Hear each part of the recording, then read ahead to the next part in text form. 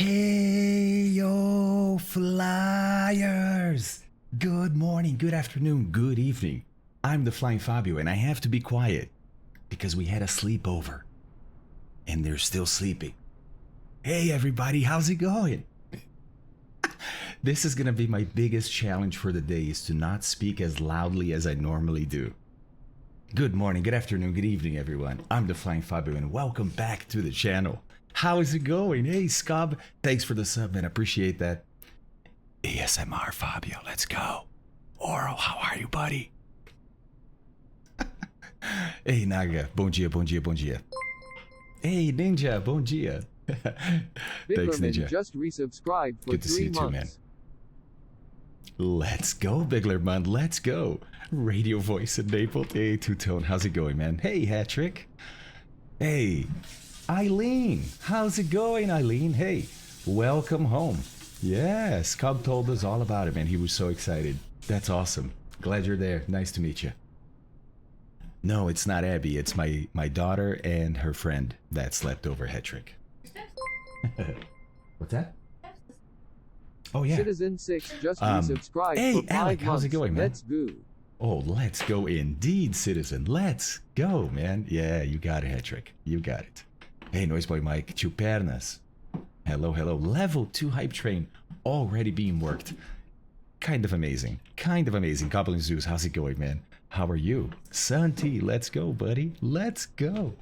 Larger life. Compressor will not overload at least. We'll see. We'll see. A Brazilian now talking loudly? I don't believe it. I know, Mike. I know, man. It's genetic. It is genetic. Absolutely. Hey, Deutsche Works. Hi, Fabio. Thanks so much for the raid the other day. It was crazy. Hey, man. Absolutely. Thanks for stopping by. Really appreciate it. Cheers to you and all your followers. Appreciate that very much, Deutsche Works. Glad to do that raid, man. Glad to do it. Stumbled across. What's up, man? Mike, hope I with a coffee tank. Yeah, exactly. I got some Red Bull. Working on that this morning. Amika, hello, sir. Pedro Agla, what's up, man? All right, guys. We are going to be out of here in 22 minutes. That's right. 13:30, we're going to be airborne. This is a long flight, guys. Welcome. Welcome to the FerryFlight Leg 1. Let's go. Let's go, right? Yeah, Stumble, just using some Red Bull for now, man. Oh, Red, that's awesome, man. Congrats. Great aircraft, right? Great aircraft. So, well, Santi, we'll see. This flight today is going to be about 6 hours and 15 minutes. We'll see what the latest winds are going to say, but that's what we're expecting. It is an IFR flight plan, but most of the flight should be VFR all the way. It's beautiful weather on the East Coast. Well, most of it. But by the time we get to the Northeast, it will be nice weather too. Hey, Moite Pixie, how are you, man? Ciao, Sapi. How are you, man? What color interior are you using? Beige. Beige. So, we have to get going. Look, it's a 6-hour flight, guys. We're going to have plenty of time during the flight to talk, to have fun, to watch some educational stuff about ferry flights. Yeah, that's right. We got to prep ourselves for that North Atlantic crossing. But for now, let's just focus on getting off the ground. So, we got a couple of things that we need to do first. Oh no, there's a flight plan, Noiseboy Mike. There is a flight plan. As a matter of fact, guys, I posted on Discord under organizing flights. If you guys want to go download that, I have a little nav map flight plan for you, and I have just a Microsoft Flight Sim flight plan for you. And it's right here. It's in our organizing flights. Whoop, I got to turn it on. Works better when I show it to you guys. There we go. It's in organizing flights. And it's this link right here that gets you the flight plans, if you like. And I talk about a couple of mods that I'm using here too, guys. You don't need the mods. You don't even need this aircraft. You can fly, well, I gave you some options here, right? The Baron, the Diamond 62, a Mooney, a Seneca, anything that cruises around 140 knots is going to work well today. Hey, Geek Baggins, how's it going, man? How is it going?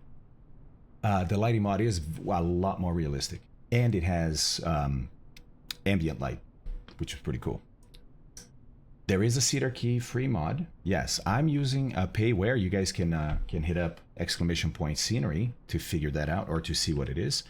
But I have a Cedar Key scenery by Pilots, actually. And then we have a Teterboro scenery on arrival, and that's going to be by Flightbeam. So, beautiful, beautiful Cedar Key. Welcome to Cedar Key. We're just north of Tampa right now on the Gulf Coast of Florida. And this is the shortest public paved runway in Florida. 2,300 feet. It is just big enough for us to get out of here, we think, with full fuel, right? But we'll see. We'll see if that works out or not. Beautiful little airport here. great weather, right? Hey, Commander Decode, what's up, man? Right? Beautiful. Look at this. Nice little airport building right there. Well, actually, I think it's an airport building. I'm not really sure. But the scenery actually has a lot of cool stuff. Like, for example, a lot of docks and piers where the real ones are. It's just a really pretty place, you know? But short little runway, right? It's sea level, which helps, but it's hot. It's Florida, even it's into the morning, right? And it's a short runway, so it's going to be quite interesting. Santi, there you go. You left your Ferrari here, right? All right, guys, that's it. So, I got some notes here. I want to make sure we don't forget some stuff. Let's see here. Make sure you load up the sim before the top of the hour. They announced a hotfix release just now. They will be deploying soon. Whoa. Speednut. Thanks, man. Did not know that. Hey, guys, look at that. 3 subs on that level 1 hype train. Thank you very much. Red, that's amazing, man. That is amazing. Yeah, that's right, Santi. My daughter has a friend over. They had a sleepover and they were still asleep. They were up until like 2 a.m.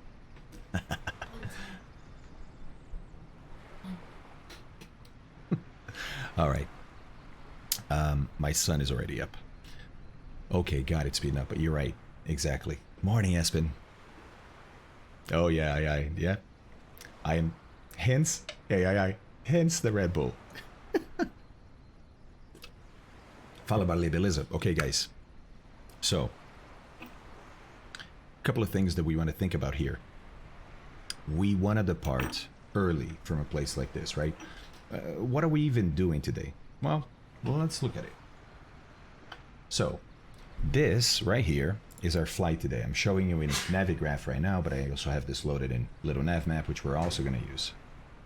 But basically, guys, we're leaving the west coast of Florida almost as you go into the Panhandle. It's called the Panhandle of Florida. So, you can tell Tampa is right there, right?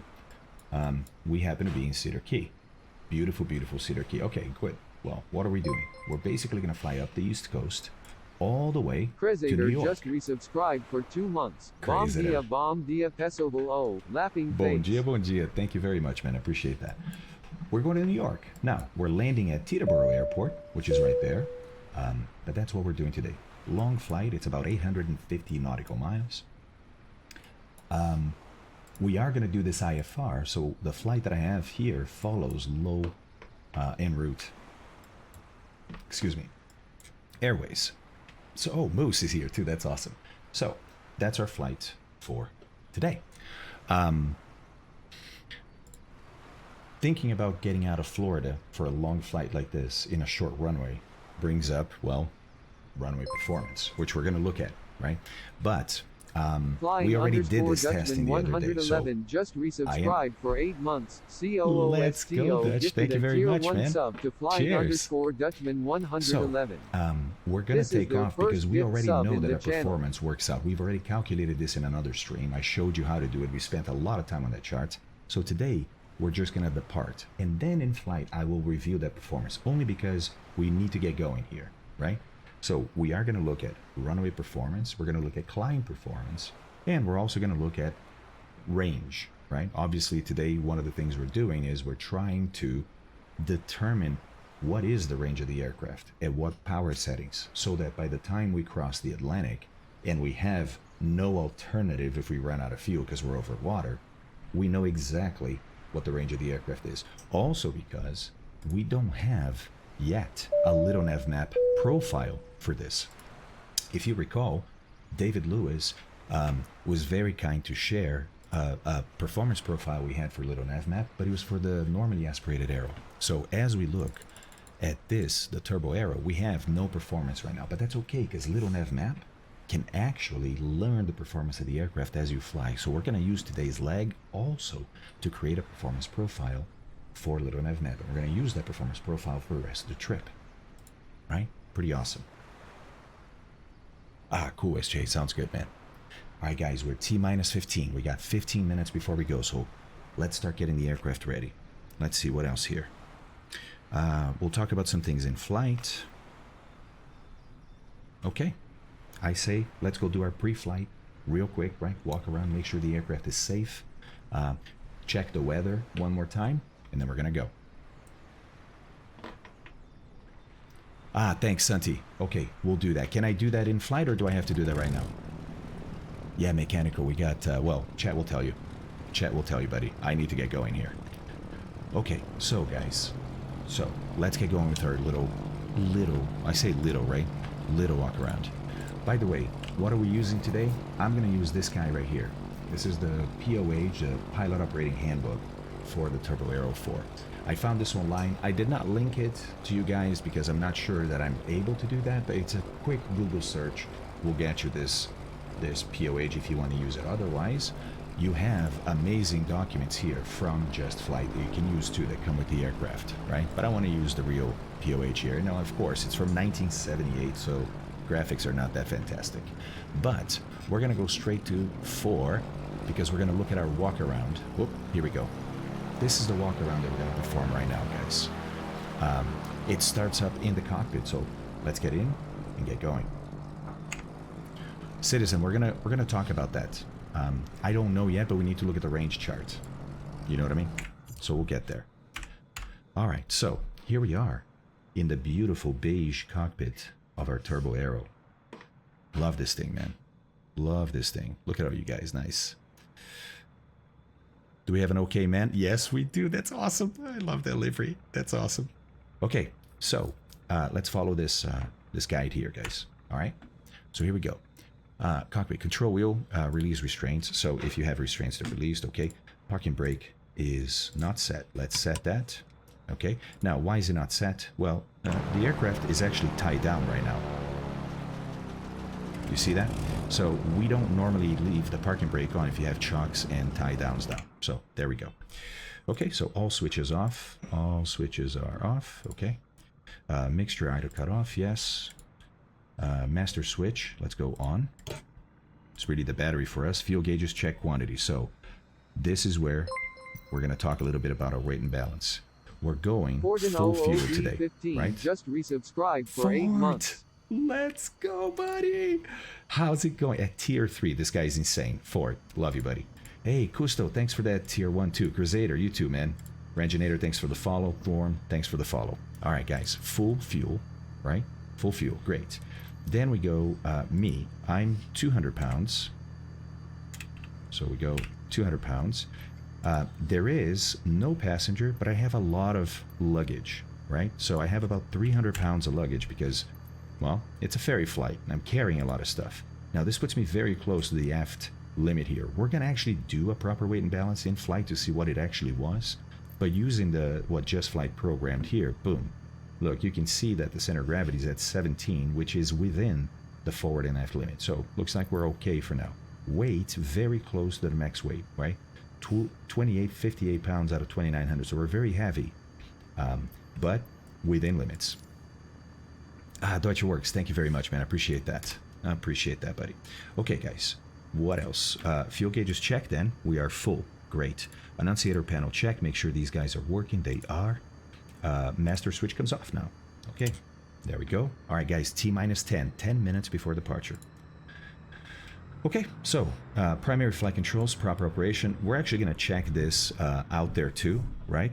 But it doesn't hurt to look around and make sure everything is working as you think it should. There's the tail. Okay, good. All right. Ooh, all right. So SJ, it might work out. It might work out. Still ran to the Hive, one of the best races I've seen. Yeah, Ford, and won by one of the best. Let's go. Let's go. Ford was watching the Indy 500 yesterday. There. Lucky dude. We're all jelly, man. Okay. Flaps, proper operation. I'm leaving the flaps down because I want to check him as I walk around. Trim, neutral. Sorry. I got to show it to you guys. There we go. Trim is neutral. Okay, very good. Pitot system drain. We're going to do that outside. Windows check clean. Okay. Required papers check on board. Tow bar and baggage slowly or stowed properly and secure. So this is where you check your baggage. Make sure it's actually tied down. You want to tie down baggage as often as you can. And then baggage door closed and secure. We're going to check that on the outside. Okay, so let's go outside and have a look now. Let's see. We're going to start on the right wing, right? So surface condition, basically, Oh, sorry, a little too fast with the camera speed there. Let's go a little slower. That's a little better. Okay, so we're now checking the surface of the wing. Check the fuel cap, make sure it's closed, right? There are no dents here. Our stall vane right there is working. Okay. No dents on the leading edge, nothing missing. Lights are okay. Over here, we grab the aileron and we move it up and down and we make sure it's free to move. Flaps, look at the flap tracks underneath if you can. Look at the hinges, make sure everything looks good. This is where we start taking the tie downs down so we can go back inside. By the way, another one of the mods that I installed means you can't get this working without the battery being on, which I love. There we go. Let's get the tie down and chocks out of the way. Okay. And go back outside. Alright. Yeah, live weather, guys, and real time. As always. As realistic as we can. Right? Okay, so we finished the right wing. So look over here. They said basically surface condition, flaps and hinges, aileron hinges, wingtip and lights, fuel tank vent, which I'm not sure we have one here. I didn't see one. Okay. Fuel tank sump, drain. This is where we go underneath here. And we would actually drain fuel. I think this is one of the sumps here, maybe. Yep, I think right there. So you can drain fuel just to make sure there's no water contamination, right? All right, guys, T-minus 7 minutes. T-minus 7 minutes. Tie down and chock remove, main gear strut. So when you look at the gear, right, we're checking the tire condition. We're looking at the brakes. We're making sure the pads are okay, the disc is okay, the line is okay, the strut has enough compression not showing, right? And the linkage all looks good in there. Looks clean. Okay, pretty good. Okay, let's see, fresh air inlets. I think that's on the leading edge, wasn't it? Fresh air inlets? Yeah, right here. This is the fresh air inlets. Okay, cool. All right. Then we go nose section. Interesting. Okay. So, general condition, check. Cowling, secure. Make sure all the screws are in, etc. Right? Windshield, make sure there are no cracks. It looks good. It's clean. Okay, propeller and spinner. So you get to the prop and you want to run your finger over the leading edge of the prop. All three blades. And I say leading edge because if it hits something, that's usually what's going to hit is the leading edge. So make sure there are no nicks or anything. No oil leaks, right? This is a constant speed prop. It's a controlled hub. So make sure there are no leaks there. The inlet is clear. Light looks good. Nose gear, same thing as the main gear. We're checking, making sure that everything looks good. If you can, look in there. No obstructions, nothing hanging. Okay. Kirkness, we're gonna take some Gatorade bottles. That's what we're doing, buddy. That's what we're doing. All right, guys, stuff like alternator belt, you can reach your hand in there and check the alternator belt, make sure it's tight, etc. Right? Okay, nozzle tire. Okay, dipstick. So we come over here. Oh, it's on the other side. We check the oil. Now, here in the sim, to check the oil, what we need to do is we go back inside and we're gonna look at how much oil we have by using this guy right here. So look, we have 7.9 quarts of oil. A full tank of oil is 8 quarts. So I'm gonna go this way. I'm not gonna top it off. I'm gonna say 7.9 is okay, but I am gonna write it down because I wanna see what it is when we get, let's write this down. Oil, and write yours too, at KCDK, 7.9 quarts. Let's read what it is when we get to Teterboro so we can start to learn the oil consumption of the aircraft. Okay, cool. All right, so oil is good. Nice, SJ, that's awesome. All right, guys, T-minus 5. Okay, so now we go to also fuel drain, which we can't really do here in the sim. Let's go look at the left wing. Same thing as the other side. Fresh air inlet.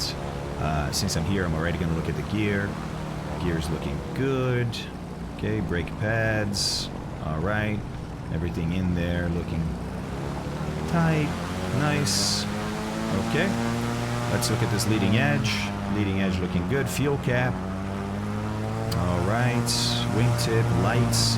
Now I could have the lights on and check the lights, but I don't want to wear down my battery, so I'm gonna take my chances today and trust that the lights are working. Not a good decision, but all right. Move that aileron. Make sure it moves okay. All right. Check underneath. Everything looking good. Fuel drain.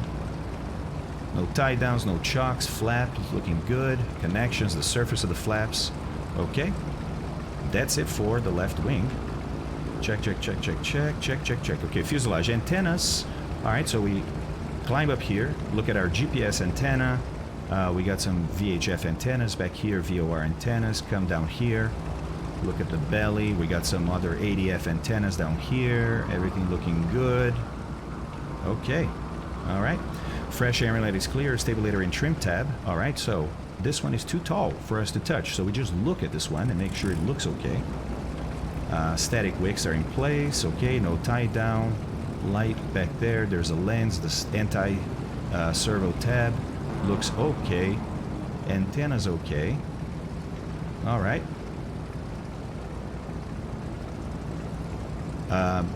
Let's see, what else here? Static port over here, make sure it's good. By the way, this is one of the things I wish they had better resolution on, better textures on, but that's all right. Okay, we did the stall warning already, cockpit lighting, that's going to be inside, etc. Nav strobe lights, okay. Pitot heat, all switches, passenger cabin door and seatbelts. Okay, so let's get back inside. We're done with our walk around, right? So here we go.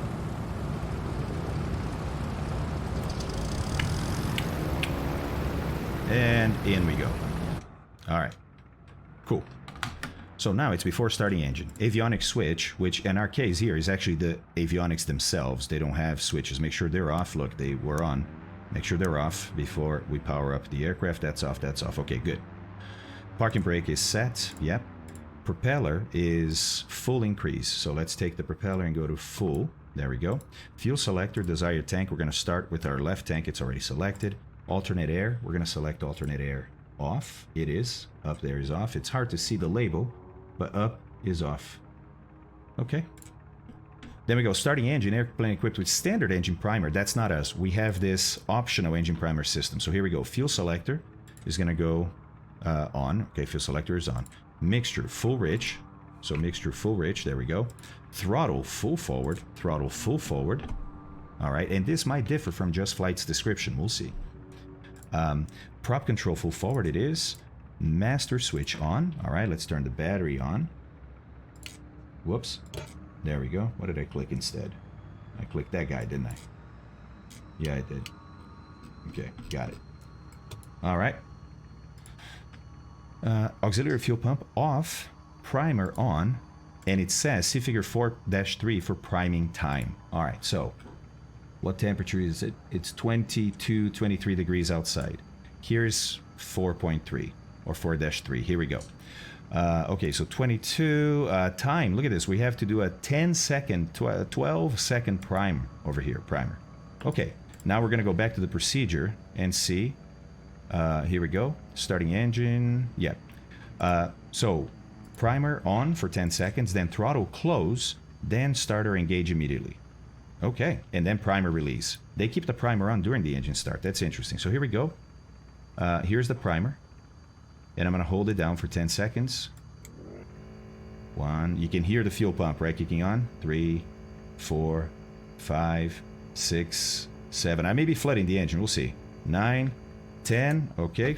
Let go. I have to let go because I have to go here. And let's see if we can get an engine start. Hey, that worked.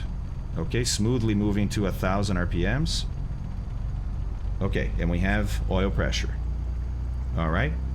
Very good. Watch that RPM. Don't let it get too high. Don't let it get too high. Okay, very good. Now, when you go alternator on, because I want to start charging that battery, right? Let's go anti-collision on, because I guess there's only one on this one.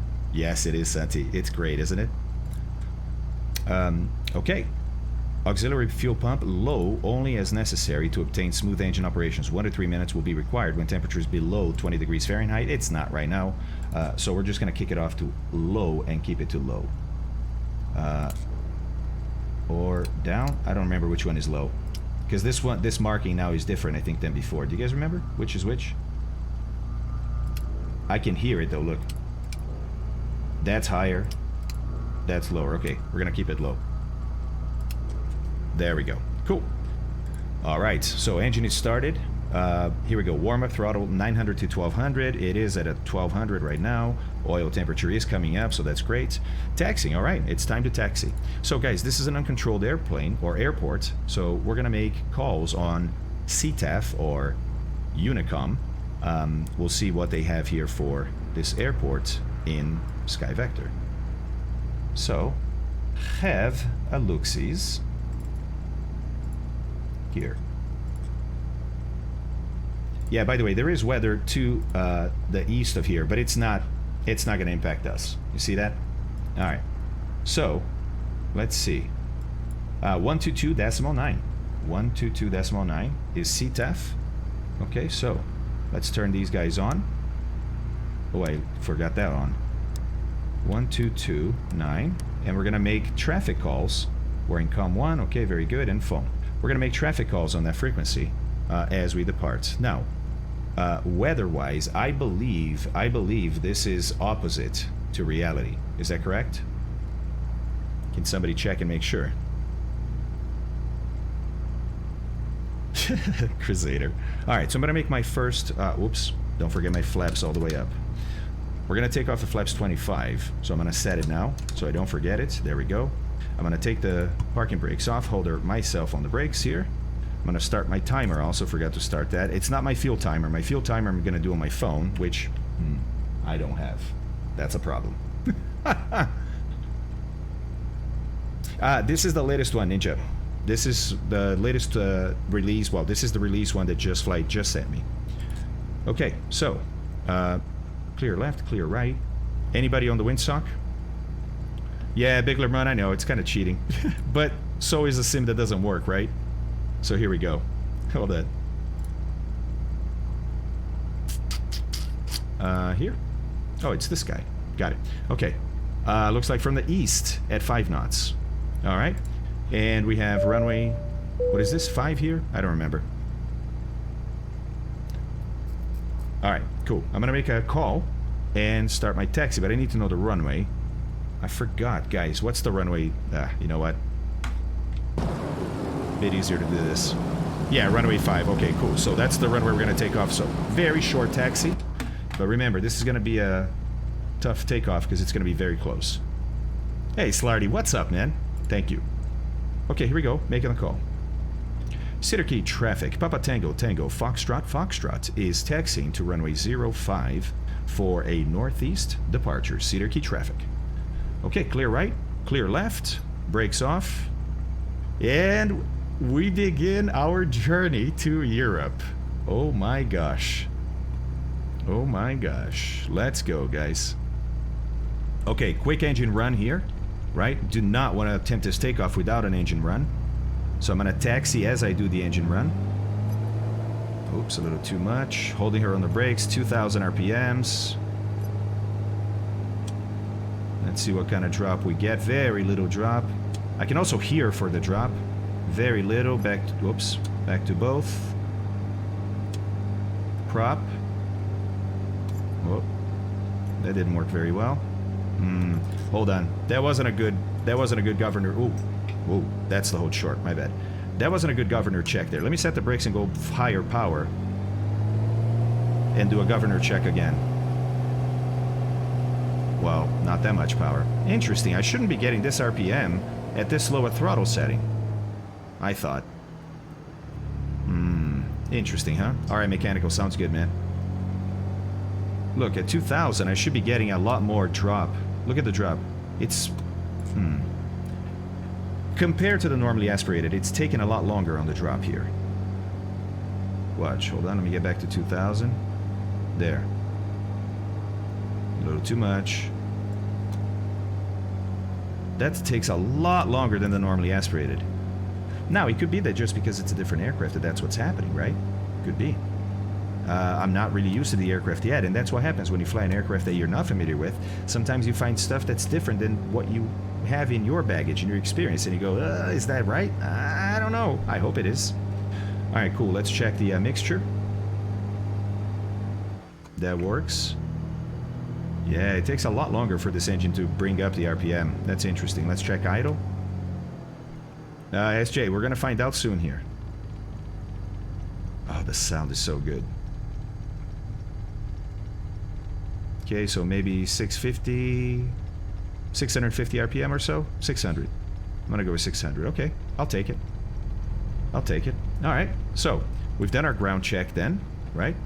All of that. Before takeoff, master switch on, flight instruments, yes. So now we're going to go, landing light's going to come on. Pitot heat, not needed. So now we're going to go, oops, sorry, 1200. No, it's IFR, but we don't have a code, right? So I have to go 1200. Let's go there. Let's turn this guy on and this guy on. There we go. Okay. Very good. I'm going to go pump high for takeoff. There we go. And flaps are set, fuel is open, and this guy I'm going to put for the takeoff position right there. And I get that. Yep, blinking yellow light. Cool. Does the ever have a 3-position switch for fuel pump? It's also red. Yours is gray. Yes. No, mine is 3 positions, but it is gray. Right, because I have a mod that changes the colors of the interior. It also changed the tablet to black, which I prefer. Yeah, 777, I never remember which is which, man. I've flown in too many places. It gets confusing after a while. Okay, so, let's see what else. Auxiliary fuel pump is on. Actually, they say off. It's actually supposed to be on nowadays, so I'm going to keep it on. Engine gauges check. Alternate R. Do they turn it back on? No, they don't. Okay. Seat backs erect. Yep. Harness is on. Mixture is set. So we're going to do... This is sea level, so we're doing a full mixture takeoff, right? What else? Prop is forward. Belt harnesses, yes. Empty seats. Seat belt snugly fastened. Flaps set. Yeah, we have flaps 25 set. That looks like 25. Trim tab is set to neutral. That's where we want it. Yep. Controls free. So, another control check. Always good to do before takeoff. There we go. Yep. Through the entire range, and it feels good. Okay. All right, doors are latched. Let me see, it's closed here and at the top. Yep, it is. Air conditioner is off. We don't have air conditioner in this one. And parking brake release for takeoff. Okay, so we make another call now. Cedar Key traffic. Papa Tango Tango Foxtrot Foxtrot is departing runway 05 to the east, climbing to 11,000 feet. We'll talk about why I picked 11,000 feet in flight. Guys, most of the stuff we're going to talk about is going to be in flight. We have a lot of time to talk, right? Strobes are on. Landing light is on. Transponder is to alt. Okay. Fuel is checked. Okay. Very good. So here we go. I want to have as much runway as possible, so I'm going to stop right here. So max performance takeoff is just full throttle and rotate at the right speed, which for us is going to be about 65, 67 knots. We'll see how she feels too. You know, you always have a little bit of fuel involved there. Okay, so let's go to 2,000, make sure the engine is healthy. And we're about to start our journey to Europe, guys. It's so exciting. 2,000, we have very good oil pressure. It's actually a little on the high side, but we'll take it. It's green, so we'll keep an eye on that. Oil temperature is very good. All right, everything else is set. So brakes off, and let's go 42 inches. There we go. Don't overboost. Bring it back just a little bit. Oil is staying high, but staying green. Airspeed is alive. 45. Now just looking outside and at the speed. 60. Whoa. 65. She really doesn't like that rudder. Here we go. We're flying. There's some trees out there, so make sure we're climbing. Gear up. That's because of flaps 25 that we get that warning. That's okay. As we clear the trees, I'm going to go flaps 10. Now at flaps 10, she's going to climb a lot better. A lot better. So I can actually start getting that nose up a little bit more. I'm keeping 80 knots there just to give me a little more clearance over the ground here. Let's go flaps up. And now flaps up, she really cleans up. No more drag from the flaps, and she's going to start picking up speed. A lot of turbulence already. It's a hot day, and we're getting that turbulence off of the difference. You know, the water heats up the air differently than the ground. 90 knots, we're going to climb at 95 knots. And last call, Cedar Key traffic. Papa Tango Tango Foxtrot. Foxtrot has just departed. Runway 5 passing 300 feet on a northeast heading. Last call, Cedar Key traffic. Okay, so we're going to establish our heading here to what it needs to be. There we go. I thought my altimeter was a little bit off. Yeah, a little bit breezy. Little bit breezy. All right, she's definitely shaking up, but let's go. Speed is there. All right, now let's bring that prop back to where after takeoff. So fuel pump's going to come off. We're going to bring the prop back to 2,500 RPMs. A little bit of right rudder trim needed, so let's put that in now. Whoop. Let's put about 8 or so. We'll try 8, see how that goes. Now we're on a north heading. It needs to be a little bit more of a right, and northeast really is what we're looking to do here. Don't need this guy up right now. Let's get it off. Okay, and pretty soon we're going to get the autopilot on. I just want to feel her up. I want to feel her first on the way up and make sure that that she feels good, right? It's a new aircraft to me. You know, we've been hired to fly this aircraft, so we're not really familiar with it. I'm going to put my auto gear extension in the middle there. A little more right rudder as we learn. Yeah, exactly what Dobson. Did you? That's awesome. All right, guys, so look, my climb speed of about 97 is giving me about 1,000 feet per minute, which is what I heard. You know, I don't know this aircraft, but I heard from some people that, hey, it's about 1,000 feet per minute at sea level, right? If things are working properly. So it's looking pretty good. It's looking like I'm getting the performance I should be getting. Now, I'm going to adjust this too, again, to get to that maximum of 42 psi, or sorry, 42 inches of mercury on our manifold pressure. And always check that overboost warning here, because if you're going to ride the edge like this, then you got to watch here. Because look, if you add a little bit more, boom, you're overboosting already, right? So make sure you don't do that. Because I added a little more power, I need a little more rudder trim. She's still turning left a little bit. There we go. There we go. All right, now let's worry about a heading here, right? So, heading was 043 for that first leg. So I'm going to bug 043. We don't know what the wind's doing just yet. But let's turn the autopilot on in heading mode. I think that's heading mode. Nope. Heading mode is up. There we go. It's heading on and then autopilot on.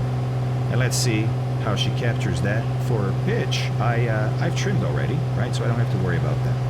We're passing 3,000 feet, so now it's time to start leaning out that mixture to get the better climb performance, but also to start saving fuel, right? Remember, very long flight today. We want to be as fuel efficient as possible. So we're going to use our EGT, and we're going to start bringing back that mixture and watching the EGT rise, and of course, be careful with the red line. Right, let's not pass the red line. It's getting close. It's getting close. Oh, there we go. I'm going to red line it, so I can't go to my peak just yet because I'm red lining the EGT. It's just super hot right now. So just keep that in mind. Speed is good, 97 knots, and autopilot is working. We are on heading here. All right, guys. Successful departure. Yeah, Ninja, exactly. Hey, that wasn't so bad. That wasn't so bad. Oh!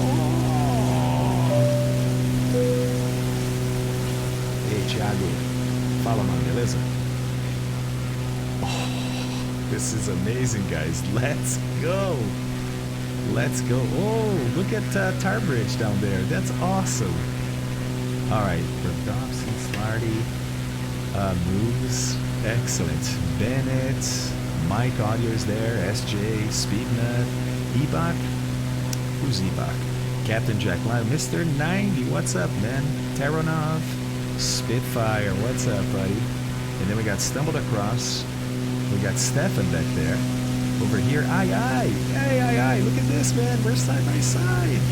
Knee spawns, Rand down there. Or Red Pilot Randy. Yeah, that's right. Sorry. Oh, and Low Box, Rock Frog, just like, oh my god, guys, this couldn't have been like timed better. Nice job. Hey, Joe, what's up, buddy? How's it going? How is it going? Alright, eyes back inside. This is a serious flight. We gotta keep track of things. So, once you set your pitch trim and you get the speed you want, you pretty much never have to change that again, right? As far as keeping that speed on the climb. If you don't change flaps or anything like that. Alright, cool. So, what we can change, though, is our mixture, right? So let's see if we can now find a peak. Look, as we climb, the EGT is going to get lower and lower because the overall ambient temperature that we're operating in, the air being sucked into the engine, right, is lower, so the EGT is going to go down. But we can still move it up, look, by leaning it. Let's make sure we don't redline it. Oh, close. Remember, there's parallax, right? So if I go over here, look, I'm not at the red line just yet, but I'm close. Riding the tail of the dragon. Or the dragon's tail. Whew. All right, now I can actually watch chat. Sorry, guys, that was really busy. Oh, Kirkness. Sorry, buddy, we miss you. Let's have a quick look at our little sky vector. Sorry, little nav map. And is it this? Yes, it is. But no, I want to do this one right here. this one. Wait. Is it this one? Oh, it's this one. Nice. Okay, cool. So I got a little map there, right? Let's zoom in and see where we are. But also, so guys, again, I have to enter some stuff here instead of this one. Let's go with this one because look, it's already calculating our performance profile. Remember I said it's always measuring and doing that for us? And let's just make sure that we're going in the right direction. Yeah, we're not exactly on course, but it's pretty close, right? Pretty soon we're going to start talking about VORs and how we're going to navigate this. But for now, just the heading is fine. So, you guys said that I have to enter some information here on the profile. Is that correct? Okay, got it. Relsius, thank you so much for saying that. There we go, buddy. There we go. How about now? So, guys, what is then? Gusto, no worries, man. No worries. Always happens. Always happens. All right, so what information do I have to enter here then? Or do I have to enter, well, I suppose I have to enter overall fuel capacity, right? Where do I enter that? Hey, Guybrush, bonjour. Bonjour. Yes, it is, man. Leg one, and we're in the air. Check it out. All right, let's make sure again. Look at that speed. See what I mean? That pitch is just going. By the way, we are climbing to 11,000 feet. We're going to talk about why 11,000 feet here, but we're climbing to 11,000 feet. Guys, I'm going to go about 3 degrees to the right on my heading. I'm going to go heading 46. Lord Janaris, what's up, man? Could you do a short explanation problem and mixed levers? What are they specifically for? Table that. There's some other stuff I need to talk about before Lord Janaris. I'd love to talk about that, but we need to get to it. We may have time in today's flight. So can we parking lot that and then go back to it a little bit later? Yeah, Fort, I can't hear anything because I got these guys on, but you guys can hear what's going on in the kitchen. And yes, she is baking. She's baking banana bread for the kids' breakfast. Hey, Steven, how's it going, man? Cheers. Yeah, baby, Fort can hear you baking. What's that? Oh, it's okay. It's okay. She's like, can you adjust that setting? I'm trying to be as quiet as possible. I'm like, it's okay. It's fine. Oh, 777. Thanks, Sneaky. Did you see the bottom?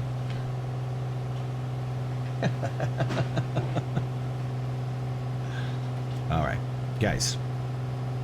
Let's see how the turbo is doing. Look.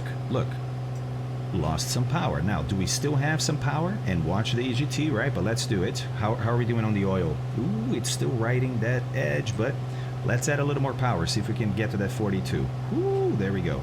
It's going to result in a little better climb for us. Look at that climb going up, right? How is the EGT? Okay, cooler now. Oil temperature, oil pressure. Again, that oil pressure, man, is on the limit. But maybe it's like this for this aircraft. We do have an opportunity to lean more, so let's do it. Let's find that peak. Oh, nah, red line. No peak just yet. No peak just yet. But our fuel flow keeps coming down, right? It's already at 17, 18. And it keeps coming down as we lean the mixture. So we got to stay on that. Let's see. Oh, really, Ninja? Okay. Yeah, sorry, guys. Sorry if there's too much background. Yeah, Ninja, I'm very ignorant when it comes to sound, so I'll look into it. Sorry. You have children here? Yeah, 777 out. Regarding PMDG, I will leave the statement that Ford just put in the chat. We'll leave it at that for now. Thanks, Big Lerman. Appreciate that.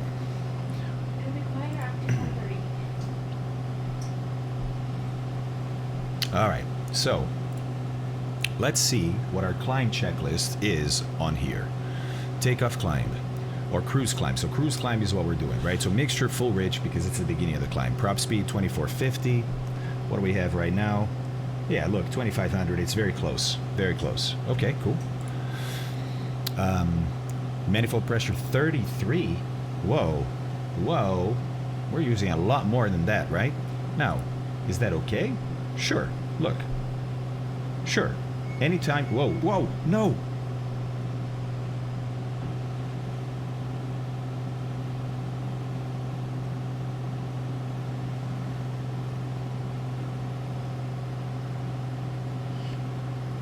Okay, nobody saw nothing, right? Nobody saw nothing. We're fine. We're fine. We're good. We're good.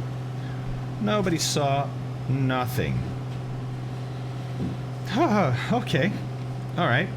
So we may have overboosted for a bit here. As I was about to explain, but see, it's safe, right? As long as you stay within, oh, yeah, right. So as long as you stay within that red line, you are safe. Go over the red line, you start causing turbo damage and engine damage, which is modeled here. Yeah, no redups, and I can't look at that because that's cheating, right? So, you know, we're just going to be hopeful. All right, got to look at my mixture again. And try to find that peak. Oof, okay, still redlining. Wow, okay. Now, so it sounds like a cruise climb is 33 inches, right? Which would give you a shallower climb, but save fuel. So it's always an exchange or a compromise between the two.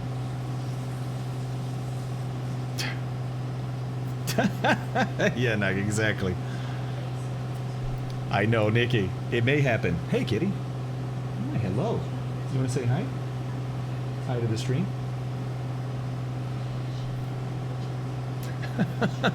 Adopts it.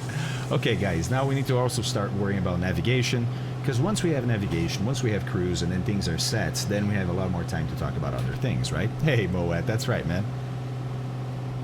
All right. Well, hopefully I didn't damage the engine at all. We'll see. Hopefully I caught that in time. Yeah, thanks, Cyberdemi. Thanks, man. That's shadow. We have sunshine and we have shadow. All right. All right. So what else here on that cruise climb, right? Climb speed 104, a little higher. Keep in mind, this is a 1978 manual revised in 1986. Things have actually changed a bit since then, right? We've learned a bit more. We've changed our minds about certain things. So when you see stuff here different than more modern manuals for the same aircraft, that's really what's happening, right? Kind of like the discussion we had the other day between lean of peak or rich of peak. There's aviation evolves and thoughts change. Okay, low if required. Interesting, if required. How are you going to know if it's required? Well, the engine's going to start quitting. All right, and then we'll go straight into cruising. So we don't have to worry about this just yet. We do, though. We do have to worry about setting our power for cruise. What do I mean by that? Well, oh, whoa. Thanks, Rodupson. Thanks, buddy. Didn't catch that. We want to be at 11,000 feet. By the way, stopping right here at 12.5, is that even legal? Oh yeah. As a matter of fact, I'm about to show you guys why I picked 11, right? So I'm slowly trimming her here to go back down to 11. But it's actually okay to be up here for up to a half an hour without supplemental oxygen. If you want to be up here, and up here is above 12,500 feet, anywhere beyond half an hour, then you're going to have, I'm going to start bringing my power back here, guys, and we'll do a cruise power adjustment later. Let's first get down to altitude here. Yeah, after half an hour of above 12.5, you have to be on supplemental oxygen, right? We'll look at those rules too. I have some things all set up for us to talk about today. All right, now, as she's going down, she's going to pick up speed, so I have to keep trimming. But I also want to keep changing my mixture here to see if I can find that peak EGT, right? So I'm going to move it back a little more. I'm getting still very close to the red line. Is it peaking? Oh, it just peaked. Look at that. It just peaked. Just peaked. And I'm going to go a little bit lean of peak. And then we'll adjust it more precisely once we've looked at the charts. Mo Green, that's awesome. That's awesome. Hold on. Okay, aye, sir is a little bit ahead. Yeah, so you guys that were paying attention and leveled off at 11 got a little bit ahead, which is awesome. See, that's what you get. That's what you get for actually paying attention. Slight advantage. All right. So, by the way, you know, we don't have a GPS. I'm not using GPS for this trip, right? We're simulating an old aircraft that we're going to bring across. Now, we are going to simulate that we have a handheld GPS, which we would need especially for the North Atlantic phase, right? And that's when I show this guy here, for example. When we look at a little nav map, that's basically our little handheld GPS. That's how I've planned to do this trip, right? There's going to be a beep in a moment. All right, going down to 11. What's that, dude? Beep it. That's all right. Right after 10:30. No, they said they like the kitchen sounds. It's making people hungry, but they like it. I can see my apple light. All right. What about a white light? Oh, I see. By the way, let's check the timer here. It's almost time to swap tanks. I'm going to keep swapping tanks every half an hour during the trip to keep the level closely or close to even on both sides. Or between both sides. Grimbero! Hello, sir. How are you? How's it going? All right, 11.5. Still coming down. And coming down in a hurry. And when we level at 11, then again, we're first getting to cruise, and there's a lot of housekeeping that we need to do. But we also have to start worrying about our navigation, because pretty soon we are going to be joining an airway. Pretty soon. So, if we look over here, guys, took off from Cedar Key. We're on that first leg, right, to somewhere around here. But we have a VFR chart under us. That's not really what we're going to be doing. So if I go to en route low, then you see what's happening. We're actually flying direct to Bocap. Then Monia, although, okay. I thought there was an airway already there that we would look at. There we go. So the airway actually, yep, there we go. The airway starts at Bocap, right? And then it's Victor 441.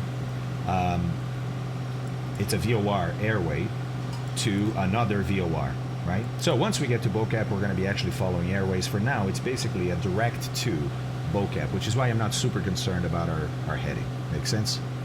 Gorlo! Hello, sir. Love that emote. It's not flight plan. Aye. It's, sorry. Whoop. It's route.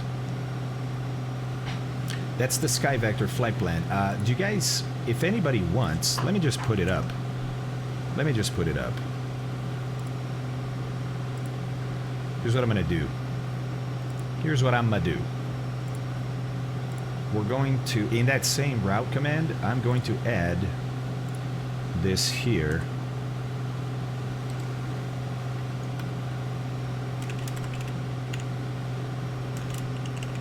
How about this?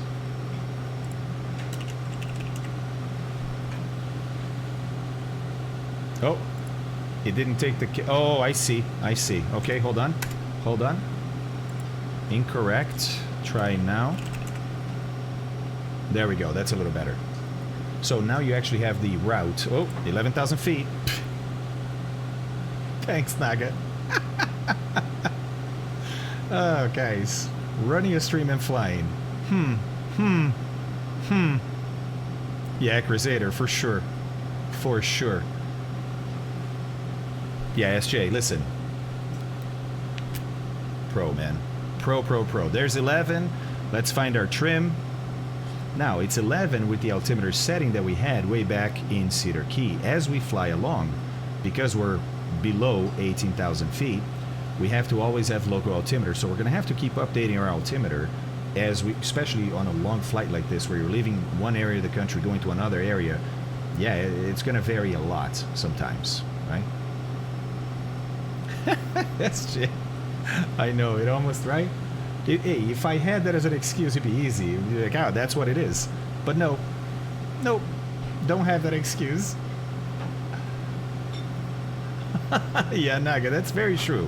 Very true. Thank you, buddy. Thank you. All right. Trim is getting there. It's getting close. Oh. Thank you. Thank you very much. Okay. One of the things I want to do is set our true airspeed window here. Let's see what kind of true airspeed we're getting. So what's the outside air temperature? It's 4 degrees. Oh, hello. Hey, Slarty, what's up, man? How's that trim? Little bit off. Let's fix it. There we go. Okay, so 4 degrees Celsius then, right? and we are at 11,000 feet. Okay, so let's set that in here. 4 is going to be right in between there, and there. It's in between those two hash marks, and I just have to put the 11, which is going to be the solid line between 10 and 12, on that 4 right about there. And look, 100 and... Whoa, nice. 165? Really? That's higher than I thought. That's way higher than I thought. Okay. That's awesome. Flight's going to go a little faster. Still finding a trim here. Oh, I see, Scholar. Hold on.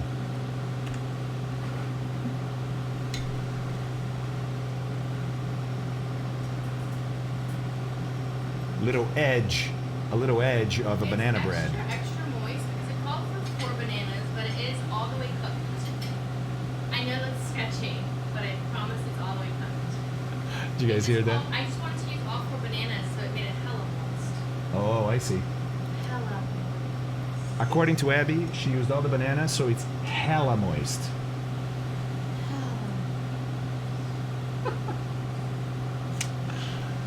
But not raw.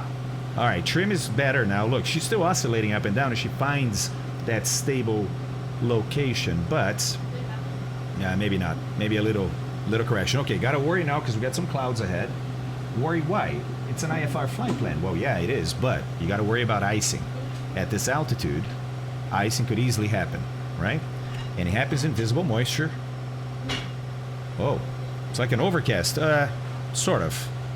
Sort of. It looks like we're just above it, right? Just above it. Can icing happen at 4 degrees? Yes, it can. Yes, it can. You're like, no, it's too warm. No, it can happen from as high as 10 degrees Celsius all the way to about -10. All right, how we doing here? Trim, not fantastic. Almost there, but not fantastic. So let's try a little bit of a correction here. How's our true airspeed? It's holding, man. Look at this, 164 knots. I'm surprised. That is fantastic speed. Fantastic speed. Let's see. Are we peaked or 50? Let's see where the peak is. Yeah, okay. So we are about 50 cool or leaner on the lean side of peak. Okay, we're going to talk about that too. Just making sure everything is okay here. Then we're going to start worrying about navigation. Then we're going to talk about some performance stuff. Yeah, Widowmaker, you should be able to. That's exactly what I'm going to... 65. You mean 165? What? What? Hey, Morwaz, what's up, man? How's it going? How's it going? Okay, so... Wait, Mike, what aircraft are you flying? Yeah, right. Like, that's close to stall. Remember to lean. Remember to lean, Mike.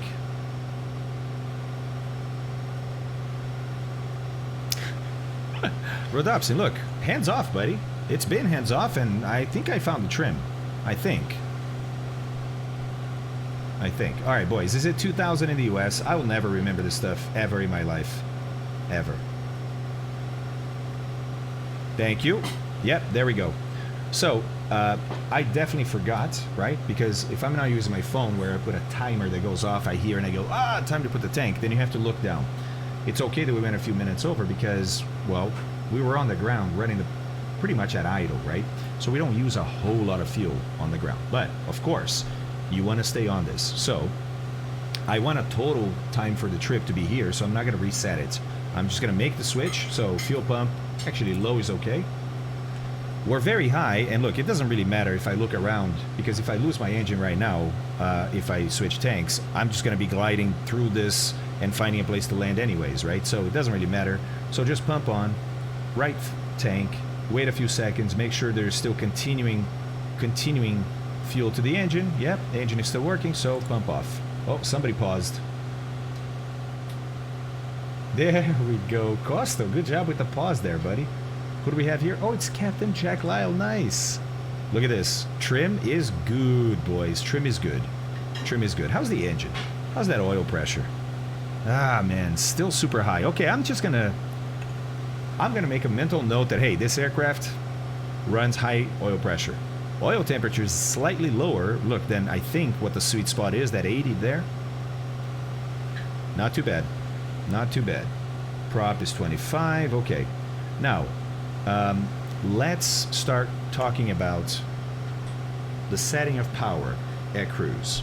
Do we still have a little bit to go before we get to... Yeah, we have a little bit to go before we have to intercept an airway. Actually, let's set that up so that when it happens, it's already set, and we just turn nav on and it will do that for us, right? Guybrush, let's have a look.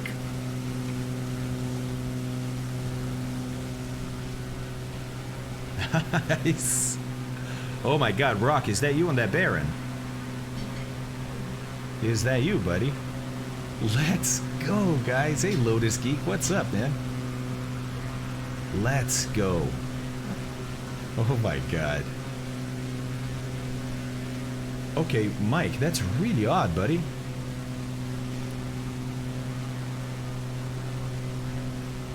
$25 on prop and 2 notches, Richard Peak.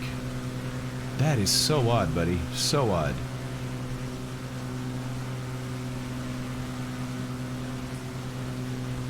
Ferronox. I don't think that's rock. Man, this is amazing, guys. This is amazing. Shaushki's here too. What's up, buddy? How's it going?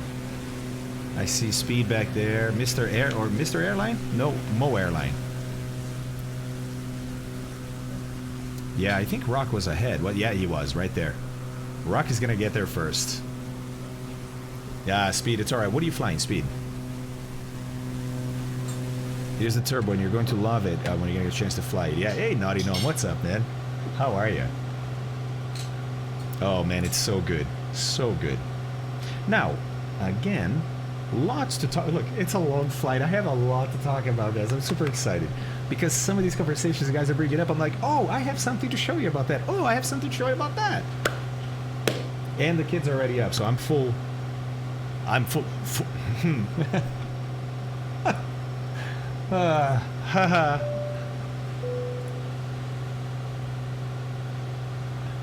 Mm-hmm.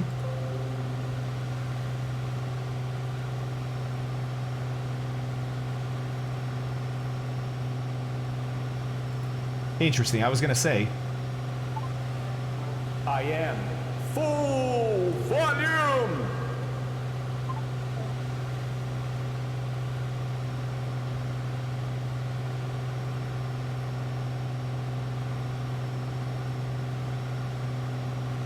Yeah, sorry. It's still not as before.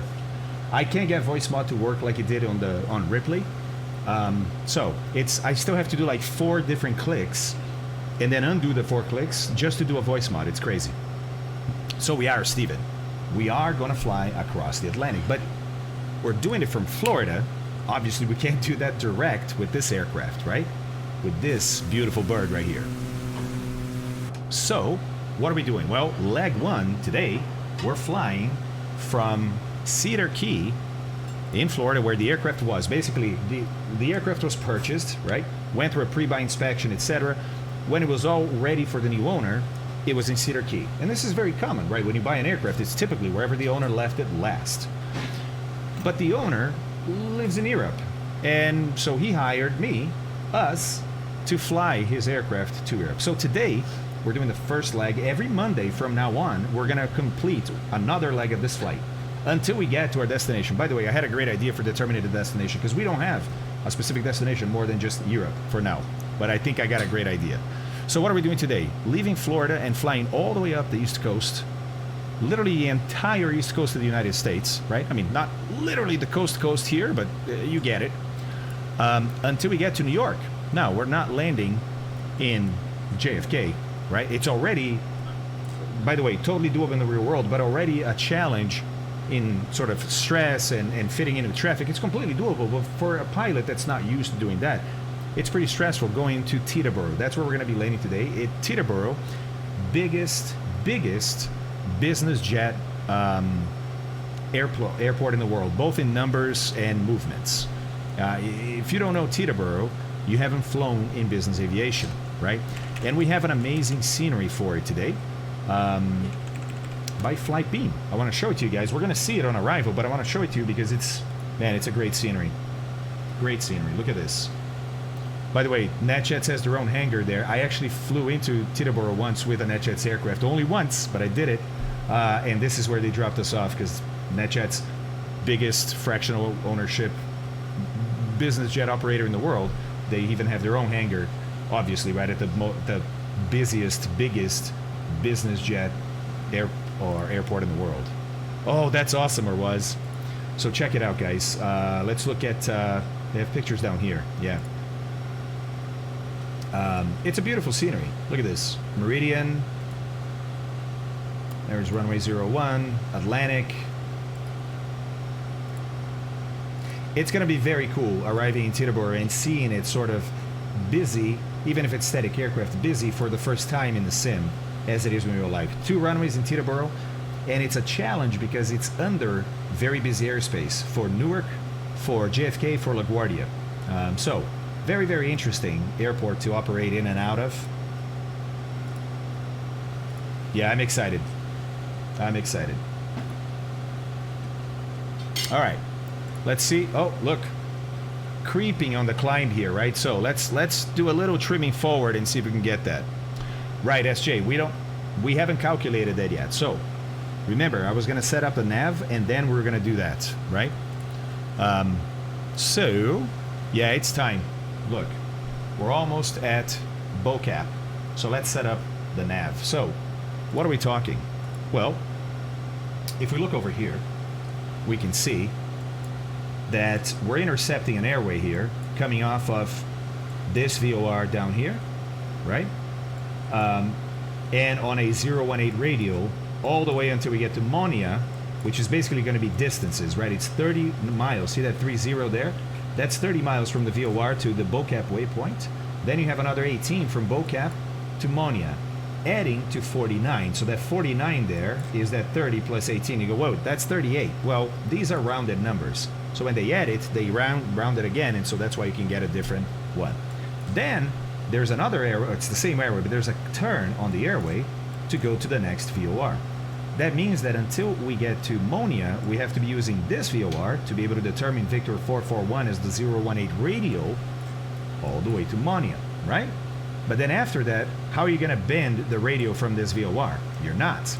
So you use the reciprocal radio to 227 because we're going to fly a course to a VOR now, right? And we use this VOR's frequency here. So it's Brunswick up there and, whoops, and Gators down here. So let's tune in Gators. 116.2. 1162. Whoa. Whoa, whoa, whoa, whoa, whoa. There we go. 1162.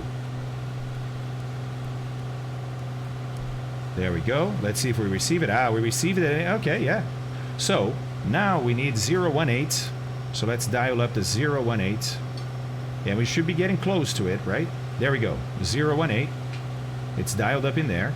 And it is, look, from, so it's behind us. That makes sense, right? Yep. That makes sense. It is behind us. Oops, sorry, back here. It is behind us, right? And it's to our right. And if you look over here, this is showing a deflection to the right. So it's all looking proper, right? What about a distance? Remember we needed 49? Well, look at the distance here, guys. We have 30 nautical miles right now. So we still got another 19 miles to go before we get to BoCap. But now it's all set up. And when we get there, we can just hit the nav on our autopilot and it will follow that radio. Oh wait, BoCap was 30, sorry, 30. BoCap was 30, wasn't it? Not 49 was the entire thing. Yeah, look, we are passing. So we missed BoCap by a little bit because we were not flying GPS. We just gave ourselves a heading, which is totally fine. In real life, you don't want to do that. You want to fly directly to BoCap, and we would have been using a GPS for that. I'm not super concerned about that now, right? So setting this up to intercept it here as it is right now, perfectly fine. And then 49 is going to be Monia. At that point, we have to turn and use Brunswick. So let's set Brunswick up as 109.8 on nav2. 109.8 on nav2. There we go. Are we receiving it already? No, not yet. But we can already set up the correct course. So if it's radio 227 from, you see that 227 there, right? But when we fly to a VOR, we don't fly a radio, we fly a course. It's the reciprocal. So tell me, guys, what do we set that to? What do we set this nav to? OBS to. Yes, Pedro. Monia é fixo. 47. Okay. Everybody agrees? Let's set it to 47. So I can't do it, JP. I think it's not working. I've tried identifying nav aids in the sim and I can't get a tone. At least not in the arrow. Does anybody know what I'm doing wrong? Oh, thank you.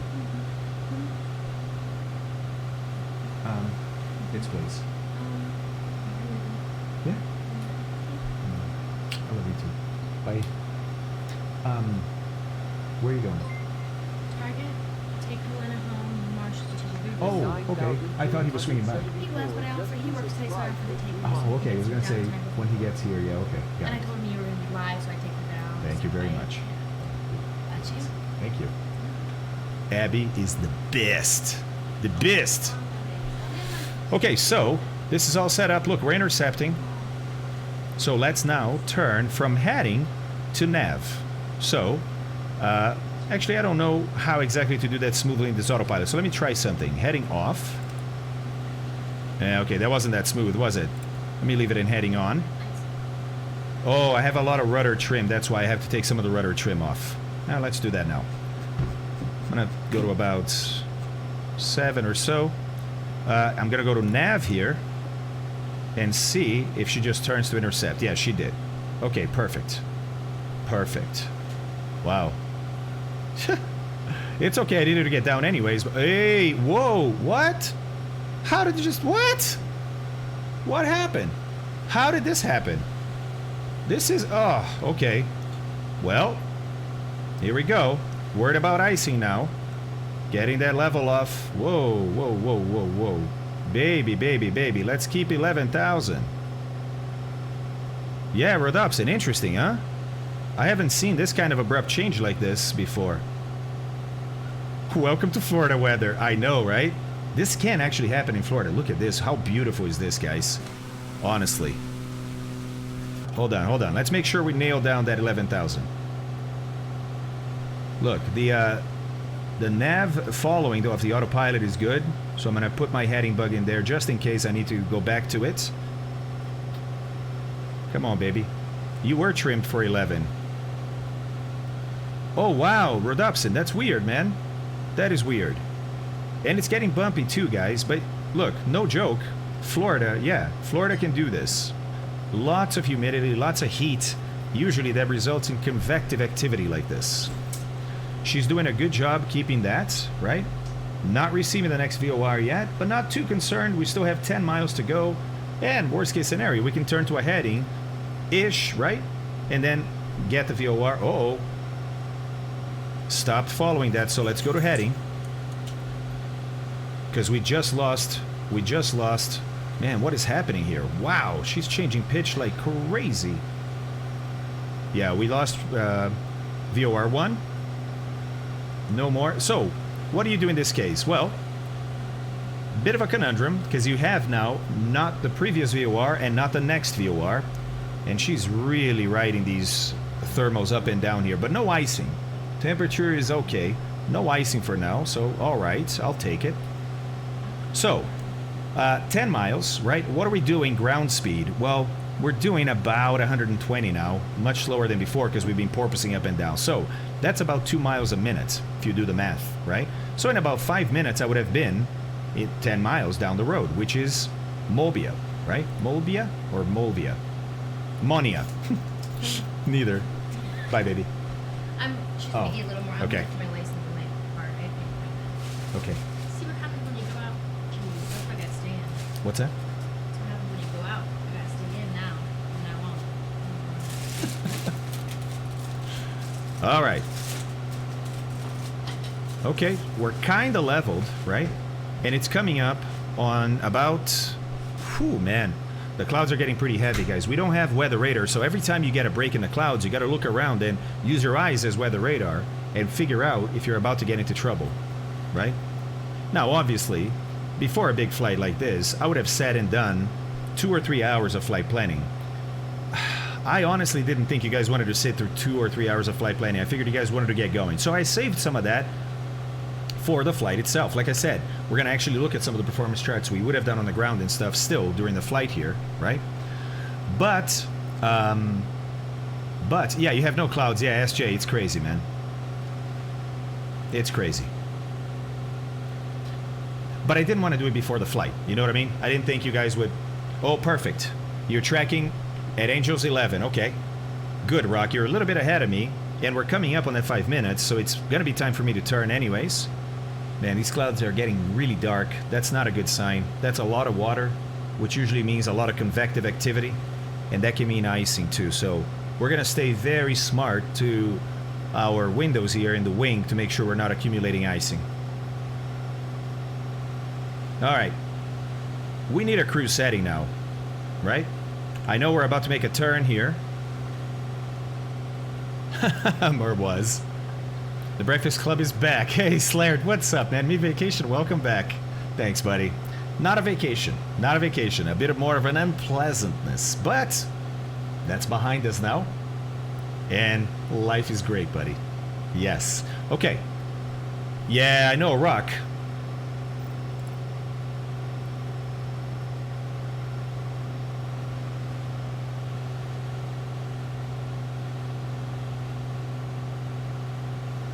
Like I said, guys, it's Unreal Weather. What are you guys using? Oof. Hold on, it's gonna load. There we go. I know, Gamer, I was joking, buddy. I've been talking about live weather since the beginning, but I'm the idiot that had it in Unreal Weather.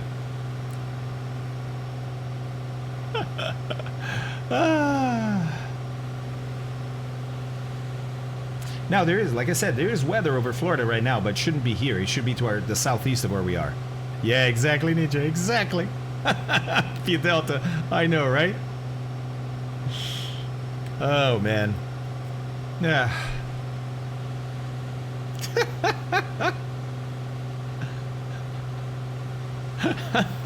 Exactly, SJ. Exactly. Literally unreal, right, Rock? All right, well, it's going to be easier to maintain 11 now. I'll tell you that. I'll tell you that.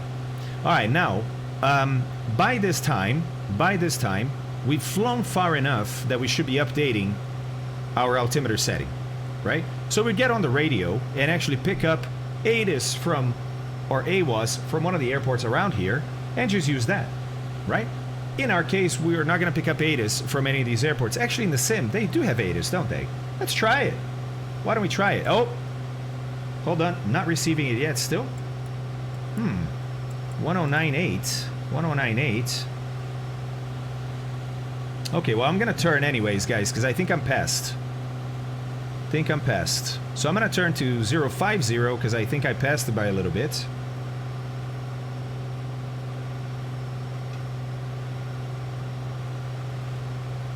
She loses that just because she has no altitude hold on the autopilot, so I have to basically just use trim. SJ, what are you following? Which VOR are you following? Tell me the VOR frequency and the radio and the distance. Ah, Adfonzar, East US é o servidor, cara. Rock, yeah, Rock, it's a 1978 aircraft is what it is, buddy.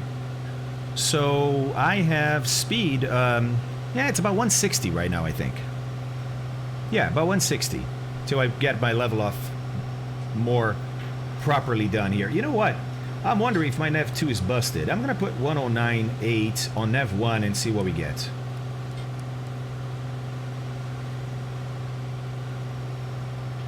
Nothing, huh? Nothing. All right. Huh. That's not great.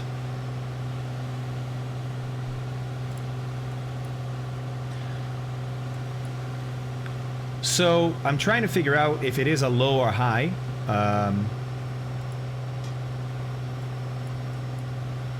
think it's a high VOR. Is it low, Citizen? Are you looking at that in little nav map?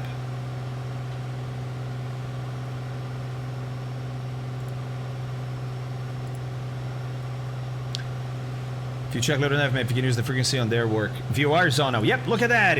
We just got it, guys. And remember, this we already had set to 047, right? So, we can, that's DME, nav 1, nav 2. Where's my switch? Do I have a switch for nav 1 and nav 2? Yes, I do. Really? Is that what that does? I think so. I think so. Watch. Let's try and follow nav 2.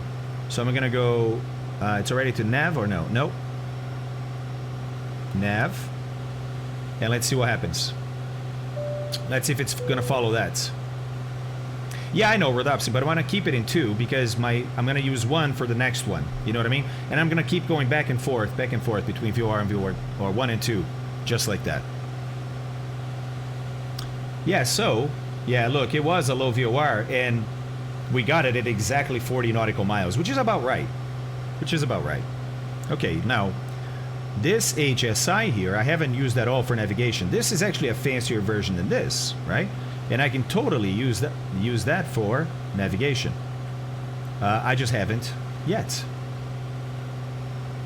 Oh. There we go. 47, right? Is what we wanted. There we go. So she's going to intercept and then turn to a heading of 047. So right now, look, there's basically a 30 degree, right? 10, 20, 30 degree intercept by the autopilot. Oop, altitude's not great. Yes, Findo. It is. I want to fly VOR too. Look, now she's intercepting and she goes away from that 30 degree line or intercept heading to a heading that's going to allow us to maintain that radio. Of course, too. Okay, speed nut. Cool. Yeah, I just left. I'm about 10 miles ahead. It's not mistaken the neighbor's lawnmower for a plane flying overhead. I know the feeling, buddy. I know the feeling. All right, guys. We sort of have our nav figured out. For now, at least. Finally, let's look at some performance charts. What are we talking here, guys? What are we talking? We need to figure out our cruise setting. What do I mean by that? Well, if we go into performance here. There we go. Let's see. Okay, we'll go straight to cruise, and I'll show you what I mean by that. Okay, so check this out. All right. Power setting table. Actually, I'm not going to do this. I'm going to do... No, that's fine. That's fine. Power setting table. If the avionics are modeled right, the autopilot will fly the HSI, not the nav indicators. With an HSI, the nav indicator considers standby indicators. Actually, Gorlo, depends on the aircraft, right? So some aircraft, it really depends on the installation. Some aircraft have the autopilot follow only the HSI. Some have it follow the OBS, and then you can switch between OBS 1 and 2 for VOR 1 or VOR 2. Some allow you to select either or any of the three. In this aircraft here, it looks like it's following this OBS here, meaning I don't have to have this guy set properly. It followed that just fine. Yeah, Gorlo, that has actually changed over time because FAA, obviously, right? And so you get somebody just went above. You get all kinds of flavors out there, basically. It's completely confusing. Completely confusing. Hey, Michelangelo, come stai? Benvenuto. Yes, SJ. That's right. Hey, baby. We gotta get going, man, and that's what happens. That's what happens. All right, so here we go. So this is the table that you would look at to set your cruise power, right? But also, never mind.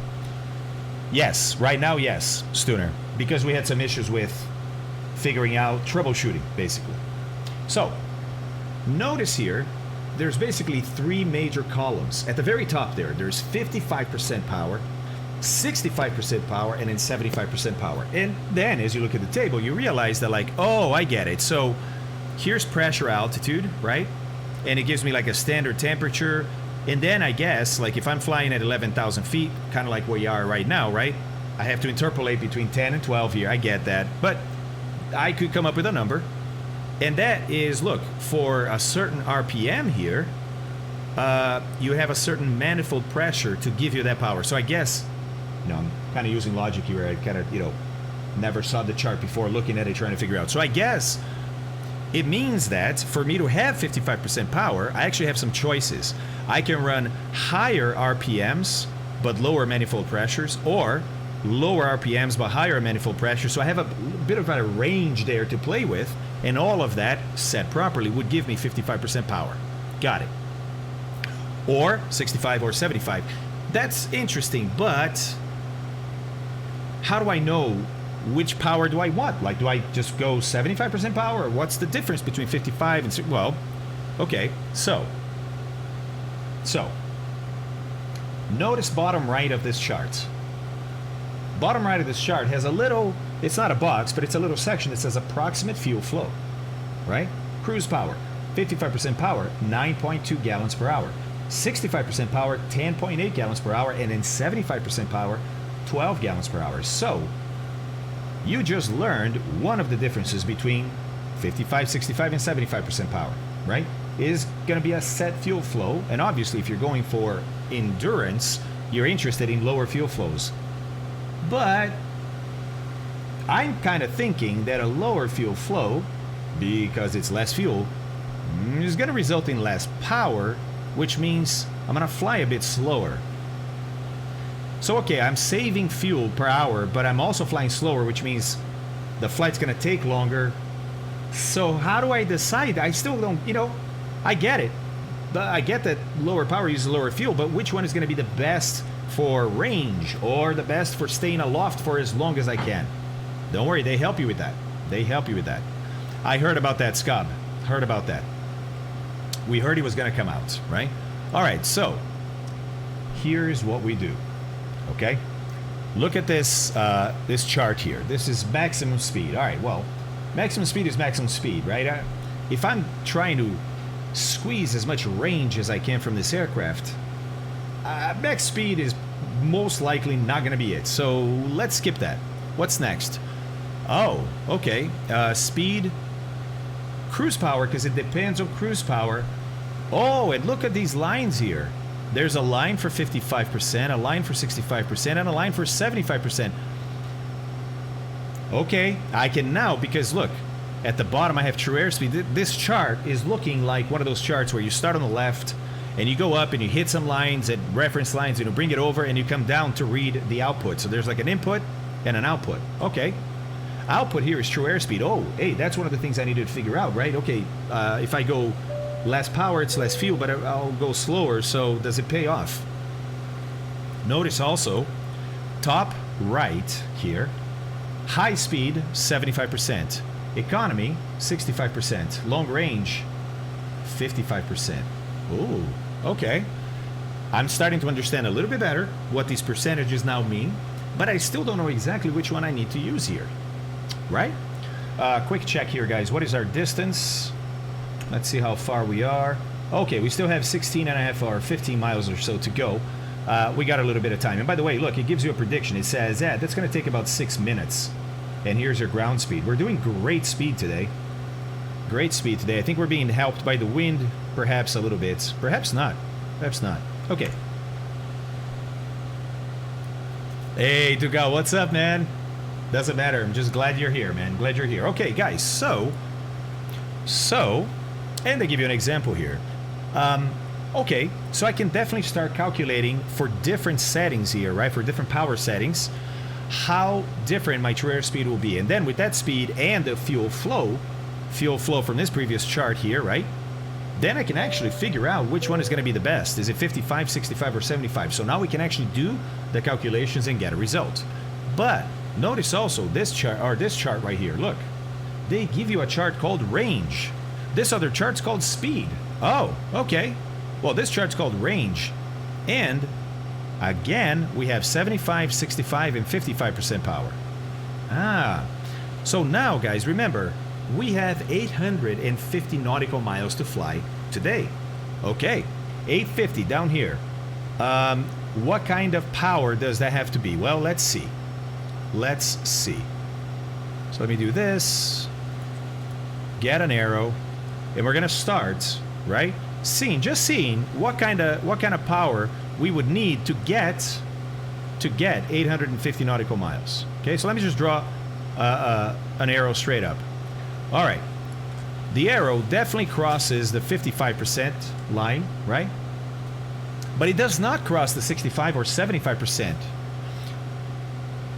You can start to see, as you start to look at this chart, right, that the chart is starting to tell you that, hey, okay, you're not exactly at 55 here, where this line is, but you're definitely between 55 and 65, meaning you can't even go 65% power and expect to get a range of 850 nautical miles. This chart is actually made to be worked back this way, right? This is the input here, and this is the output. But I'm going backwards because I know what the output needs to be. It's 850 at least, right? And you say, well, but you need reserves. Well, I do, but look, these here means no reserves. These here gives you a 45 minutes reserve at 55% cruise power. So I could definitely use these lines here, right, at 850 and still get to Teterboro and have 45 minutes of reserve. Yeah, Citizen, I think so. Let's look. Oh, yeah, right now, buddy. Check it out. Look, right there. Thank you very much. Let's go. Fuel pump low. Whoops, the other way. Look around. There's water up front, so I definitely want to make this switch now, huh? Definitely want to make the switch now. So let's do it. Okay. 3, 4, 5. Yeah, we're good. Boom. Thank you, Citizen. Appreciate that. Thanks, Santi. Did you hear the story about Ryanair's flight above Belarusia? Yes, I did, Michelangelo. You're talking about the bomb threat, right? I did. Gotta bounce work stuff. Being fun flying with you and the gang. Oh, Costo, sorry you can't stay, but thanks, man. I appreciate that. Have an enjoyable flight to the rest of your escort. Thank you very much, man. I appreciate that.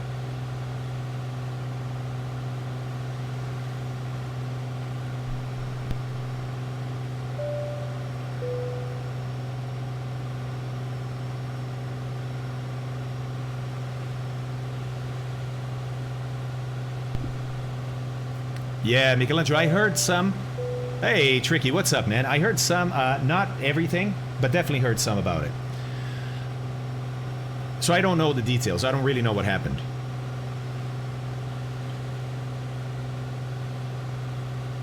Mike, both. It's both. Basically, excuse me, when you are switching from one tank to another, right? It depends on the way the valve is actually made, but typically there's a split second in there where there could be an interruption of fuel, right? Having the fuel pump on increases the pressure in the fuel line, which makes that likelihood smaller, right? And even if it is there because the pressure is higher, it's going to be a smaller cough for the engine, basically, than if you didn't have the pump on. So yes, the pump just ensures positive pressure to ensure that there is a smooth transition from the fuel flow from one tank to the other. Oh, Maverick, we're still deciding that. It's going to depend on the weather a lot, but also on the range that we get today. Today is a test, right? We have to move the aircraft up the East Coast, of course, because we're going to cross all the way through the North Atlantic, meaning it's Canada, northern Canada, Greenland, then Iceland, then probably Scotland, right? So we have to get up there, but we're also using today's flight as a very long flight to see what kind of range we get with this aircraft, which is why we're looking at this chart right here. Art Fonzar, claro, meu, sou de São José dos Campos, brother. Oh, SJ, where at, buddy? Where at? As a matter of fact, what are we passing right now? Oh, look, we're over. We're over the VOR. Let's turn. This is what? What city is this? This is Savannah? No, it's not. Savannah's way up there. Okay, well, let's turn. All right, now, let's see. We stayed in nav, right? And look, the autopilot is coded so that when you lose the VOR, it doesn't go crazy. It just keeps the wings level. It says, hey, I don't know what you're doing anymore, so I'll just keep level. Look, VOR just came on, and so it intercepted the radio, which is now on the other side, right? But that's not what I need to fly up. What I need to fly up now is the 1/8. So we're gonna swap this around for the 1/8, and it's gonna be to our left, right? Look at that little map there, guys. See how it is to our left already? There. So as I swing this to 1/8, whoop, you're gonna see, look, deflection to the left, and she starts turning to the left. Right? To intercept that radio to the left. And because we're flying from the VOR, now we want to have the radio there, which is the 018, and we want to have a from indication, so we got it. Nice. Now every time she turns, she loses a bunch of altitude because she's not on autopilot, but I think because she gains the energy, she's going to recuperate that altitude herself. We'll see how stable she gets. We'll see.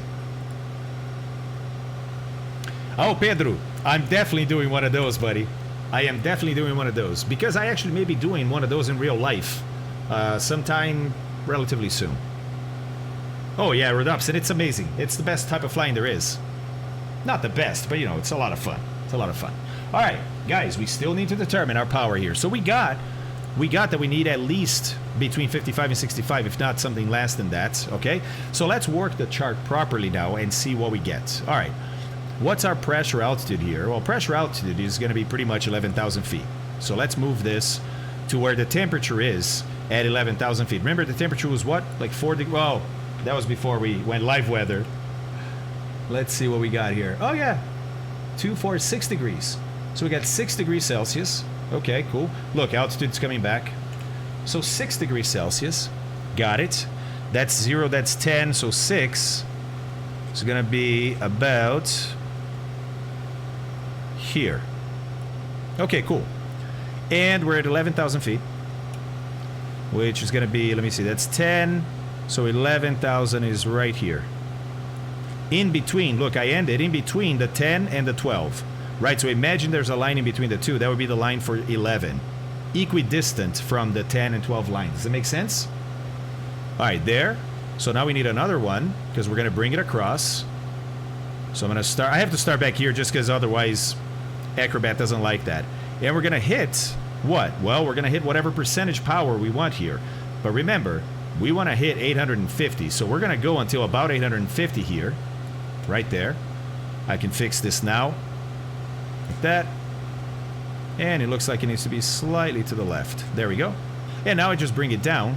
And yeah, look, I'll get the range that I want here, right?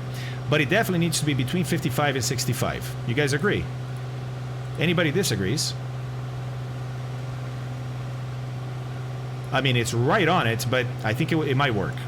Let's see how close the aircraft in the sim gets to this performance. Now, we've been flying for a while now, not at this power, so it may not work out exactly, but let's try. So, I'm going to say between, look, it's a little closer to 65 than 55. So let's look at the chart for setting power and see what we get, okay? I'm going to take that off because she already intercepted the radio. You guys saw that, right? She did her little thing, intercepted, and we're good. All right, cool. So let me go back here and figure out, okay, here's 55, here's 65. Let's get 11,000 feet, so it's somewhere in between here, right? So it's going to be around here somewhere. Let's draw a line going through them. There we go. All right. I have 2,500 RPM right now, so I'm just going to use 25 for both here and see. Look, it would be 29.2 for 65% and 26 for 55. I'm a little closer to 65, so I'm going to split the difference here and say 27, 28. I'm going to do 28 inches and call that my power setting. What do you guys think? What do you guys think? Look, I'm not... Oh, yeah, I'm quite far from that. So let's go 28.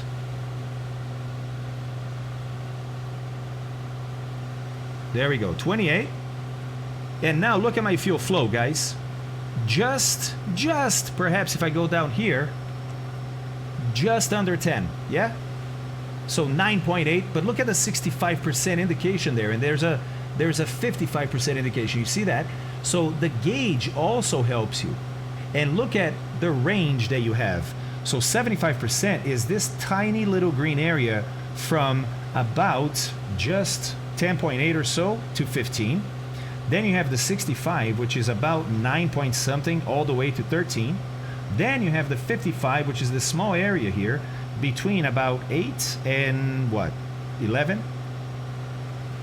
Does that make sense, guys? Now, not every gauge out there has this 55, 65, 75 setting. That's why you get a table like this, right? But we also have a gauge to help us. Now, we thought we were going to be between 55 and 65. I mean, it's splitting hairs right now, right? But maybe if I go just a little less, oh, right there. Right there. And now we're getting the fuel flow that we expect that we need for this flight, right? Let's see if we're going to get the speed that we think we're going to get. You know what I'm talking about? So let's go back to this. Okay. Ah, Findle never noticed that. Yeah, pretty cool, right, Findle? Pretty cool. By the way, let me thank some people here. Marcio, valeu, mano. Maverick, thanks for the follow. Stike, or Stikes. What's up, man? Thanks for the follow.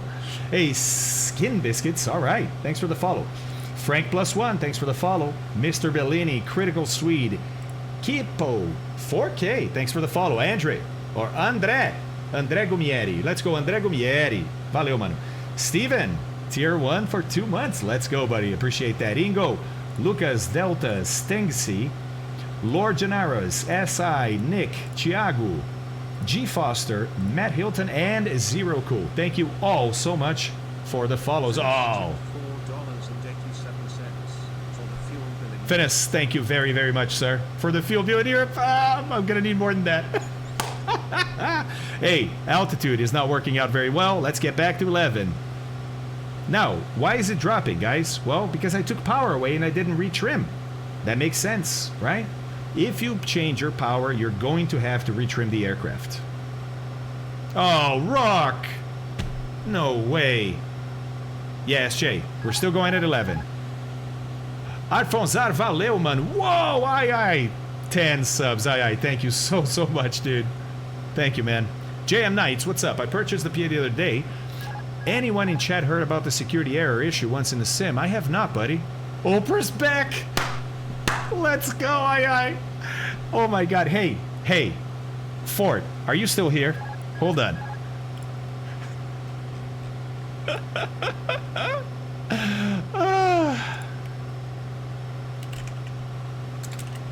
Hold on.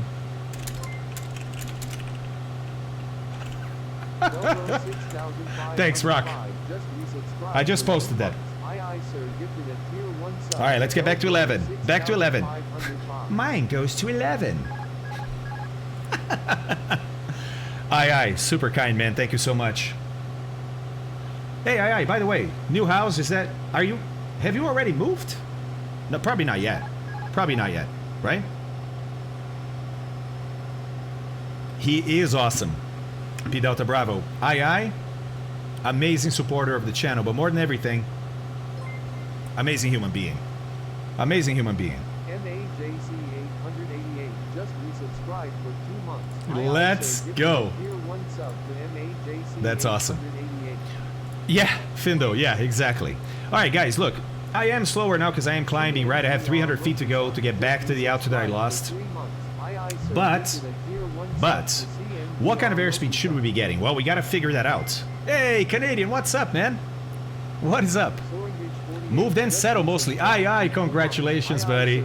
That's awesome. That's awesome. By the way, aye, I'm going to send you a message. You'll see why. On Discord later on. Hey, Lolo, what's up, man? I have a question. So you lean for the amount of JPH actually. You're looking from the manual or you lean using the DGT. Right, so exactly, Lolo. Great question, buddy. Great question.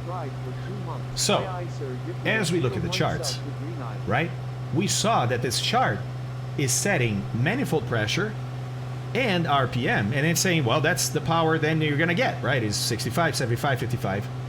And then it says that, look, at those powers, you're going to have this fuel flow. But nobody's talking about EGT. What if you haven't leaned the mixture?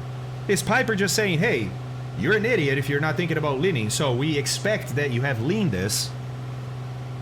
Not exactly. Not exactly. First of all, let's read the note. Note. Fuel flow will vary with altitude. Therefore, cruise fuel must be accomplished by adjusting EGT, peak EGT for best economy, and peak EGT plus 100 degrees rich for best power, rather than leaning to an indicated fuel flow. Ha ha. Ha ha. Okay, so best economy is peak EGT. That's not where we left ours, is it? Nope.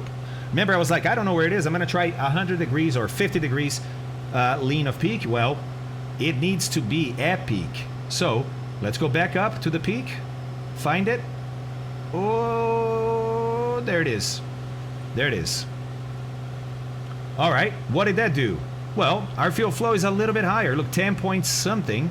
10.5 maybe, 10.4, something like that, 10.3. Does that make sense? What would they say on the bottom? Oh yeah, they said 10.8 was 65%. Well, remember, I'm a little below 65, right? Closer to 65 than 55, but 10 point something, 10.2, 10.3 makes sense. If I leaned properly, I should be just under 10.8, and I am. So, Lolo, thanks for asking. I think that answers the question, yeah? If not, let me know. GNAC, you just go for 1400, huh? Every time. Every time. 1400 is quite low over here. I'm gonna put my... There we go. There's my peak right there. Yes, Finance, yes. This aircraft has a lock on the mixture. Some planes have that option. It's a mechanical lock so that you can't cut the engine by mistake as you lean, you know, more and more. Okay, look at the altitude, guys. We just passed 11, so I'm gonna retrim, because now I want to find my level flight trim, and once we do, we're going to settle on speed. So now that we've gotten the correct manifold pressure, right? Am I there? No, I'm a little lower. It needed to be what, 20... Did I say 28? Yeah, it was 28. 28. A little bit more here, hold on. Oh, but I took it down, yeah, because of the fuel flow. That's right, I forgot. So I'm fine. So, as we level off, we're going to find our new true airspeed. Let's look at the chart and calculate what it should be, and then go from there. So here we go. Maximum speed? No. Speed. Cruise power. And it has, look, the percentages here. So, once again, let's work the arrows and see what we get. Outside air temperature was 6 still. Yep. So we're going to go arrow. Start at 6 degrees. Go up to our pressure altitude of 11,000, which is going to be between 10,000 line and 12,000 line. Imagine an equidistant line for 11 there. Great. Now let's come across. Start back here. Come across, right? And now where do I stop? Well, remember guys, it's not quite 65, not 55. It's closer to 65, so about here. Okay. And now let's draw the final one, which is going to be our actual speed. So we're expecting our true airspeed to be 148, 146, maybe. Once we've settled down. Now, I know I'm not at 11, but I am actually settled down here. Incorrect altitude, but I am settled down. What speed am I getting? Oh, look, 147. Right on the money. Right on the money. That is amazing. Getting the performance we expected.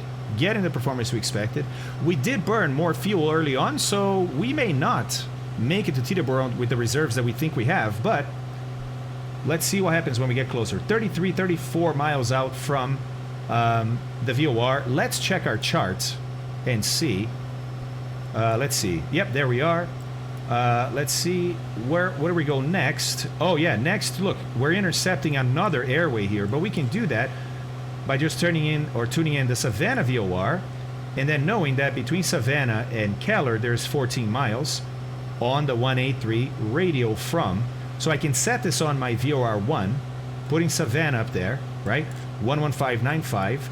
Set the radial or course to the reciprocal of 187, right? Which would be 007. And then I know that when it's centered and indicating 14 miles, I'm at Keller, I will then intercept that airway. So let's set that up. Okay, 11995 on VOR1. Confirm I'm following 2? Yeah, I'm coupled to 2. So 11595. We should receive it. Yep, there it is. Let's set 007. Whoa, whoa, whoa, whoa, whoa. Whoa, whoa, whoa, whoa. Okay. Da, da, da, da, da. 07. And the DME is set. Oh, DME is now picking up the other VOR, which is the Savannah VOR, which is fine. I don't need to know my distance from our previous VOR, Brunswick, anymore. I'm more interested in what's coming ahead. So I can leave this there. What happens though if I want to tune it to nav 2? I want to keep track of the DME for nav 2.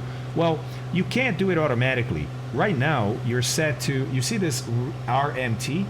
That is remote. That means it's picking up whatever the frequency is for nav 1. But if you want to type in your own frequency, you just slide this guy to frequency, and then you type in the frequency that you want, which was, in our case, Brunswick 1098. So watch, if I dial in 1098, it will pick up that DME. Oh, we're too far from it now. We just went over 40 miles. But it would pick it up and show me the distance here. Disadvantage is it doesn't show ground speed from what I recall. But then you can go there and see the ground speed and estimated time there. Okay. Oh, hello. PC Delta. Oh, still a little high. Retrimming. Okay. So let's go to remote. Because now, right? And I expect, if I'm correct here, when I get to a centered here, I will be reading 14 miles here. And then I can swap from nav 2 to nav 1. And then she'll fly to Savannah. Who did not understand that? Who needs a little more help understanding that? Ooh, little wiggle here. Little wiggle. By the way, I want to be very efficient. So what I'm going to do now is I want to make sure my rudder trim is set properly for this speed. So to do that, oh my God, Aspen, let's go, buddy. Thank you so much, man. 5 subscriptions. Let's go. Thank you so much, dude. Okay, so we got that. I'm actually going to set my HSI to that same 007. Oh, it is. Okay, perfect. And now I'm going to turn the autopilot off. I'm going to turn the autopilot off to see what she feels like without autopilot on. See if she's going to turn left or right. And if she does, it's because my rudder trim is not set properly. Look, she's turning to the right slightly. Too much rudder trim. Let's try a little less. Level her off. Let go. Aspen, you're amazing, man. Thank you. Oh, nice, Fonzar. I see it, man. So, I think I got it. Look, she's not turning anymore now. I'm going to turn the autopilot back on. We're still on that. Oh, yeah, heading. That's right. We don't have a VOR for her to follow anymore, so she was just maintaining the heading, which is fine. That heading was working for us to maintain that airway, so it will keep working for us unless the wind changes dramatically, which it probably won't. Arva, what's up, man? How's it going? How's it going? All right, let's take a look at you guys and what's going on out there. Oh, nice, boys. Aye, aye, back there. Aye, aye, you were ahead of me, buddy. What happened? Oh, I passed you because I didn't have the right cruise setting, right? I was going a little too fast, I think. Okay, check your audio panel and or the volume knob on the radio. So, JP, let's try. Because like I said, I've tried before many times, and I can't get any VORs to, codes to come up. All right, so, nav 1, I'm going to put it to first to phone.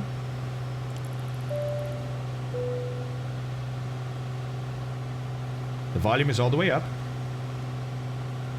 Let's go to ident, right? In voice, maybe it doesn't work. Let's go to ident.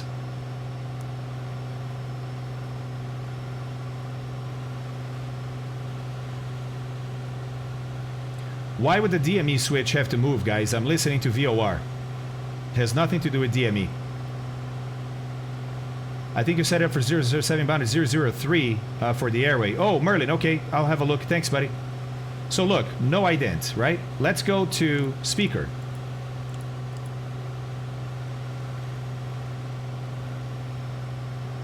Yeah, SJ, that's how it should work. That's how it should work. I'm not sure why it doesn't work here. Yeah, Mike never heard it either. Oh, new spawn. So what's the setting here, buddy? Nav 1 equals phone, ident, right? I have it to, I did try phone and ident. Let's keep it there. Maybe we just didn't wait long enough. We are receiving it. Oh, look, we got a turn. Oh, but we're not at 14 just yet, huh? So what happened here? Well, that means we're not exactly where we think we are. I suspect. Let's have a look. Let's have a look-sees. Yeah, look, we varied off, right?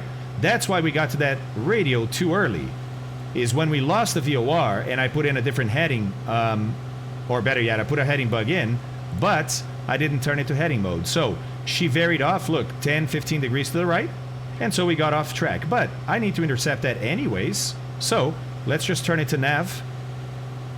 Nav 1, sorry, nav 1. Wait, there we go. There we go. And now she's going to follow that all the way in.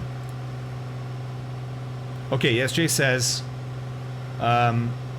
for me, both nav switches plus DME down gets me more. So, okay, let's try putting the DME down. I mean, maybe it's a bug. Maybe it's a bug. Oh.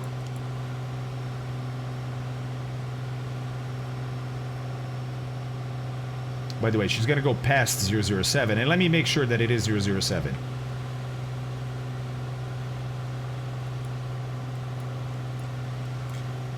$183. You're right. Oh, I saw this 187 here, but that's for anchor. You see that?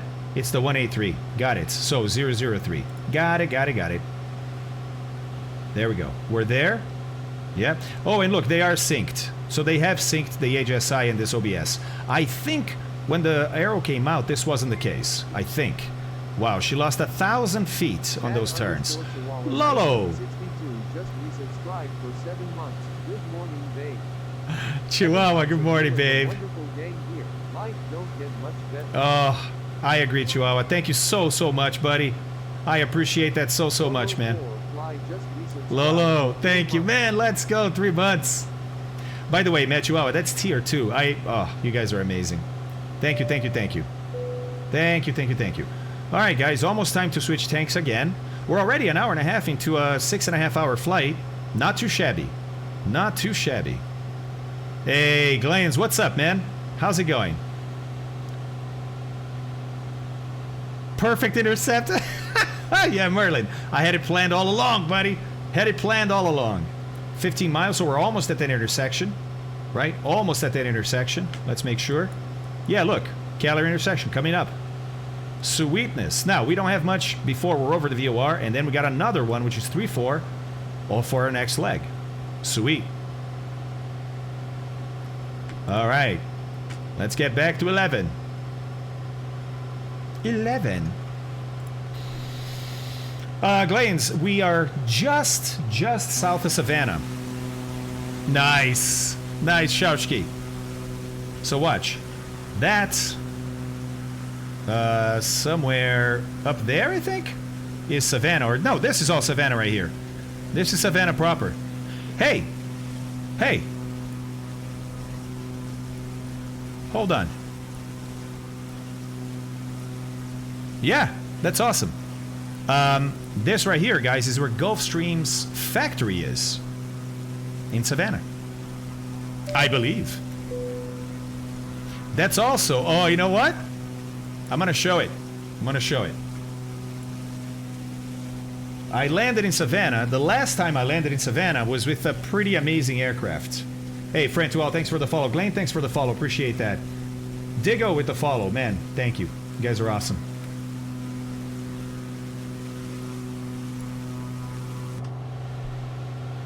Still slowly getting back up to 11. That's fine. That's fine. So let me show you guys the last time I landed in Savannah, yeah? Yeah? Uh-huh. That's right, Ninja. Oh, and Fabio Beardless Fabio. That's right. It is correct. Yeah, Speed, you got it.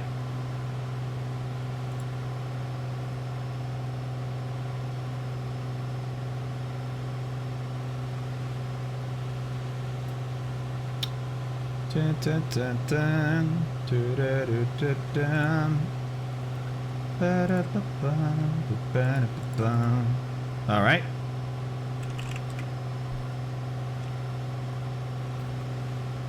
Yes, Stooner. Now, I do have some time. Of course I should. Of course, right? Because once we fly over this VOR, the Savannah VOR, we're also going to use the Savannah VOR for this outbound. And that one, we're going to use about all the way to Owens.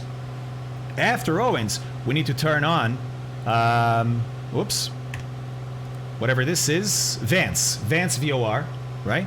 110.4. So let's dial that in, but I won't have to actually follow that for a little bit. But you're right, 110.4. So let's do one of these. Let's go over here, and we're going to 110.4 nav 2. There we go. Not being received yet. That makes sense. It's too far away, but it's ready when it gets there, or when we get there. Cool. Morning, R. Singleton. How's it going, man? Trouble is I have a Swiss cruise setting the Seneca is 135. Mechanical. Yeah, man. I'm a. Oh, look. Level off, guys. I am a little bit slower. Well, remember, I said 140 knots. I said 140 knots, and it looks like I'm actually going to get 146 or so. So, not too shabby, right? Not too shabby. Can't find you. I start in Savannah. Okay, Glenn. Sounds good, man. All right, guys. I'm going to put this video on of the last time I was in Savannah. And I will watch the background here to make sure that the altitude stays at 11, okay? All right, Rock. Sounds good. Sounds good. Yeah, first movie of the trip. First movie of the trip. So, I was lucky enough. I was working at Flight Safety. I worked there for 15 years and met a gentleman by the name of Ashley Messenger. Super, super guy. Ashley was an instructor at Flight Safety. Actually, still is. But Ashley is one of the volunteer pilots that flies the EAA. EAA is the Experimental Aircraft Association, and they own 2 Ford Trimotors that they make money with. They go every weekend. The plane is somewhere in the country doing rides. Basically, you pay. I think it's not cheap. It's like $75. I think it's $75. Don't quote me on that. And they take you up on a Ford Trimotor, fly around. Hey, Carbunco, how's it going, man? They basically do a big pattern, right? A very wide pattern. It's like a 15-minute flight, and they bring you back. But I mean, you fly the Ford Trimotor in the back. Well, between weekends, during the week, they have to reposition the aircraft to the next airport for the next weekend. And these volunteer pilots fly the weekend flights with people, but they also do ferry flights. It's a ferry flight. So Ashley called me once and said, hey, I'm going to be ferrying the Trimotor from Jacksonville, Florida to Savannah, Georgia, where we're going to be next weekend. And, I'm going alone. Do you want to fly her there?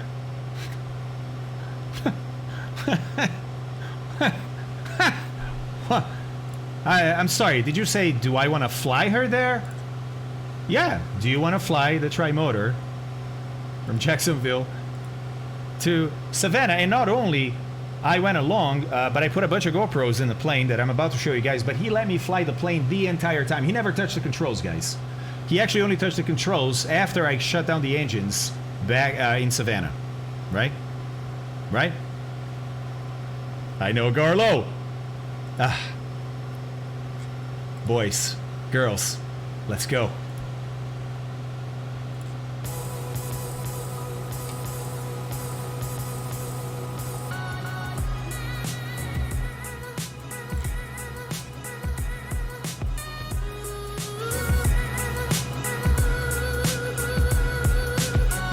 Certlo. So this is me leaving Columbus, Ohio, going to Florida.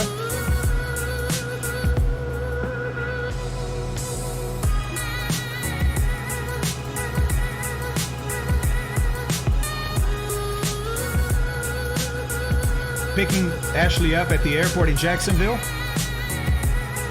Look, there it is. Legit Trimotor. And it's just parked at an FBO. It's literally just hangared at an FBO that has a dog. There she is, boys. There she is, boys. Oh, yeah. Oh, yeah. Getting the oil flowing before we start checking oil. I mean, lots of pre-flight to do, right? All right, time to go.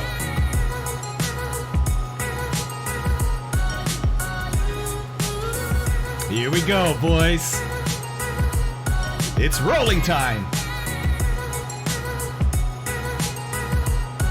Oh, that's awesome, Stu Rain. You may have flown this exact aircraft. There's only 2 of them at EAA. Here we go. Off the ground. She flies beautifully. She flies real slow. Real slow.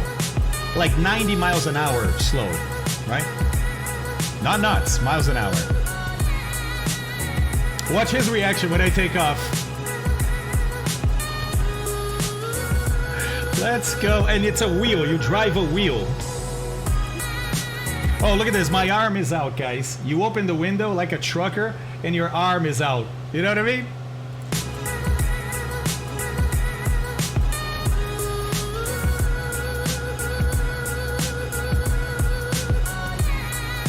Look at this. Open window, checking everything out.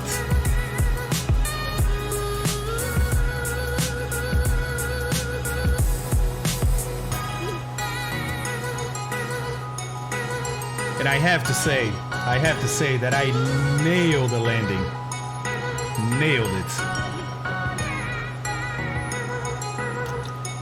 Thanks, citizen.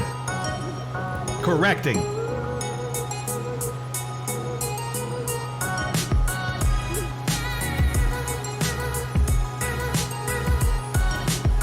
Not bad, huh? Not bad. Oh yeah, Mr. 90, for sure. For sure, buddy.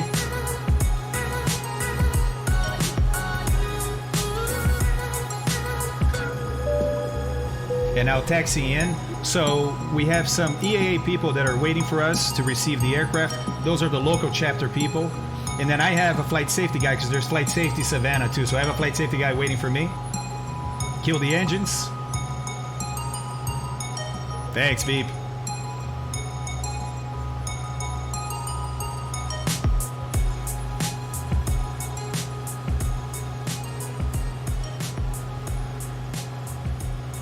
Not bad. Not a bad time, huh? Very nice. Very nice. Ashley cracks a typical pilot joke at the end. So I can run on either. Okay. The clock hasn't been wound for 9 days. I'll explain. That's pretty good. I don't know. The 8-day clock hasn't been wound for 9 days, is what he said. And he's not joking. There's a clock in the cockpit, and you wind it like an old clock, and it lasts for about 8 days. And then after that, it stops. Yeah, guys, it was incredible. It was incredible. I'm super lucky guy. Yeah, unbelievable. All right, quickly. I'm getting back here on course because, of course, I was not paying attention, so I flew north past that. We're now intercepting it's the 034. I don't know if I dialed 034 in there. A little bit less. It's 034. So let's go. Pretty much there. All right. Rock, we are currently... Whoa.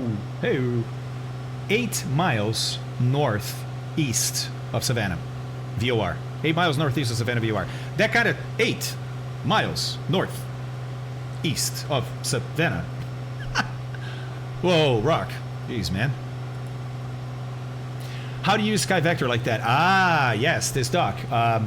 We have a little command that can tell you that. It's a mod for Chromium-based browsers. So you can do it in Chrome. You can do it in Edge. You can do it in a few different ones. Oh, Kilo Zebra. I have a Christopher Walken impersonation, man. It's just not very good. My Christopher Walken impersonation is not so good. Have you visited the Library Aviation Museum in Port Clinton, about 2 hours north of you? They have 1 or 2 Fords, and they're restoring others there. No, I didn't even know about it, Findo. Didn't even know about it. Oh, actually, you know what? Hold on, this doc. Hold on, this doc. Hey, any mods here? Any mods here? Hey, Azamin, what's up? Sounds good to me. Yeah, I got a fever.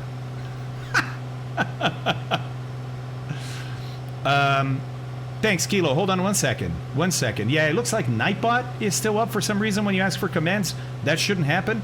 Hold on, this doc. 1 second. 1 secondo, and I can tell you. All right, so it is SV overlay. The command. There you go, Ford. The command commands. The command commands Ford. Hi, Ford. Is getting a response from Nightbot, not Stream Elements. Bad bot. You're very welcome. Very welcome, this doc. All right, guys, we're back to 11. I love saying that. All right, we are on radio. And I see you guys up there, so it's looking pretty good. Fuel. Oops, we went a little over. Boom. Boom. 2, 3, 4, 5. Good. All right. Now, are we doing a decent enough job? Yeah, look, we just went to the right tank, right? And the right tank has about just over 30 gallons. We're at 25 gallons on the left tank. So yeah, it's staying pretty equal, pretty balanced. Oh, okay, Ford. Got it. Well, let's get that done, son. And then next, we're going to talk oxygen. Yes. When do we need oxygen? Do we need oxygen?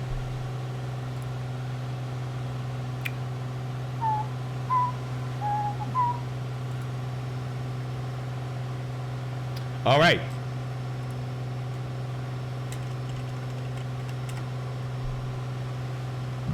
Okay, at least Nightbot's not answering anymore. Improvement. Improvement.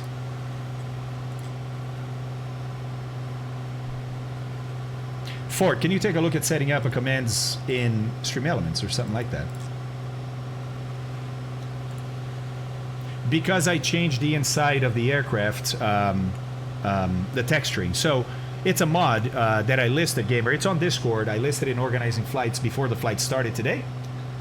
And it's a mod that gives me a clean interior because, you know, the guy bought the aircraft and got it refurbished before he took possession of it. So it's clean, and it's also beige, which was a nice color, I thought. But again, it's not up to me. It's the, you know, owner of the aircraft does whatever he wants. I'm just flying her. So in this aircraft, the fuel pump happens to be white or gray, whatever that is. Yeah, it's up to you. You know, it's your aircraft. You can do whatever you like. Do whatever you like. All right, we're leveling off still, but yeah, look, 149, 148. Man, we are right on speed, boys. Right on speed. I like it. All right, let me see. Guess that question will go unanswered today. Chat is fast. No. We'll get it. Okay, let's see. Where is Shaushki's question?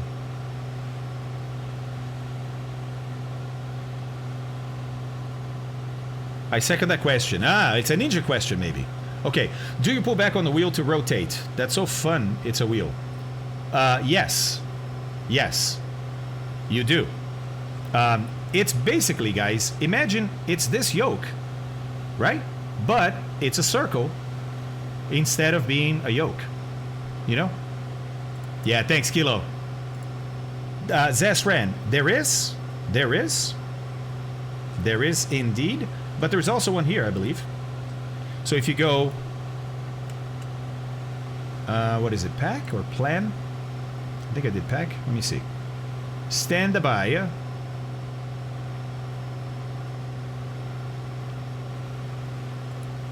Oh, did I not put a pack in? I guess bots does not have a plan. So yeah, Zesran. It is in Discord, but I can add one here too, bud.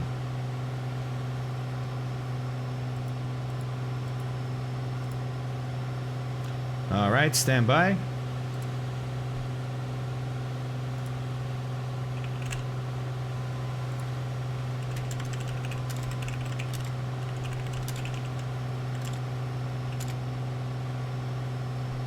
Stand by. How's my altitude?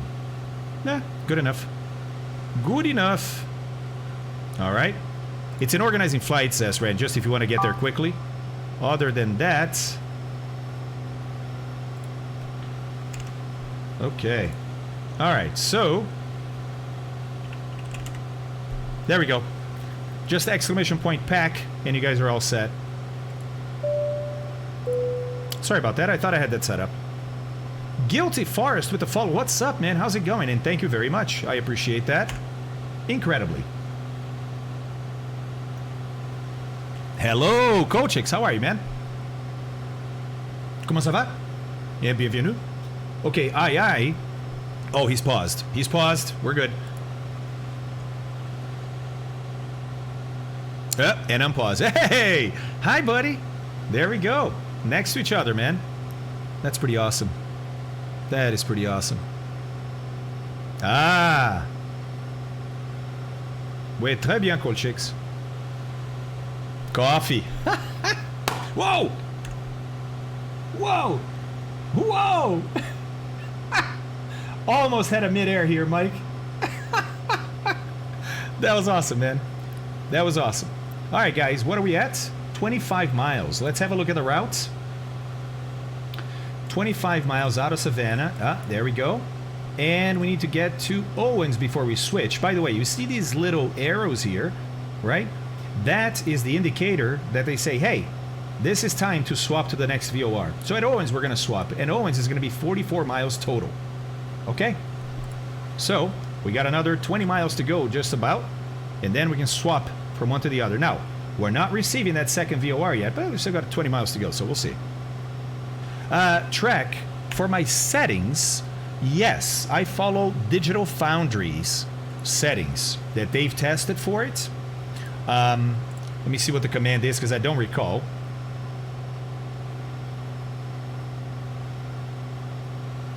There we go, optimize. Thank you, Ford.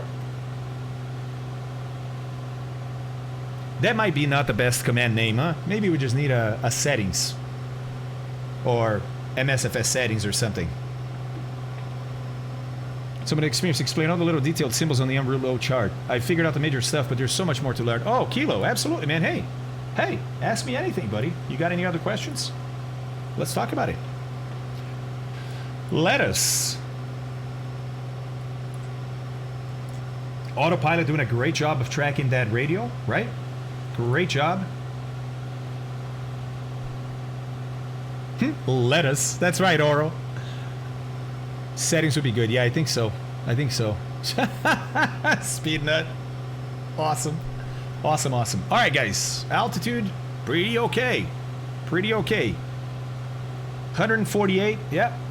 Oil temperature, almost on the money. That oil pressure keeps high. I guess it's normal, right?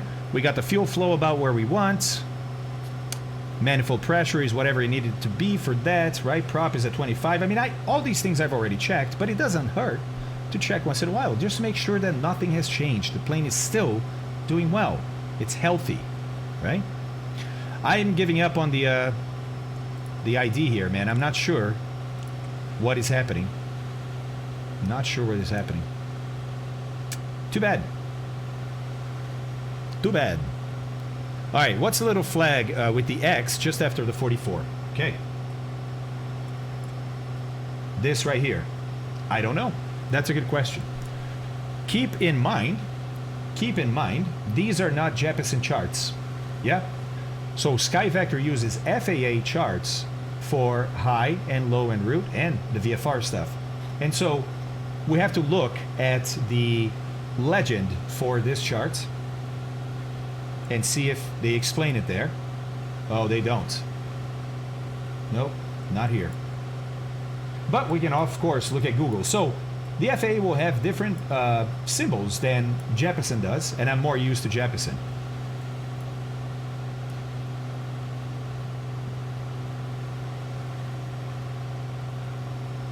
Okay, yeah. I would do a Google search. So you guys may have already answered in chat. I'm trying not to read it, so I can go find it for myself, right? So let's see here. Okay, not the one I was expecting, but that's fine. Let's go. So FAA, IFR low, en route. What is X intersection? Whoa, whoa, whoa, whoa! Agent Squash. Agent Squash with a big raid. Hello. Welcome, Raiders. Welcome, welcome, welcome, everybody. Hey, I'm TheFlyingFabio, and welcome back to the channel. Good morning, afternoon, or evening, whatever applies to where you're at. Glad you're here. Thank you so much, Agent Squash. Appreciate that. Both nav switches and DME switch down. That doesn't make sense, though, SJ. I only want one of the nav aids, right? Only want one of the nav aids. I don't want both. That's confusing to listen to both. Okay.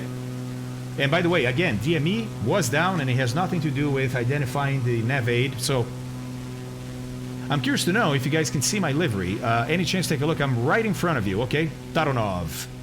Let's see. Oh, a little too far, man. A little too far. Check it out. Yeah. All we have is a light for you, unfortunately. Doesn't do anything for Rodolphson either, yeah. Yeah, SJ, I'm sorry, buddy. It's not that I'm ignoring you. It's that I tried and it didn't work.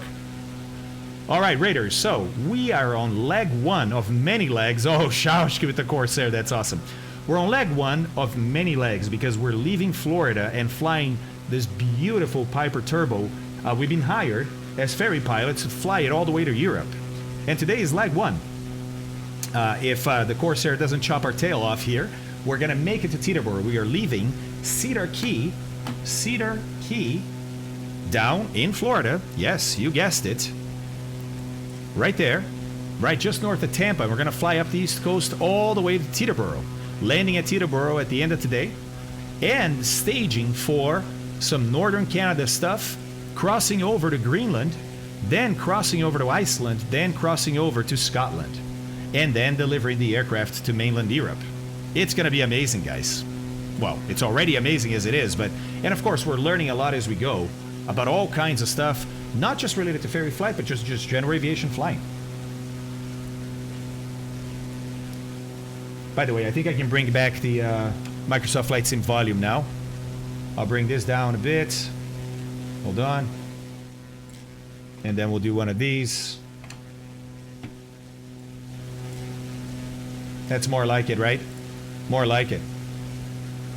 Oh, nice. I'm doing around the world now. Oh, SJ, nice. I still have to do my, I think I'm going to wait. I think I'm going to wait until like the year, right? When I get a year in stream, which is going to be, technically, I think it's August, but I really only started streaming full-time in September. It doesn't matter. Then I think I'm going to do, you know, recreating my dad's flight across the Atlantic. Captain Waz, by the way, thanks for the follow. This Doc, thanks for the follow too. Appreciate that, Super Duck. Bluey, awesome. Thank you, guys. And then we're going to do, that's a 15, 16-hour stream with no autopilot. It's going to be interesting. Got to be interesting. Altitude is holding, boys. That's good. That's good. Where are we at? Are we almost... Oh, yeah, look. 44 is the crossover, remember? Still not receiving the other VOR. It's okay. We're going to make that... We're going to make that right and just fly heading until we start receiving it. So, let's set it up properly, right? Let's have a look here. So after Owens, what is the radio that we're going to be flying? Well, 209 is the radio from. Reciprocal is... What is it, guys? Yeah, more was. I saw, but that's cheating. I have to do it like my dad did it, right? Okay. So, what's the reciprocal, guys? Yes, sneaky, full fuel. 109? Kilo, think about it. 109 is only 100 degrees less than 209. I need the opposite here. It needs to be 180 degrees less. So it's 209 minus 180. So, 29. Yes, Jay. So 29 is what I'm going to be flying here, right? So let's set that up. 029. There we go. Still not receiving it, but look, 44. It's time to turn. So we're going to go to... what was it? 029. Oh, but we're already on a 035. Interesting. No, that makes sense. It has to be a bit of a left turn. Yeah. Okay, let's go to heading. There we go. And then we'll fly that until we start receiving this. Oh my God, that's amazing, Marwaz. Amazing.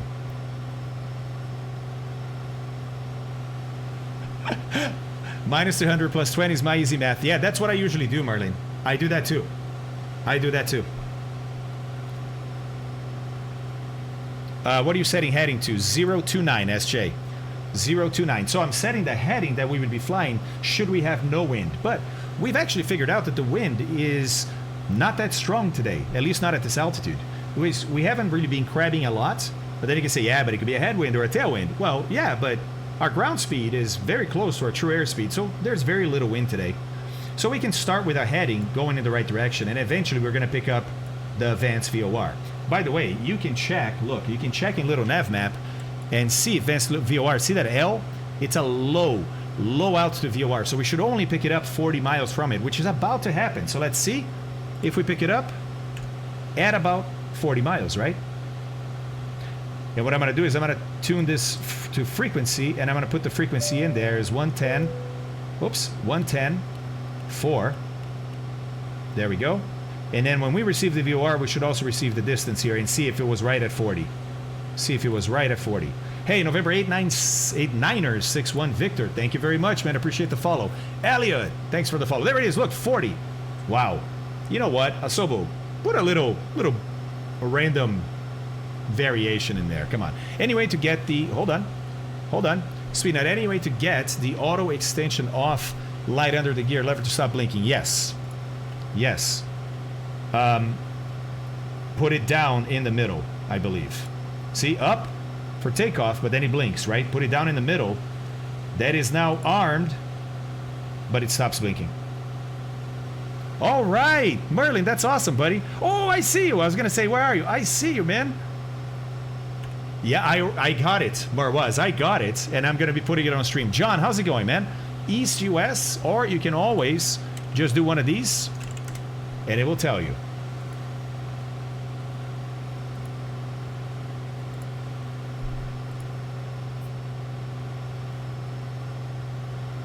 I know, SJ, I know. In real life, you can probably pull the light out. So these lights, these square lights like this, normally you can physically pull them out a little bit because you can swap them like that. And it basically takes it out of the socket and it stops blinking, but now it's just not working. But it's your aircraft. If you want to do that, have at it, man. Yeah, see, SJ. Yeah. Guys, we found the perfect trim. We found the perfect trim for this power setting here. Now, another thing that I should probably be doing, too busy really talking to you guys and everything, right, to do this, but I should have a fuel log, very accurate fuel log to see what my fuel should be when I get to the destination, right? What I could do though, is this. In SkyVector, I can say, hey, my speed is going to be 148 at 11,000 feet. All right. From here to there, that's the date. I departed at that time. It's giving me an estimated time en route, right? But it has no burn here because I haven't told it a fuel burn yet. So fuel is, I started with 72 gallons, 77 gallons, but only 72 are usable. So we're going to put 72 in there and then tell it what fuel burn we're going to get. So I'm going to put, oh, I should have actually started with this. Now I have to change everything again. 11.0. There we go. So now, look. Now it's actually calculating fuel for me. And if I go to Navlog, it's going to calculate a Navlog for me, showing me how much fuel remaining I should have, right? So look at this. We are, let's have a look again. Oops, no, it's here. We are about to, nope, down here. We're about to pass Sachs, right? We're between, oh, actually, we just passed Stoas. I think Stoas is on this airway. I think. Yeah, it was. We just passed Stoas. So let's see what kind of fuel we would have at Stoas. So at Stoas, we should have, whoops, between here and Stoas, or no, it's between Stoas. Yeah, we should have about 51 gallons left. 51 gallons left. What do we have now? We have 20, like 25, and still about 28. 25 and 28, maybe? So I have 53 gallons. So, I mean, so far, so good, right? So far, so good. This also tells me that if this is accurate, if this actually realizes itself, I'm going to land with about 10 gallons left. 10 gallons at this aircraft, it's about an hour, which is plenty reserve in a case like this. So, looks like things are working out for us, guys. What works? Oh, aye. Are you talking about the fuel prediction? Is that what we're talking about? Oh, landing gear. Sorry, you guys are talking something else, I think. What is that, SJ? Yeah, I am in heading, aren't I? Stooner, I think you're right, baby. Yep, look. Little off. Little off because we received, I was like, oh, we got it. But I never switched over to nav. Thank you, sir. Great catch. Great catch. More was. Ah, circuit breakers. Okay, got it. I think all the circuit breakers work. No? 48 gallons advance according to my FerryFlight log. Not sure my plan was the same as yours though. I'll reset the sim to the planned fuel when I get to advance. Okay, Merlin, let's keep track of that. Yeah, Ninja, I think so too. Just on that the HSI is not linked to NAV2 like it is for NAV1. That's right, Mike. That's right, and that's typical. That's very common in an aircraft like this, that the HSI is only for VOR1. Whoa. Oh, it's the big turning that we did. Yeah, she's varying up and down. That's okay. That's okay. So which airports are pit stops for refueling? Well, GNAC, that's a great question. That is a great question. So, we know by studying how ferry flights are done in real life that there's basically two different places to launch from that are popular. One is over here. Oh, over here. From Gander or Goose Bay, which is around here somewhere, I think. Am I right? Or am I wrong? I thought it was around here. Somewhere around here in Newfoundland, right? Or if you don't have the legs or if the weather doesn't permit, because from here, from Newfoundland, you would cross straight to the tip of Greenland here, because this is where you have Narsarsuaq, some major airports that people use in ferry flights. But this is a pretty monster leg right here, right? So if you don't have the range, then what you do is you go up here further north. It's still Canada, right? So this is not hard to do. You're over land, and there are actually a lot of airports around here, guys. Believe it or not. See all these little red dots or maroon dots? Those are airports, right? So we definitely have airports around here that we can use. And then from one of these airports, then we jump to over here. Kangerlussuaq, which is another popular ferry flight airport in Greenland. Now, if we do this, then now we're on the west coast of Greenland and we need to get to Iceland. So we might have to reposition to the east coast of Greenland and then cross to Iceland. Whereas if we can do this leg to here, we might, if the weather is right, we might be able to do Narsarsuaq directly to Reykjavik. Maybe we don't want to be that long over water though, so it's up to us. But you see that there's a couple of different routes we can take here. Once we get to Iceland, there's only one way to do this, and it's to go to Scotland. You may have to stop at the Faroe Islands, but probably not. I wouldn't. I don't even think there's an airport to stop here. There's a couple of fields, but I don't think it's very usable for a ferry flight. So we're going to do Iceland to Scotland. And then from Scotland, now you can hit anywhere in mainland Europe easily. So, long story short, that's what we're doing.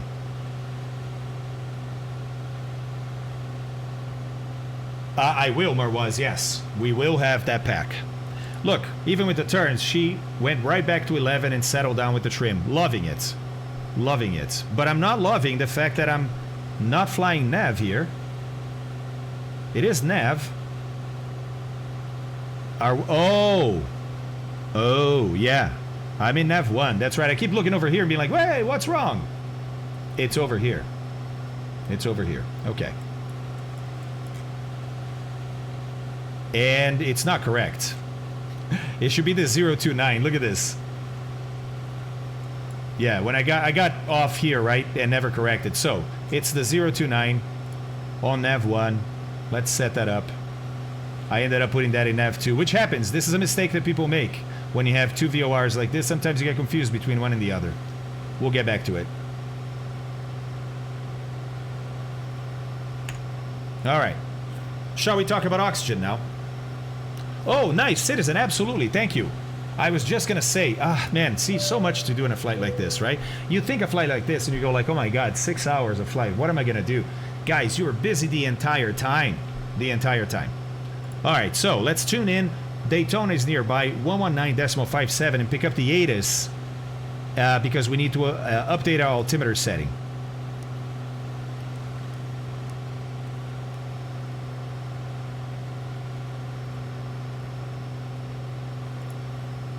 Oh, I think I know what's happening. I think I figured out why I can't... Rodopsin. I figured out why we can't hear IDs. Guys, sorry if you're flying formation. I'm going to have to pause for a second here. Got to go in the menu. I think I remember what the setting is. Yes.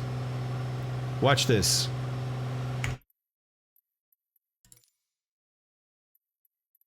sound.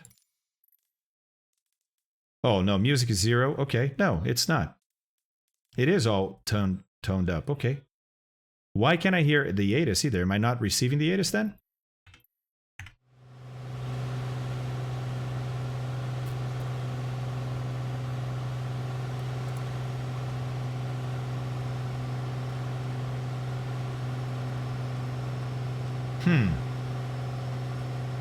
No, Naga, the only volume I had down was music. No, the volume is all the way up, guys. I mean, this isn't, right?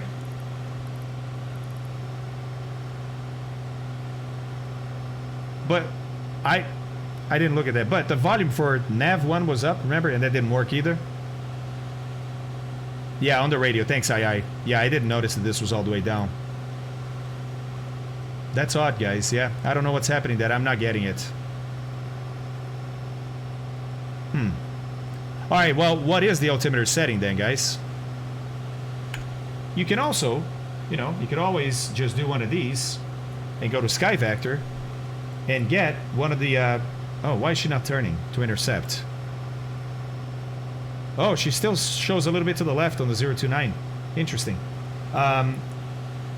Let's see, for example, here, look, 3033 is the altimeter setting here. Okay.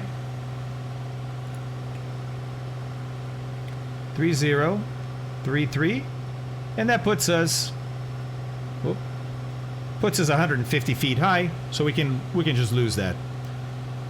Yeah, 3029, right. Yeah, close enough, guys. Close enough. Wrong frequency.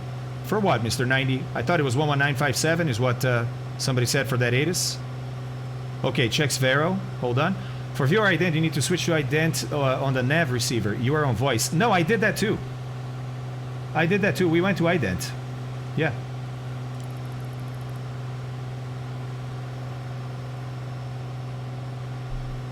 I get nothing, guys.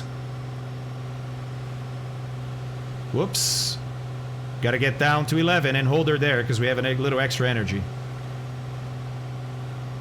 Okay, all up to speaker and then I got it. Okay, yeah, I think it's bugged, Ninja. I can play with the switches, but I want to talk about oxygen, guys. It's going to be quick, but I want to show you guys this. She's going to turn rather soon here to intercept that radio. The 029, yep. But interestingly... Wait. This doesn't make sense. Look at where I am.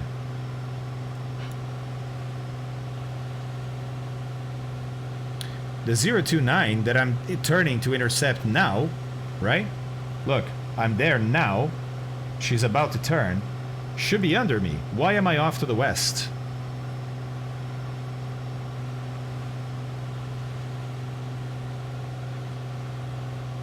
No, Mr. 90. I'm not actually trying to do it right now. I'm just kind of answering you guys. We've gone through this before. We've gone through this before, right? So I'm tuned to Nav1. I have ident to Nav1. I have Nav1 to phone. We can put it to speaker if you like.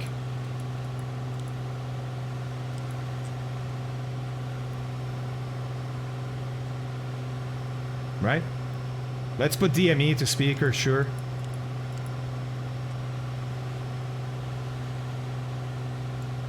Oh! Oh! Thank you! That's what's happening. That's what's happening. We have Nav2 here. This entire time I've been following Nav1. Got it. Got it. Whoops. There we go. That makes a whole lot more sense. Makes a whole lot more sense. So let's put Nav2 up, right? Take Nav1 down. And we got volume, right? And it's ident. 2000. Dragon, 2000. It's Florida, man. It's... Actually, no, Georgia. Sorry, Georgia. You know, pretty flat. Yeah, good job, guys. Good job indeed. Good job indeed. All right, so she's turning to intercept, but we're so close to the VOR. She might still intercept it. Look, we're so close to the VOR, but she might still intercept it. I think she will. But it'll be quick. And then after that, it's going to be the 047 out of here to the FLO, which is a high, so we're going to be able to pick this up a lot sooner. We actually might have it now. Let's dial in 1152. By the way, see how I don't get an ID here, guys? Is what I'm trying to say, right? I don't know. What's by Mike? Just resubscribed for 2 months. This guy, you mean? No, no, this is just for this. And the other one is just which nav. Oh, look, I didn't know there was a switch, so you can leave it in remote. You can leave it in remote and then swap, look, between the VORs. I didn't know that. Nice. By the way, this is something that happens in FerryFlights too, is you end up learning about the aircraft, stuff that nobody told you or nobody remembered to tell you, and you just kind of learn it on the go, right? Okay, so we're already picking that up, which is awesome. But let me see if I can actually use that all the way. I'm not supposed to. Not supposed to, look. I'm supposed to only pick that up here.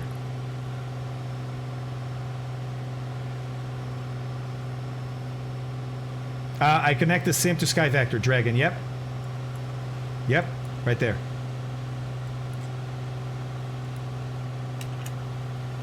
Here you go. Whoa! Valor Brand, thanks for the Prime sub, man. I missed that. Kemuel, thanks for the follow. Bravo with the follow. And Lindbergh Legacy with the follow. Appreciate that, guys. Appreciate that. So, horrendous navigation by me today. But at least you guys are learning how not to do it, right? Look, she's intercepting, which means she's going to be turning. Yep. And the altitude is going to be varying. All right. He says it's working for him. Yeah, he's been saying that, Ninja. I'm sure it is working for him. Try pulling all switches to the mid position except Nav 1 and DME. Put those two down. Okay. Nav 1 and DME are going to go down. All the other ones to the middle. And I am in ident.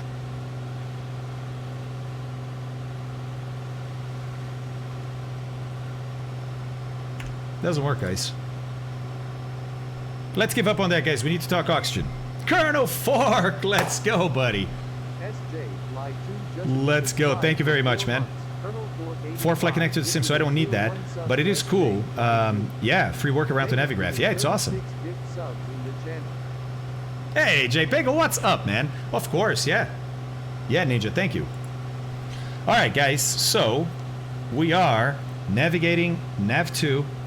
No, Nav 2 for now. Until we get there, which is pretty much now, right?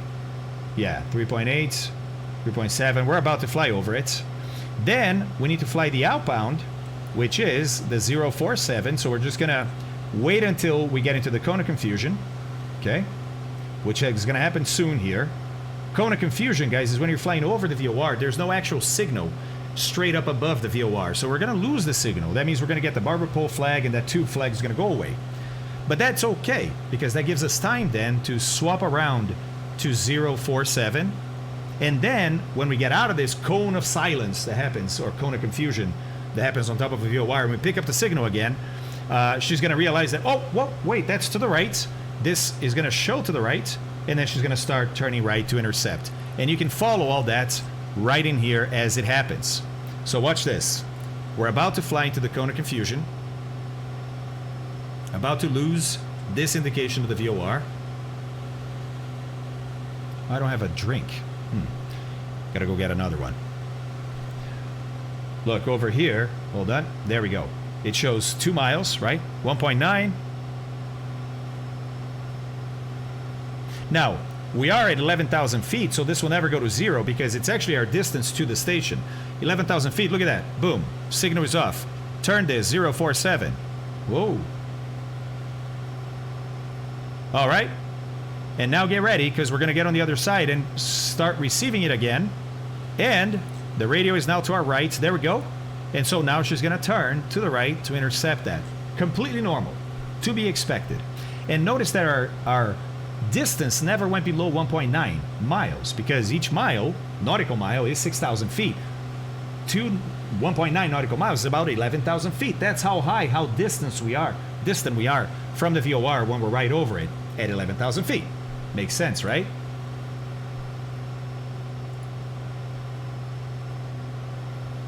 All right. All right.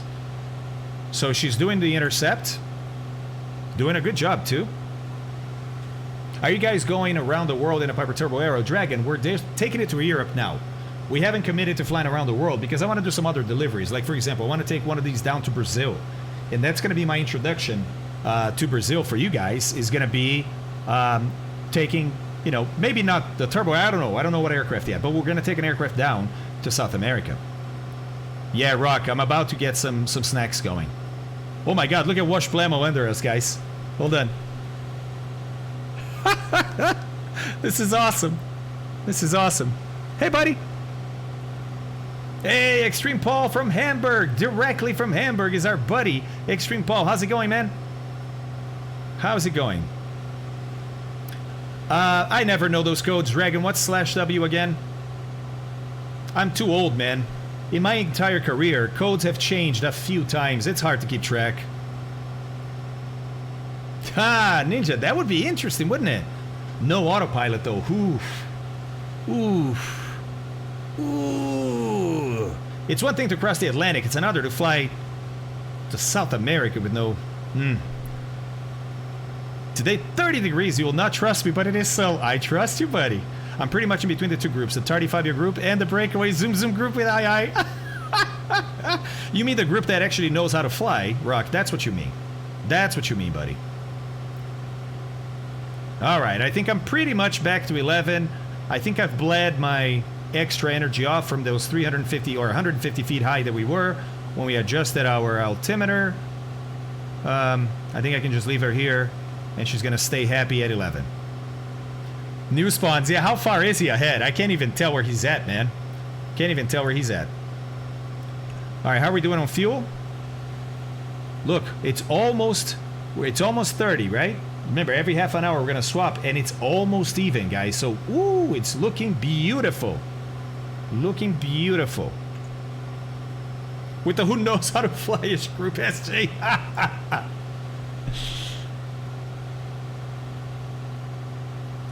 Yeah, that didn't help, new spawns. Friend to all, do you have an opinion on the TBM 930 in the flight sim? Maybe a candidate for future FerryFlight. Yeah, I love that plane, friend. Now, it got better with the latest update because now we have a much better turboprop simulation in the sim, something we didn't really have before, right? So, yeah, I think it's possible for sure. Possible for sure. I definitely want to get back to the TBM. It's a beautiful aircraft and so fast. Oh, add Madly. Okay, I got you, new spawns. To the next VOR, I mean, I don't have the chart up. Okay, sorry. I didn't understand what you guys meant. No, not at Madly. Not at Madly. We're going to switch at Peggy. At Peggy. And that should work just fine, because look, it's 19 miles to Madly, then 20 to Peggy. 39 miles, we should still be receiving Vans, because it's a low VOR. It's going to disappear at 40. But it should be enough to Peggy, and then from Peggy, we can go to Florence. Me too, John. It's an amazing aircraft, man. Yeah, Ninja, I definitely want to try it. Definitely want to try it. Oh, nice, Moose. Okay, so Moose is 17. So look, Moose is here, right? 17 from Florence. There's Florence VOR. This is 11. See that 11 with the little arrow? That's 11 to Duty, right? Another 10 is 21 or 22 to Peggy. So he's here. He just passed Peggy. So he's about 20... This is another 10 here, 35 miles ahead of us. Okay, cool. We're doing about 2 miles a minute, right? About just over that. So he's about 15 minutes ahead of us. 15 minutes ahead of us. Nothing terrible. At T-Rock, all right, stumbled across. Where's T-Rock? Is that a intersection somewhere? Oh, yeah, I see it.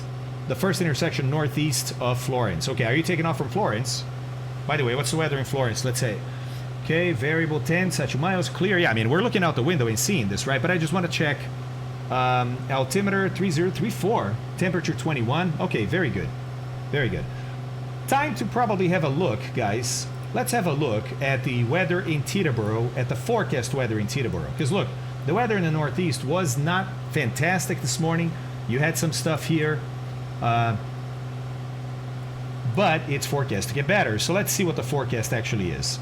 Remember, we're expecting to get there. We're expected to get there about 1900 Zulu, between 19 and 2000. So let's look at, right now it's overcast 2200, visibility 10 miles, temperature 13, dew point 08, altimeter setting 3021. Okay. Then look at the TAF there underneath, right? So from second line, third line, FM 311700. That means from on May 31st, starting at 1700 Zulu. So let's look at that. Oh, 310, 10 gusting to 17. Ooh, boy. That's going to be a nice crosswind if we get that.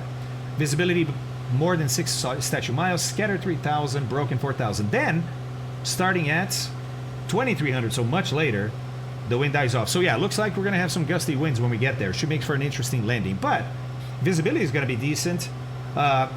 Clouds, worst case scenario is going to be overcast around 2,000 feet. Not really concerned about that. We have ILS into Teterboro, right, if we have to. So, all in all, this looks pretty good for us. Yeah, it may be that the weather is not going to be super VFR as it is right now, but not bad at all. Not bad at all. Oh, look at that altitude. I'm loving this. Yeah, Citizen, I know, right? Ah, stumbled. I gotcha. I gotcha. I gotcha, buddy. Yeah, makes sense. That makes sense. ILS is for the weak. Oh boy. Oh boy, Exponent. That does sound like you're cutting it close, man. We'll see. We're cutting it close too, right? I mean, cutting it close. We expect to get there and still have 45 minutes to an hour of flight time left. But I mean, that is cutting it close because you never want to get to your destination before your alternate. Never going to get to your destination and be almost zero fuel because that's horrendous. What if something changes a little bit before you get there? You always want to have a margin. The margin in aviation is 45 minutes minimum. Well, VFR is 30. IFR is 45 minutes minimum. So it's from origin to destination, whatever you need, with proper weather forecast, etc., right altitudes, everything. Do a proper calculation. Then, from there to your alternate, then a 45-minute reserve. We don't have an alternate today. So we only are calculating fuel to the destination plus 45. And we had just enough when we did the fuel calculation for this. In flight, looks like we're getting slightly better fuel performance. So we actually may have a little bit more than 45 minutes left of fuel when we get there. All right, sounds good, JP. We'll be here, man. We'll be here. John, so it's going to be at about, if I got my math right here, right?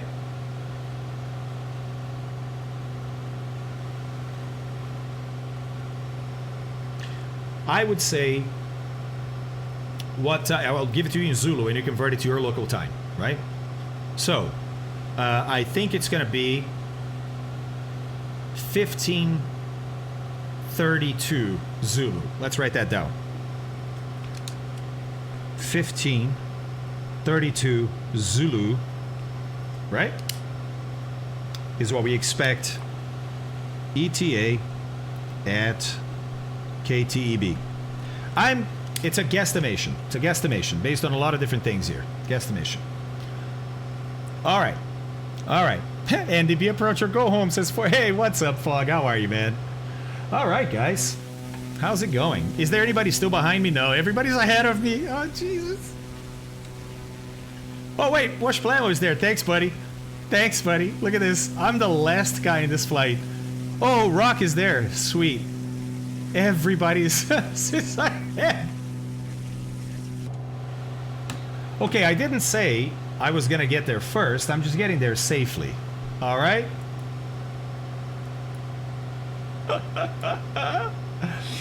Oh my God, guys, have a look at this.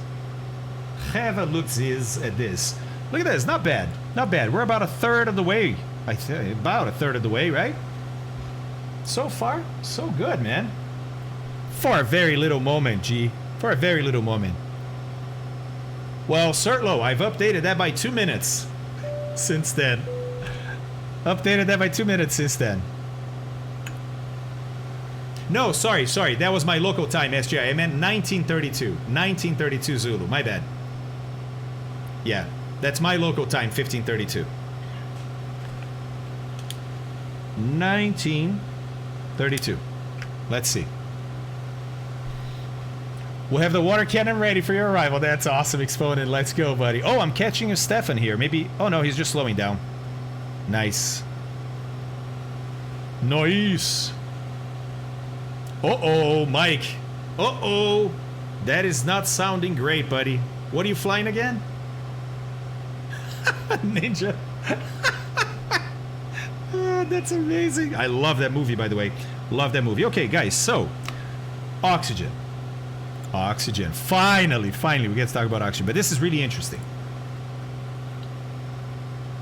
So, you may or may not know this. Hold on a second. Hold on. I'll be right back.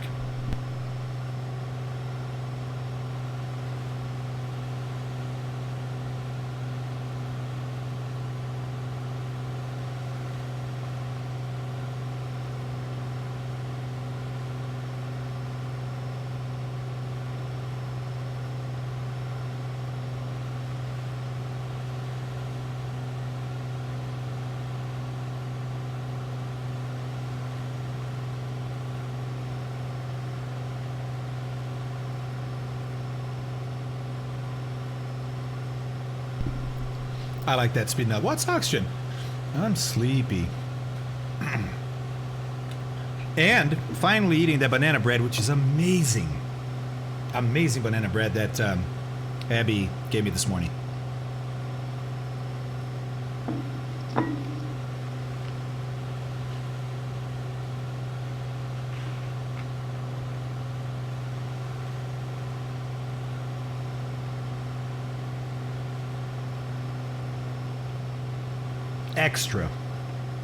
Extra moist.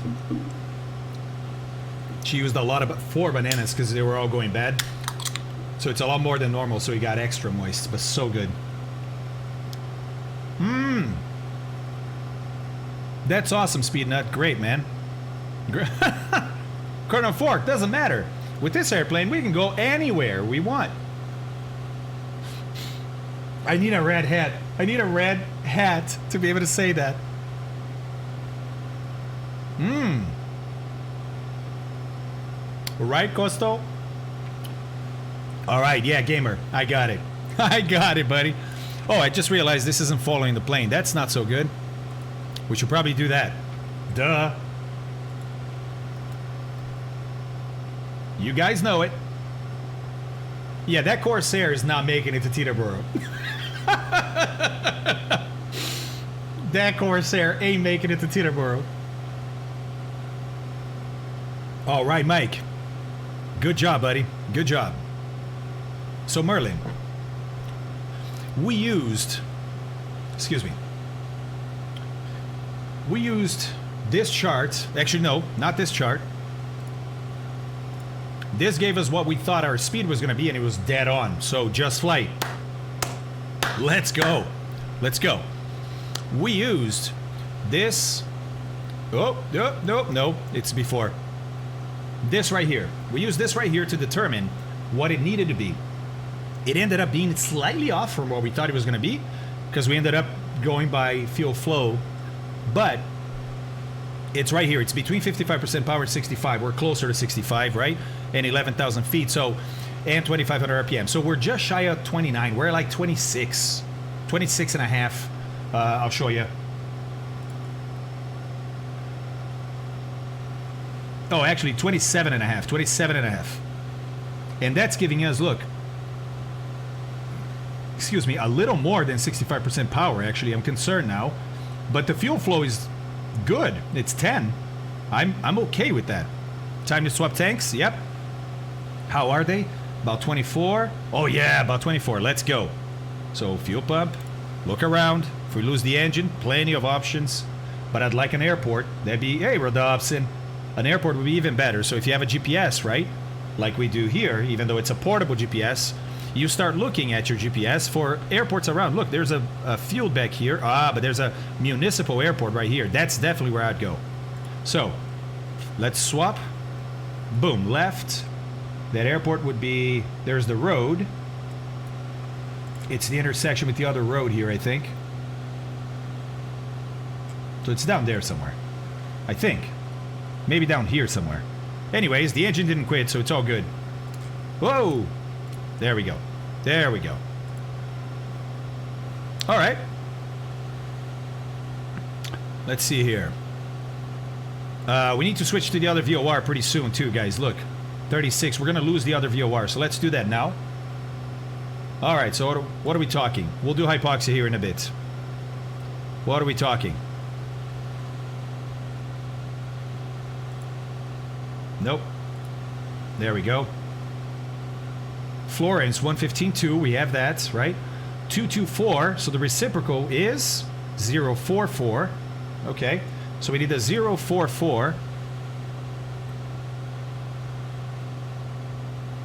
Oh, and we're dead on it. Perfect. I'm going to make the switch right now. Watch. Boom. Slightly to the left, but not much. And that's it.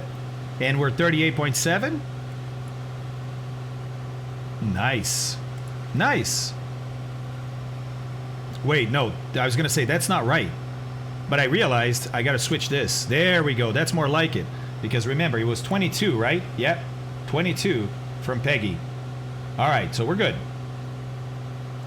We are good, gentlemen. Yeah, Dragon, it's up to you, right? It's up to you and what you want the engine to do. Or meaning to do, like what kind of wear you have on the engine, right? Some people want lower RPM because it's actually quieter, right? But then with lower RPM, you have to run higher manifold pressure. Remember that chart? Look, you can lower the RPM, but then it's higher manifold pressure. And higher manifold pressure with lower RPM means more stress on the engine. So, I rather put up with the higher RPM, right? But have less stress on the engine. Yes, SJ, 044, I think. Yep, 044. Hey, Odin is here. What's up, man? For some reason, I had an update to the the Florence frequency. Yeah, Rodupson. I've done that 3 times already. 3 times in one leg. Oh my God, Moose. Yeah, I don't know yet, buddy. I don't know yet. Guys, it's finally time to talk hypoxia. All right. This is an FAA document, and it doesn't say oxygen, it says hypoxia. That's right.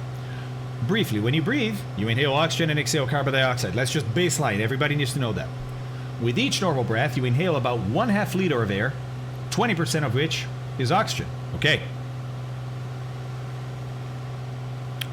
Weird that it didn't work, Sir Lowe. It should have worked. I did it before and it worked. It may have already been asked, but if there's a specific plugin for MSFS, yeah, there is. And that's the command, SV overlay. Is it SV overlay? Hold on. Hold on. Yeah, it is. Weird. We heard. Hold on. Hold on. Not sure why that's not working, guys. Bot's asleep. That's the link right there. Hey, Rizgar, what's up, man? Thank you. Appreciate the follow. All right.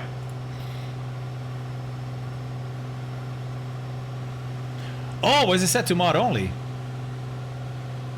Thanks. That's what it is. Okay. It's, yeah, it was set to, I think it was set to mod only. Ford, can you work on that, Ford, please? Thank you.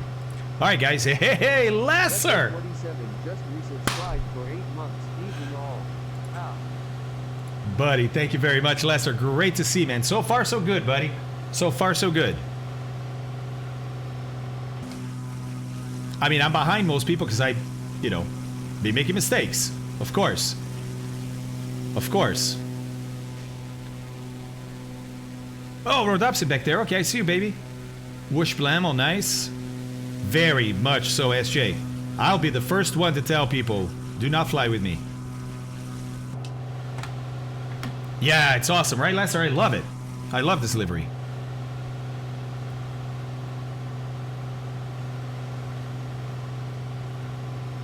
They do. They do. But it's a cheat. And so I have a Scotsman. Hello, by the way. I don't like using it because the real aircraft doesn't have it. I mean, some aeros do. You have to install aftermarket autopilots to be able to do it. This is a, you know, look, I'm a ferry pilot, right?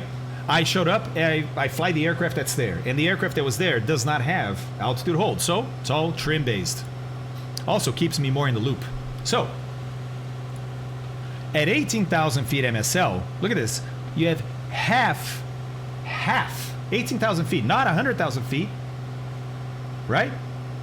By the way, we consider space 328,000 feet, 100 kilometers. Very, very high before you say, oh, I'm in space, no air, can't breathe. Well, yeah, 18,000 feet and it's already half of what it is at sea level. Look at how quickly it drops. Hence only half the oxygen. Oxygen starvation first. This is really important, guys. I don't need oxygen starvation for my brain to work this way. My brain's just at this mode all the time. But for normal people, oxygen starvation first affects the brain.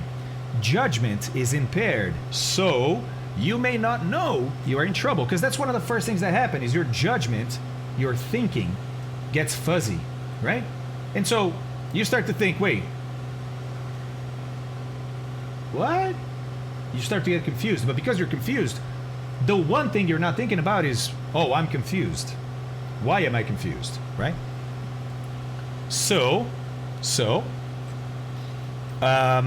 Oh, by the way, John, thanks for saying that. Hold on. I do have a message from DreamFlight that I wanted to share with you guys. Check it out. So DreamFlight is super nice, and they, yeah, they give me all the stuff so I can review, right? And I'm also in good communications with them. So here's what's, well, here's what happened. I don't know that everybody knows this, so I think people deserve to know that this is why some of the stuff is not in marketplace. All right, so here's what Scott from DreamFlight told me. He said, hey, one thing I wanted to mention, due to us still being continually asked about it, is the lack of the arrow on the Microsoft Marketplace. Why is that, right? We'd always planned to sell from the DreamFlight site to begin with anyway, and then push the product out to third parties, including the marketplace, after initial release, once any initial bugs and issues are ironed out. That's their approach. However, and this is the interesting thing, it was a technicality because they were trying to help you. With this release, due to the discount offering on the turbo version, so if you had the normally aspirated arrow, right, the original one that we've been flying and love, and then the turbo came out, you had a discount, a deep discount on the turbo. Okay, so that discount could not be worked in Marketplace. Microsoft couldn't support that discount. Microsoft said, we don't have a mechanism in Marketplace that can check for another aircraft and give you an automatic discount for a new aircraft, right? So DreamFlight said, well, we can do that on our website. So we're going to do that on our website, right? And so they say, Microsoft can't replicate that as we do on our sites, so we were unable to supply it until we had the turbo version and the bundle pack, which offers those who want both at a discount, so you can buy both at once. Ready. That's now the case. So get this. This was 3 days ago, and he said, so within a week or so of the release of the turbo, which happened over the weekend, right? We'll send everything off to Microsoft for placement on the marketplace. There'll be the arrow, the turbo arrow, and the bundle. You're going to have 3 different products in there. I hope that makes sense. If not, I can explain further. But anyways, I think everybody deserves to know that's why you don't see this stuff in Marketplace just yet. All right. Understood. Hello. Hi, baby. Welcome back. Thank you. How are you? Great. How are you? Are you tired? I'm just hungry. Yeah? Okay. All right. Flight's going well. Everybody's having fun. We're still alive. Barely, but are. So it's good. We take the kids to Port 1. What's that? We take the kids to Port 1. To where? We take the kids to the pool at 1. Oh, pool at 1. That's the part I didn't understand. Nice. Have you seen the little? No.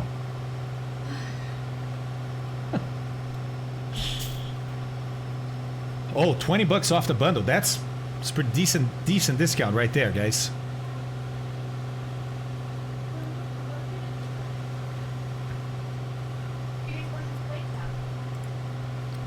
All right. All right. Oxygen. Man, all this time, wanted to talk oxygen. We can't. All right, so, yeah, you start to get fuzzy, and then, man, it's downhill from there. Now, everybody has a different set of, not side effects. I suppose they're side effects. You call them side effects. Caused by hypoxia. Well, hold on. Plane just turned. What happened? Oh, we're over the VOR. Yeah, we're over the VOR. She's hunting. This is normal. We went over the VOR. But on the other side, we're flying the same. It's a 043. I think I have the 044 turned. Yeah, 043. There we go. There we go. So, pretty good. Look. As we flew over the VOR, right? It's pretty much the same bearing on the other side. So there's very little turning that she did. All right. Good. Good. So. Thanks, citizen. Yep. I caught her rocking there. Dramatic cutscenes, exaggerated problems, and ads. Right, as Hypoxia. When you stop to pick up more Native American art when the plane is overloaded. Aye. What a great video that was. All right.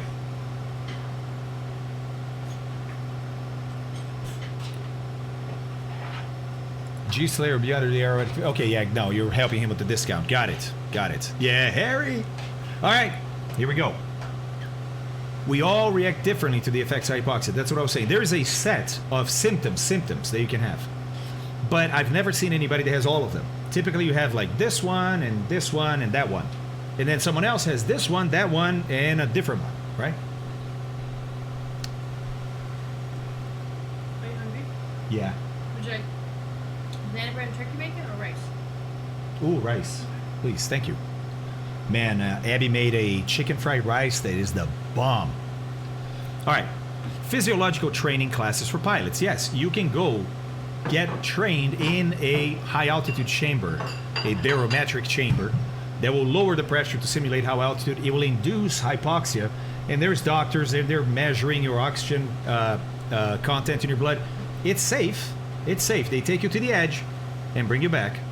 And it's so that you can find out for yourself what your symptoms are. There's no way to know your own symptoms until you go through hypoxia training. So I've done hypoxia training, so I know my symptoms, right? And see, it's what it says at the end here. You will learn to recognize your symptoms of hypoxia. It could mean the difference between life and death. It's no joke. It's no joke. All right. How's the altitude? 100 high. I'm going to leave it there. It's fine. It's fine. My hypoxia chamber training, running training. Sorry, Merlin. I know you said it before. I didn't read it. Thanks for highlighting it again. I was asked to find information at an airfield starting with B in the FIH, right? At 25,000 feet, I had forgotten the alphabet. Huh? And couldn't find the airfield in the book. Felt fine. Hypoxia is very dangerous. All right, SJ, sounds good. Merlin, thank you so much for sharing that. Guys, you know who Smarter Every Day is, right? On YouTube. Destin. Destin has a video where he goes into a chamber and gets super dumb because they take the oxygen away and then they give him math. Like, what's 23 plus 7? And he's like, yeah. It's incredible. Incredible. Scooby Snacks. Hey, nerd. What's up, man? Incredible stuff.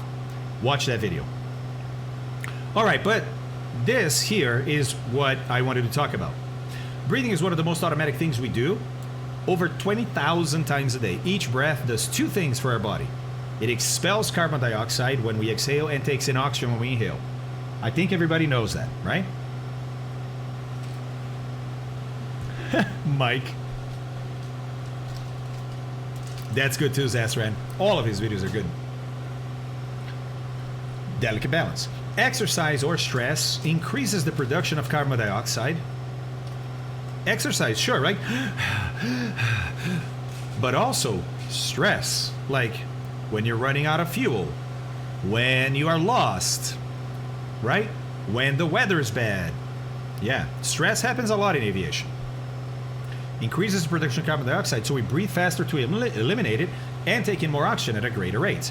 Because of the effects of gravity, the amount of air containing oxygen is greater at sea level, right? The atmosphere squeezes it down and there's more higher density air at the bottom than at the top. Okay? For example, the pressure at sea level is twice that found at 18,000 feet. Although the percentage of oxygen contained in air at 18,000 feet, or any altitude for that matter, is identical to that at sea level, a little over 20%. Technically, upper atmosphere changes. We don't have to worry about it.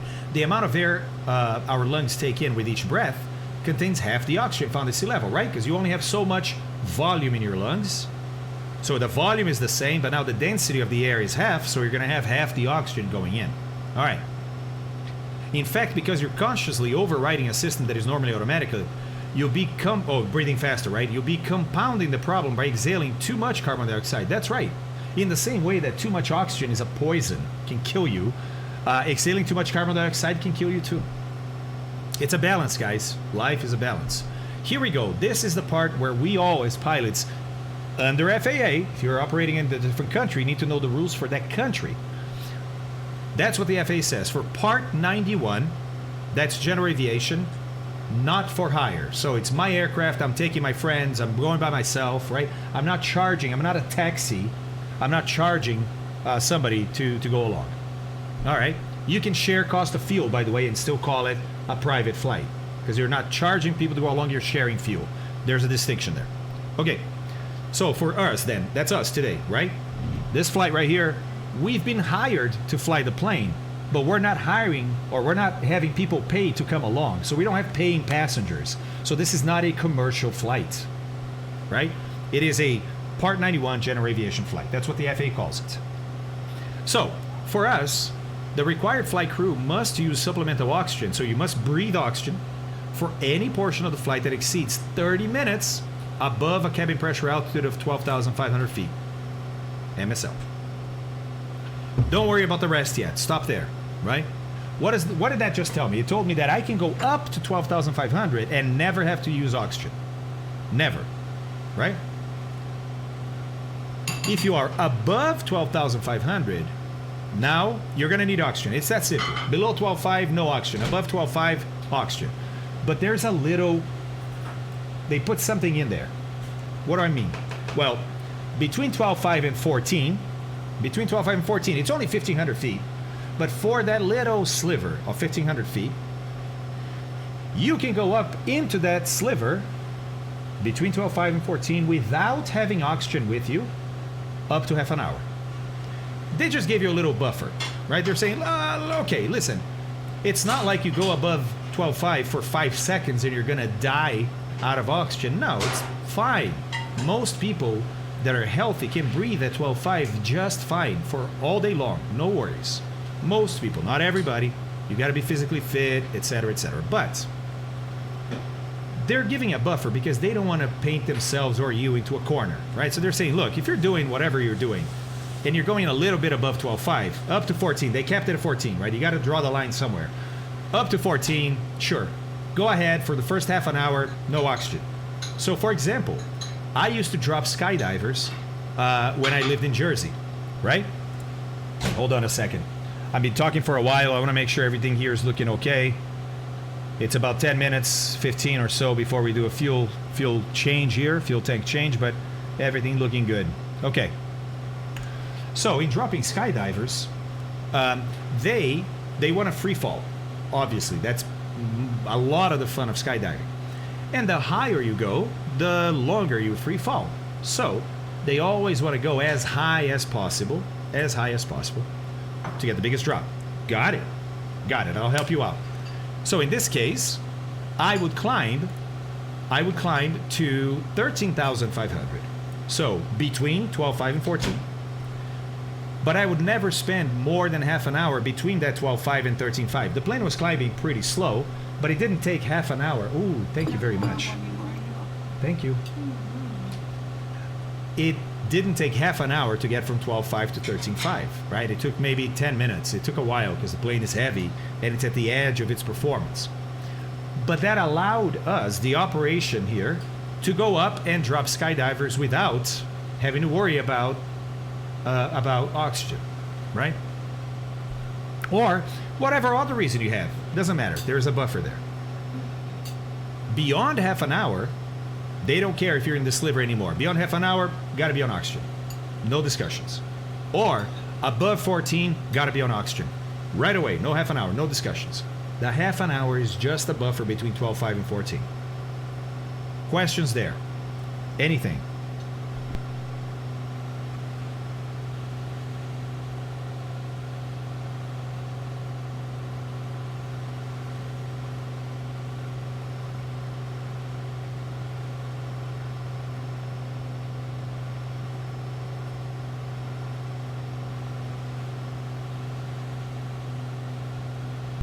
Sorry, Merlin.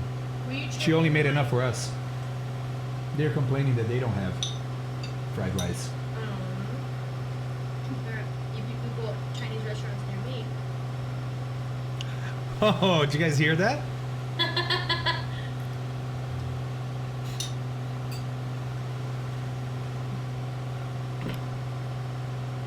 For the sky, the drop pilots, the descent is dangerous, sometimes painful as well. That's right, Julian, because they descend fast to make more money. Yep, we did. V&E all the way down if it's smooth. And if it's, I mean, we had a little buffer there because we're not completely crazy. And if it wasn't smooth, then it's top of the green, right? Not top of the yellow. Is this just casual chat time? Casual chat? Yeah, you want to say hi? Well, I can do my AMA if they want to, because I'm going to the club with kids. And Oh, guys. only if they want to. Yeah, I'm sure they don't. I'm just asking, maybe they want. Well, guys, so we have time, obviously. and we talked about doing this the other day. I have to swap pretty soon here. Abby's gonna take the kids to the pool in about a half an hour. So she, and ask me anything. How about Abby sits here, and you guys can ask her or me anything you like for the next 20 minutes or so. Anything you like that the kids could possibly hear the answer to. Wait, anything you like? But that the kids can possibly hear the answer. But that the kids can possibly hear the answer to. All right. All right. Well, are you done eating? Finish up? Yeah. 5. All right. Should be here in a couple minutes, guys.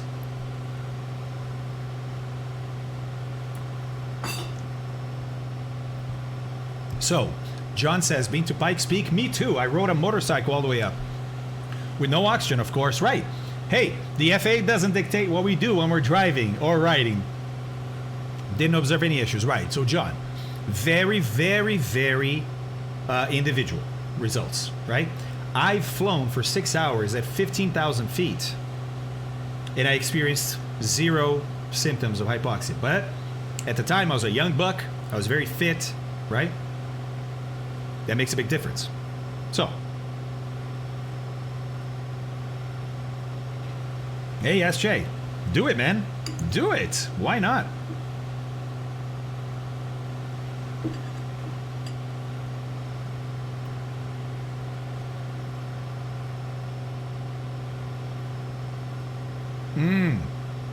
Okay, Zasran, you got it then?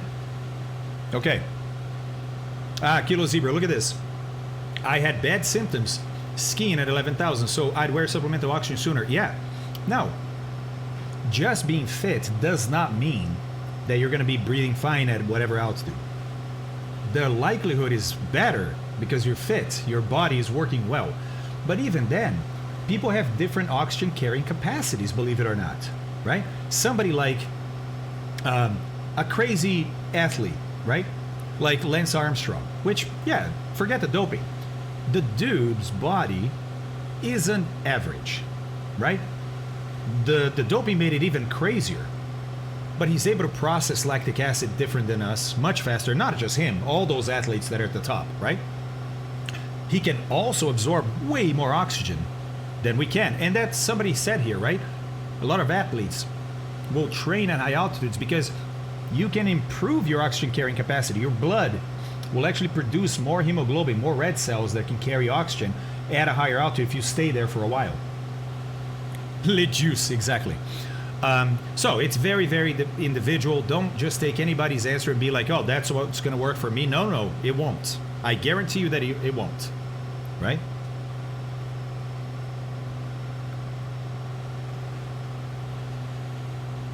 Oh, Mike. Yes, Mike. Oh my God, I thought we talked about the lock, but maybe it was someone else that asked about the lock. And I explained that, like, yeah, so that you don't cut the engine by mistake, etc. But, you know, gets in the way. Oh, man, we figured it out then. You also have the noise level concentration of plane. Yeah. So, Julian, thank you so much for saying that. That flight I went on was a 6-hour flight. Long flight in my dad's Long Easy at 15,000 feet, right? Came back. And my friends, it was during the day, so I came back like dinner time, and my friends, who are not pilots, wanted to go out that night, right? So I told them, I was like, I got back, and I'm like, guys, I'm wiped. Like, I can't do this. I can't go out tonight. And they were like, dude, what do you mean? Like, you just sat in a chair for 6 hours. How are you tired? And it's because of that, Julian. I said, the intensity, the concentration you have when you're flying, because, guys, here, I'm not concentrating, right? I'm talking to you. I'm moving a bunch of stuff around. When you're just flying, your brain is burning the entire time, non-stop, unless you're an irresponsible pilot and just kind of kick back and don't care. That's not at all how I and most pilots fly. Tim, thanks for the follow there, by the way. So, at the end of a flight, even a 2-hour flight, you can be exhausted. It's mentally exhausted, but it doesn't matter. It's exhausted nonetheless. I have not, Colonel Fork. I have not. All right, guys, let's have a little Abbie chat. What music do you want for the background? It can be copyrighted music, so Definitely it can only Dua be. Lipa. What is it? Dua Lipa. No. It can only Doja be Cat. these styles. No copyrighted music. No. You see here what I have? Young the Giant, 1975. making you annoyed on purpose. Synthwave, lo-fi, lo-fi for Hip- you probably. Hip hop. Hip hop. Yeah. Is it good? It's all right. Let's lo-fi then. But let me hear it. Let me hear it, please. Okay, you can sit here I and have. listen. Is this copyrighted? Can I use this? You can use that. You can definitely use that. I'd like to hear it. I did not get background music. That's dope. You what? I didn't know I'd get background music. That's dope. Yes, and you can hear it too. Guys, music volume. Is it okay? Lo-fi, Nerdbark. No lo-fi. You let them pick. What kind of music they want to hear? Oh, here. You sit and start talking to them and offer them those choices. We have choices when I'm in town. You don't have to keep this on, but then you can't hear the music. It's up to you. I want to be able to hear what they're hearing too. Yeah, I like this vibe. You liking this vibe? Is this hip hop or lo-fi? Lo-fi. This is lo-fi. Oh, I don't know This is actually. hip-hop. I think this is hip hop. It might be hip hop. Hey Yeah. y'all. Hip hop. You guys like this vibe? Because I like this vibe. Hello, Noiseboy Mike. Nerdbark. Some couple names here I haven't chatted and interacted with yet. Is it possible to meet Microsoft Sim? Do you like this ninja? Dust Ninja? Dust Ninja. The banana bread? Okay, so it actually, I wanted to use all 4 of the bananas that we had that were going bad. And so I made it hella moist. Like I said, it was way better once it cooled and kind of set. You can mute in your volume mixer. Remember, she just moved in. Scott's daughter. Oh, go ahead, Eileen. Hey, Eileen. Go ahead. Scooby-Doo's daughter. Scooby-Doo TV. Eileen's watching too? Yeah, let's see her question.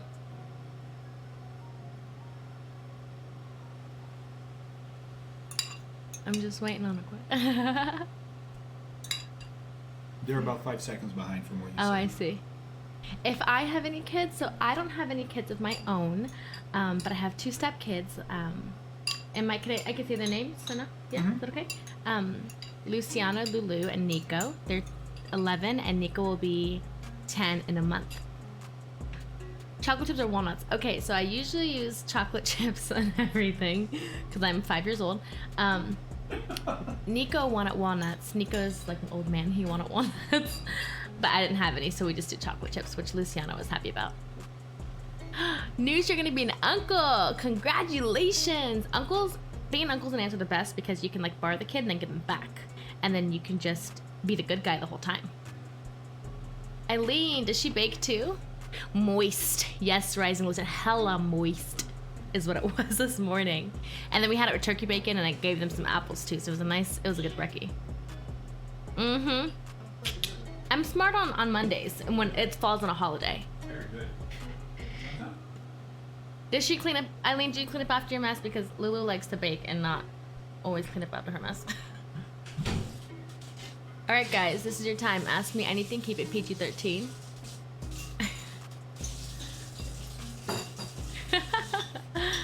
And run around my blah, and then back. Yes, exactly. Merlin the Frog, jack them up on sugar and then send them back. That's the way to do it. Hello, Hattrick Co. Are we filming this music? I don't know. What do you guys think? Does Fabio bake? He is an incredible cook, baker, everything. The first maybe, 3 to 6 months we were together, I did not cook or bake much at all. Because 1, I had just come from a marriage where I cooked 6 days a week and it was a chore and I was tired of it. But number 2, he was so good and I was so intimidated by his skills that I was like, I'm not cooking anything right now for you. And then he was sick once, so I made him homemade chicken noodle soup, and he tried coming in the kitchen like 10 times, and I'd yell at him. Best noodle soup ever. Stop coming in the kitchen. Do not come in the kitchen. I don't want you to see what I'm doing. I don't want you to judge what I'm doing. He's also a good dishwasher. He's the best dishwasher, yeah. Hold on, I'm gonna move my hair, guys. It's making my ears hot. Hold on. Please hold. Okay. Uh-oh.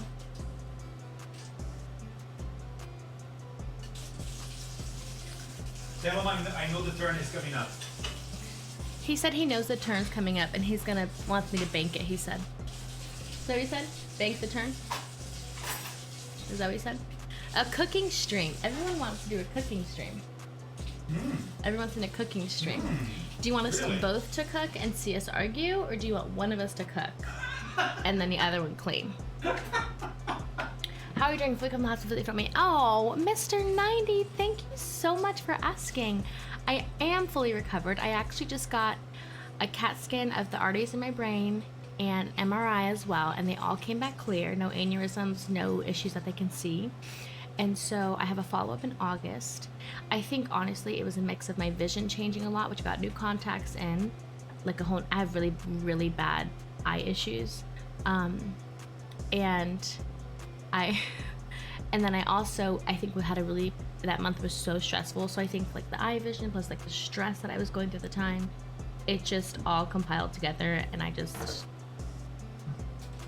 sorry for laughing bird. Can I curse on your stream a little bit? Lost my shit. That's what happened.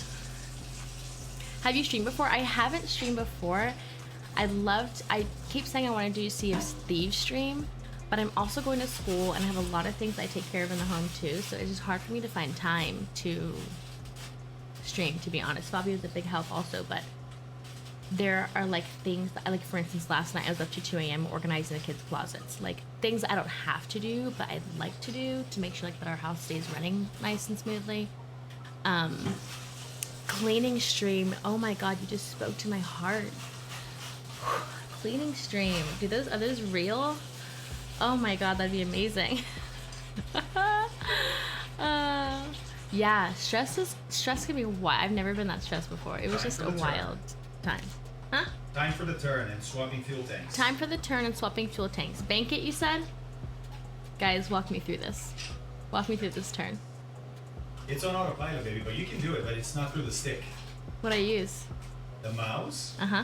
You gotta find the instrument that has the heading knob. So you see all those round instruments in front of you. Hold on, he's walking me through this. No, I don't see anything. Click on the sim. Okay, hold on, guys. I'm doing a turn. You see the instrument that's blue on And the top? heading's right here on the top right? No. See Okay. the instrument that's blue and black? The round, the top is blue, the bottom is black. This right in the middle. Move your mouse to the left. One more. There. That is Down not one. blue and black. Where do you see blue and black on that? Baby, down one. There. That's not blue and black either. No, I know. The one on top is blue and black. That's not blue and black either. Baby, the top is blue, the bottom is black. I'm telling you guys, I'm blind. Hold on. You could stream when Fabio is doing his OF content. Red switches need to be flipped down. Got it, Miss Nucky. Got it right now. Red switches down. Click on this Just chart push real all quick. the buttons. Okay, I'm about to fly. Let's see. It's gray, maybe. Zoom in here with this middle mouse wheel. Mouse wheel. What does it say? 009. Okay, go back there. Hold on, guys. I'm getting it. Use that guy and turn This it is to the heading use the mouse indicator? wheel. It's the heading indicator is this. This is the course. What do I do? Use the mouse wheel to turn it until that says 09. So it says what? 09. Should I just like really? So go down? Mm-hmm. Whoa, Easy, easy. whoa, whoa, whoa. Ah! Hold on, guys. Can I just do it really fast? What happens if I do like 0-0?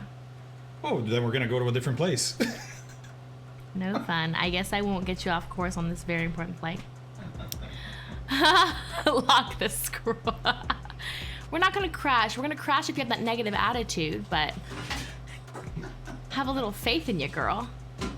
Come on. Yeah, I know, only for a month, no biggie. Should I crash this? I know, slip it, right? Should I slip it? That'd be a test for a relationship, right? If I like pulled a prank, but like it actually just throughout this entire flight, let's see if he'd be like, oh, it's fine, or if it'd be the end of us. I don't know, we'll see. Guys, Dua Lipa. Pro pilot. I mean, I swear, exactly. All right, any questions, y'all? Any question? I mean, now's your time. It was good on Friday. Y'all were hitting me with some good ones. I probably put everybody to sleep, Abby. Does the ninja nice taste in a women, he says. You're right. You're right. If he's a real pilot, he can fix it if I messed it up. This is actually a good test. Where are you going?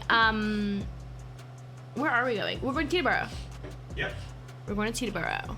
And then from there, he's going to, after next Monday, I think he's going to come to Teterboro to Europe, correct, baby? To somewhere in Canada. Somewhere in Canada. Which is basically like Europe, I guess. Just kidding. Can you please explain a localizer back course approach? So it's an approach that is a back course localizer approach. And that's that. You're welcome. We don't want to over-explain, you know? Keep it simple. Kiss it. Keep it simple, stupid, you know? So if you see only one person in front of you, you may be a little off track. There is only one person in front of me. Makes perfect sense. It's funny. Yeah, exactly. Yeah, mansplain it. Yeah.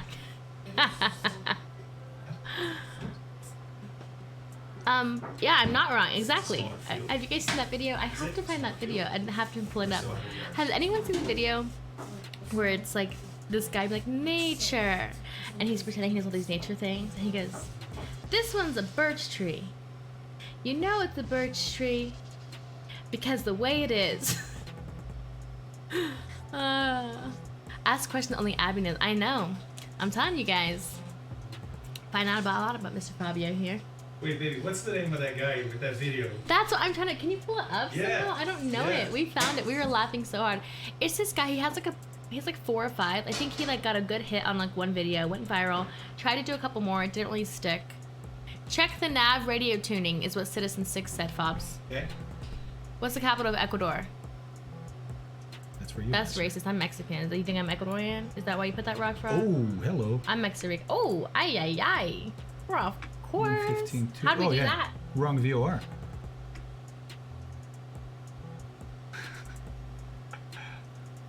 Oops. Capital Ecuador. If I have my. Oh, I'll tell you capital of Ecuador right now. Hold up. I'll tell you right now, rock frog.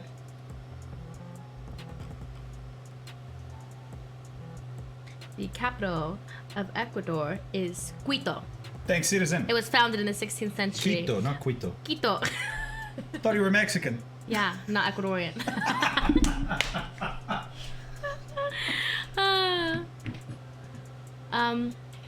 Be true. Do you think Fabio should spend more time with you than the sim? Honestly, no. In the beginning, the sim was a sore subject for a couple of months. For a couple of months, it was a rough one. Right, honey? Yes. The sim in the beginning. He didn't have a schedule yet. He didn't like have things aligned and time frames, and I'm a very scheduled person. I'm also a very, not gonna lie, needy person, but I make that very apparent before I date anyone. Like, I need attention, I need affection, I need time. And so in the beginning, it was a struggle. Now though, it's amazing. We both had to adapt. Yeah, we both had to adapt. So now though, it's good. Now it's a great schedule, it's great timing, it's fantastic. It can be addicted. Do you guys want to hear a joke? It's a PG-13 joke. Okay, ready? But you have to say it out loud, like to yourself, okay? So say the word addicted. Well, Nico's in the next story. I'll save this joke for later, because Nico is an earshot, so I can't say this joke. I'll save it for later. If you know this one, don't ruin it. I told this to ladies at work who were in their like 50s and 60s. And one was in her like 70s, and I told them that joke at work. It was so good. I went around to all their desks. It was like, okay, listen. Follow me. It's really great that y'all figured it out and Fabio is allowed to stream. It's not even like allowed. I know you put the funny face, but I'm not even allowed to stream. That's the thing. Like, we're in a relationship where we don't need to like ask permission to do things. We're courteous of each other and considerate. But it's never like, oh, you can stream from this time to this and then you're done. No, like, we talk about it. But I'm gonna save that joke for next time when little man's not around.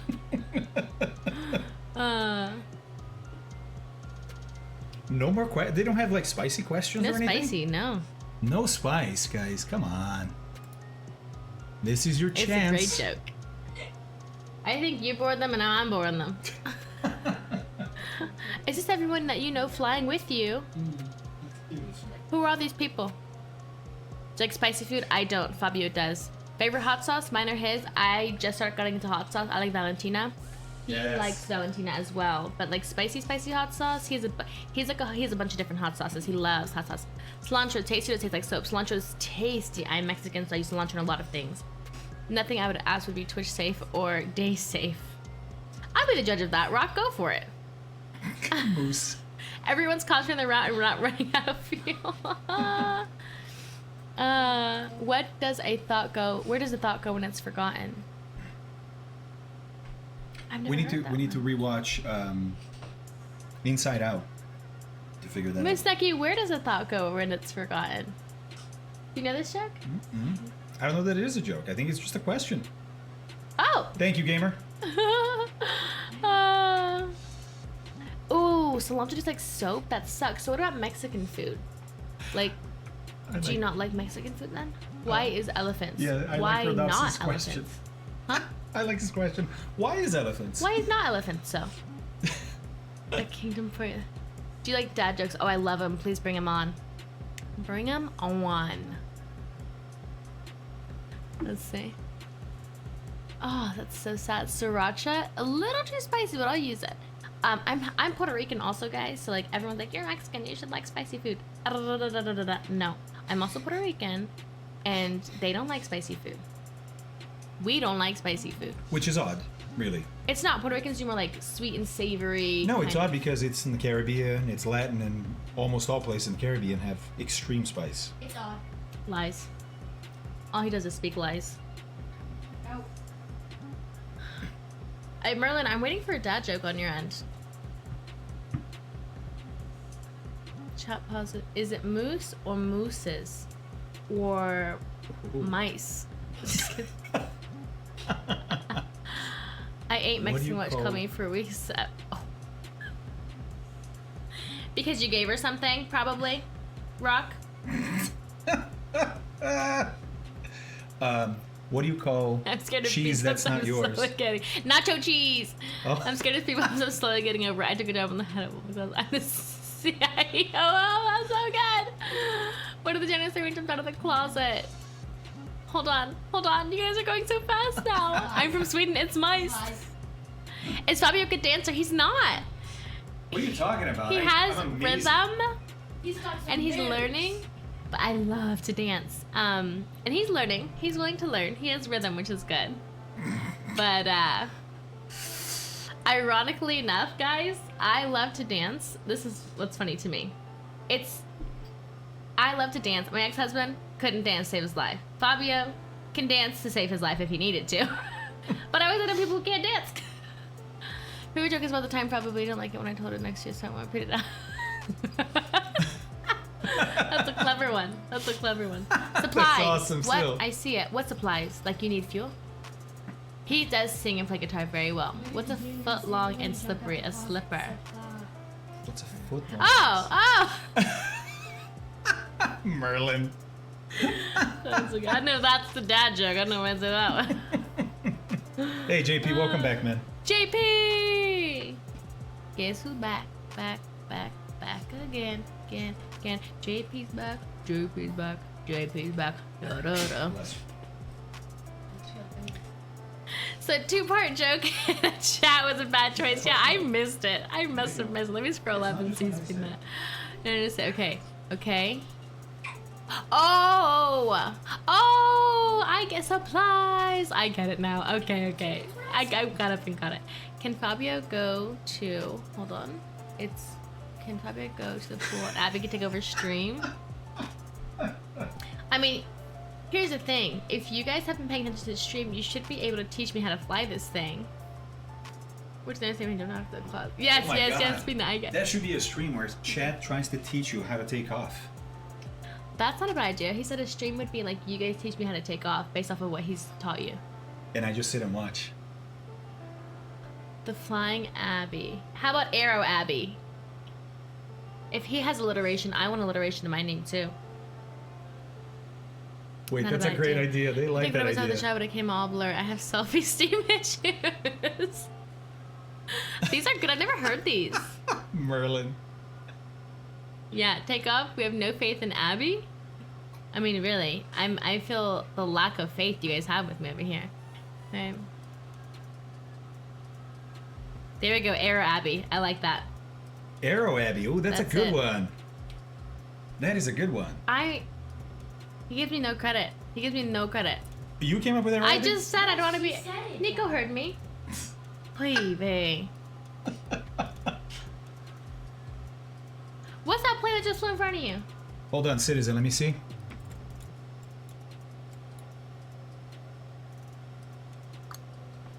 So it's right here at Lenho. Who's a hoe? Yeah, right there. We switched to Raleigh Durham. Oh, Durham? Raleigh Durham? Yeah. Like North Carolina? Yeah. My dad has a restaurant in Durham. Really? Mm-hmm. Let's see. That's what I'm asking SJ Fly. Who is? Raise your hand. Yeah. Just kidding. Ooh, that tennis one is good, but you have to understand to play tennis. I only know that joke because I played a lot of Mario Tennis. That's awesome, on the 64. Marilyn. And so Mario Tennis, I learned ace, love, I learned that, but I wouldn't know if I didn't play. Citizen, and Carrie. is that North Carolina? Lan is.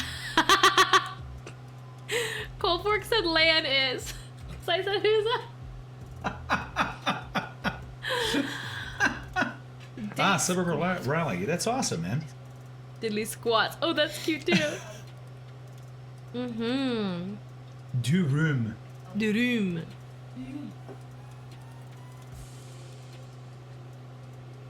How to message for a reason, I'm confused. Calling me out. How do you say that? Muraz? Murwaz. That's PG for me, I think, right? Actually, it is PG because in The Cat in the Hat, the movie with Mike Myers, anyone remember that movie? It's PG. And there's a part when he's like, he takes a garden hoe and he's like, you dirty hoe. And he goes, I'm just kidding, baby, I love you. So that's PG. Noise Boy Mike, do you need to go get some fuel? How's that working out? You okay? Can this sim do what they do with the fighter jets, like fuel next to each other? Oh, air-to-air refueling? Yeah. No, we can't do Leave it sauce. I'm just saying. What's everyone doing today for the weekend? Who has off? Who has it off today? Here in Also, Dallas. happy Memorial Day. A time to remember all of those who have fought for our freedom and have lost their lives for it. So take a minute for that, please. It's in America, at least. Everyone talks about barbecues and pool and everything, but let's remember what the day is about too, you know? Small arms, Julia, you're killing it. You are killing it today. Burgers. What do you put in your burgers? Fabio yesterday made some bomb burgers, and all he did is salt and pepper, and they were painting race cars and neglecting to eat. I'm all for the painting race cars, not for the neglecting to eat, because that means you're gonna get hangry, not gonna focus. Get some grub in your tummy. Got a new follow. Painting race cars. Oh my god, this is where it is here? Viet Cong Chad. Viet Cong Chad, thanks for your follow, man. Also, Aviski, 23 minutes ago, thanks for your follow, Avski. And then I follow. this, so I know. Amazing. The ones I already thanked. I think I have to cook chicken to cook for dinner. Do the kids want to be pilots? People don't want to start me. No, they don't. Nico wants to be a professional football player. And Lulu is not sure what she wants to do yet, but she's very good with science. So right now she's into like etymology and bugs and things. But she hasn't really established what she wants to be yet. No. Ooh, smash burgers. Yeah, Kilo Zebra. My favorite type of burger. What is a smash burger? The one you literally smash? Yeah, you literally smash it very thin, and then it gets really crunchy. I gotta write these down. These are so good. At work, you can imagine I get a lot of pilot jokes. I haven't heard any of these. These are great. Yeah. Yeah. I'm not into Kilo. this music anymore. All right. Want something different? Please. Go here. You can try any of these. Let's do synthwave. Let's do rock. Sure rock? Yeah. Let me do this. Yeah, no, let's do lo-fi. Please. Let's see.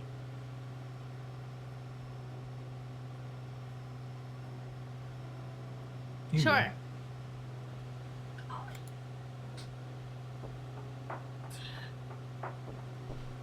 You're rotten rock. I should have known that one was gonna come. Oh, Tensor's here. Tensor's Bug ducks. and filler. And weave. Put my foot. Merlin, you're killing it. Metal. Ooh. I don't think he has metal on here though. No, Let's see. not a metal guy. Yes, addicting joke for the addicting joke for next time. Yes. I have to remember that. It did set the kitchen on fire though. My boy. Out of curiosity, what controls do you use, Fabio? Do you have a flight stick? He does have a flight stick, and he uses. What else do you use, honey?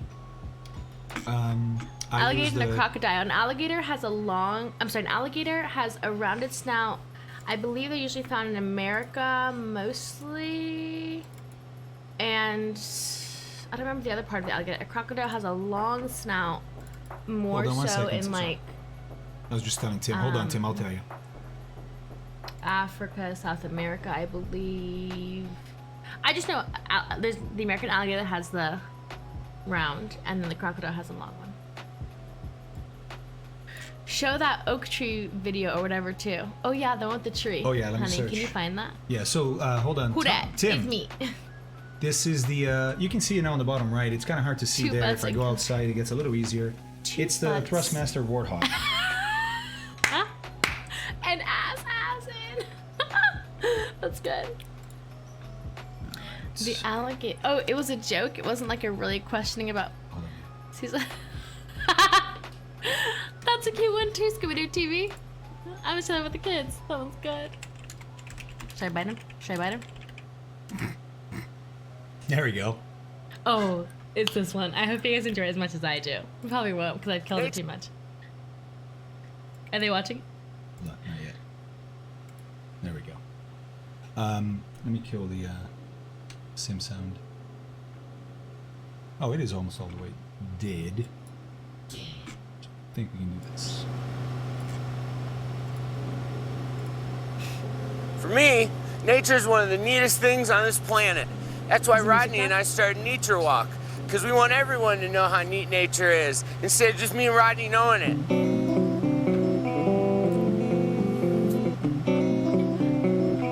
Lenny Pepperbottom. How neat is that? That's pretty neat. Without a doubt, coming out into nature is one of the neatest things there is to do. But you also have to be careful. That's why I always try to pack a gun. It's just a little bit, pack some heat. Now this isn't much of a big boy. I don't want to kill the animal, but I do want to warn it and say, hey, I think you're pretty neat, but I respect your distance. There's bears out here, there's mountain cougars, and biting goats. I think. How neat is that? That's pretty neat.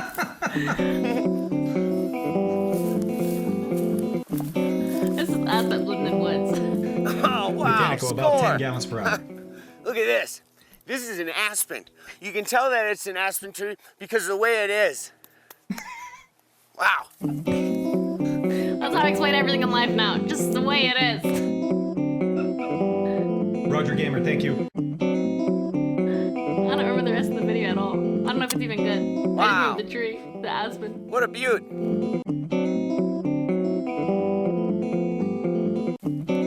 What is Kekekona?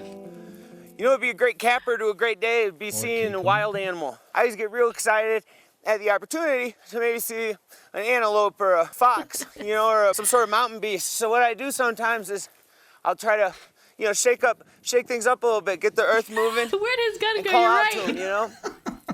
Here we go. Up, up, up. Hip. Hip, hip, hip. I don't know. I don't know Kekekona. Come on. Yeah, lady. Come on, girl. Nothing. Gee, dang it. I don't see any coming out right now, but I'm not giving up yet. I just wanted the tree part. Oh, okay. I mean, Gee, dang it. 2 p.m. Not too often do you get all this neatness in one location. That's called nature. All that neatness in one location. That's called nature. Did I just close out here, honey? Near it closing in.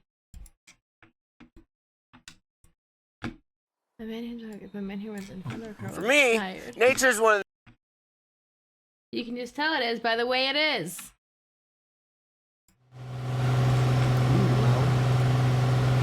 Doesn't guys. sound loud for me. But it does for them. Moose.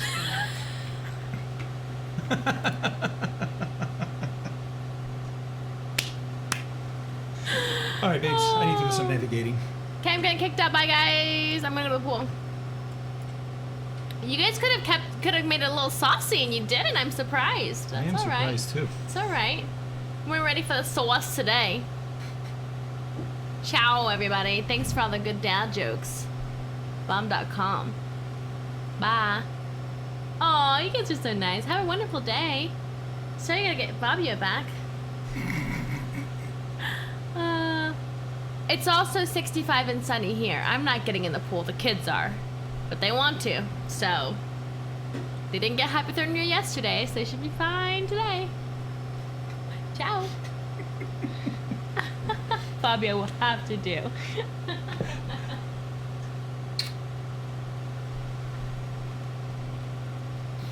All right, back to this. Sorry. I know, it's a big downgrade. I get it, guys. I get it. All right, so let's just quickly get back to our nav here. We're not receiving the previous VOR anymore. I didn't do the flip over because Abby was here. So she veered off a little bit because no more VOR signal, right? We're actually cutting the corner as is. So what I'm going to do is I'm going to go to heading mode and have her fly this heading until, right, the heading that we're at. I basically just went to the heading I'm at right now because, look, I'm just going to keep going straight until I intercept the 046 from Raleigh-Durham. So 1172 is the frequency and then 046 the radio. So let's put that in nav 1. 1172 should receive it right away. There it is. Let's set the 046. There we go. About there. Now, if I turn on nav right now, she's going to actually turn left to try and get to it a little quicker than I am. So I'm not going to turn nav on right now. I'm running the risk of forgetting to turn nav, staying in heading, blowing past, and then up here I'll be left of the airway. But I also don't want to turn in now. So my choice is I'm going to stay on heading and try to recall to go back to nav when we have that more centered here. Weather-wise, ooh, got some high clouds up ahead, but also some low ones. So it looks like we're going to be in between layers. Not too bad. Not too bad. Hey, guys, thanks, by the way, for speaking with Abby. That was great. We always get a kick out of doing that. I think you guys do, too. All right. Having lots of fun following along on the lower route chart. I usually just pick VORs in L&M along my intended route. Oh, Citizen, that's awesome, man. Oh, John, let's have a look. Something up ahead. You got Henderson, Oxford here, K, H, and Z. That's we're going to be flying past there in about 10. I am going to be flying past there in about 10 minutes. The guys are already flying past it, I think. So I'll be passing that in about 10. Otherwise, you can go to KAVC, and that's going to take about 20 minutes to get there.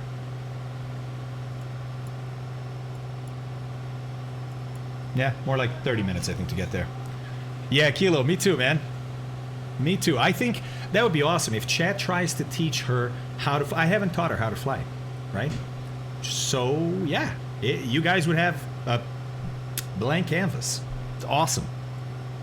It's every instructor's wish is to have a black canvas or blank canvas. Oh, that isn't too bad. You're right, Rodopson. That isn't too bad. So, where did we leave this off? Well, we were going to look at some more performance charts. I remember that. We were finishing up oxygen, though, right? So we determined we determined that between 12.5 and 14, I could be there for half an hour, no oxygen. After half an hour, oxygen. Or above 14, oxygen. Okay. Notice they don't say altitude, they say cabin pressure. Right, this is because pressurized aircraft, well, they're pressurized. The cabin altitude is not going to be 14,000 feet, right? If you fly in an airliner, even though the airliner may be at 41,000 feet, the cabin is usually 6,000 feet, 8,000 feet, somewhere in there, below 10,000 for sure. So, because the cabin pressure is below 12.5, nobody needs oxygen, right? Now, when we go into commuters, part 135, it's a bit different. It's a bit different. This in part 121. So part 121, airlines. Part 135, charter. Like you rent an aircraft, right? With a pilot and they fly you somewhere. All right. So it says for those guys, an unpressurized aircraft, the required minimum flight crew must use supplemental oxygen for that part of the flight that exceeds 30 minutes. Yeah, like before. Oh, but it's 10 to 12 now. Ha, that buffer they had from 12.5 to 14 came down. Now it's 10 to 12. Above 12, you need each member of the flight deck must use supplemental oxygen. So not just one of you, everybody has to be in oxygen anytime you're above 12. Anytime the cabin pressure is above 12, right? For best protection, you're encouraged to use supplemental oxygen above 10. And by the way, there's also a rule, which I don't think they're going to mention here. No, they're not. But there's more details to this. So for example, for an airline above whatever it is, 35,000 feet or so, if one of the pilots, I mean, they're not on oxygen because it's a pressurized cabin, right? But if one of the pilots leaves the cockpit, go to the bathroom, go get a bag, whatever, the other pilot has to don oxygen. Why? Because now we're down to one person in that cockpit, and if we have an emergency decompression, we want to make damn sure that person is not going to pass out. That's the one person that might be able to save everybody, right? So if you're down to just one person in the cockpit, boom, oxygen. Above, I think, like I said, 35. Makes sense, right? I haven't asked Eileen if she'd like to learn flight simming. Yeah, but she's never been in an airplane. Would be nice to find a licensed pilot to take her on a flight sometime. So, Scob, look around your local airports for something called a discovery flight. And usually they're very cheap. I say relatively speaking. For example, to rent a Cessna 172, it's going to cost you anywhere between $150 to $200 an hour. And usually it's going to include fuel, but even then, it's quite a bit of money, right? To rent an aircraft for 1 hour. But discovery flights, because they have the potential to generate business for their flight school, a discovery flight is exactly for somebody like Eileen. I've never flown before. I'm not even sure I'm interested. Maybe I'm afraid. Maybe I love it. I don't know. But I want to go up. I want to go up flying and see what I feel. That's called a discovery flight. And they're usually $49 or something like that. So, maybe something to think about, to consider.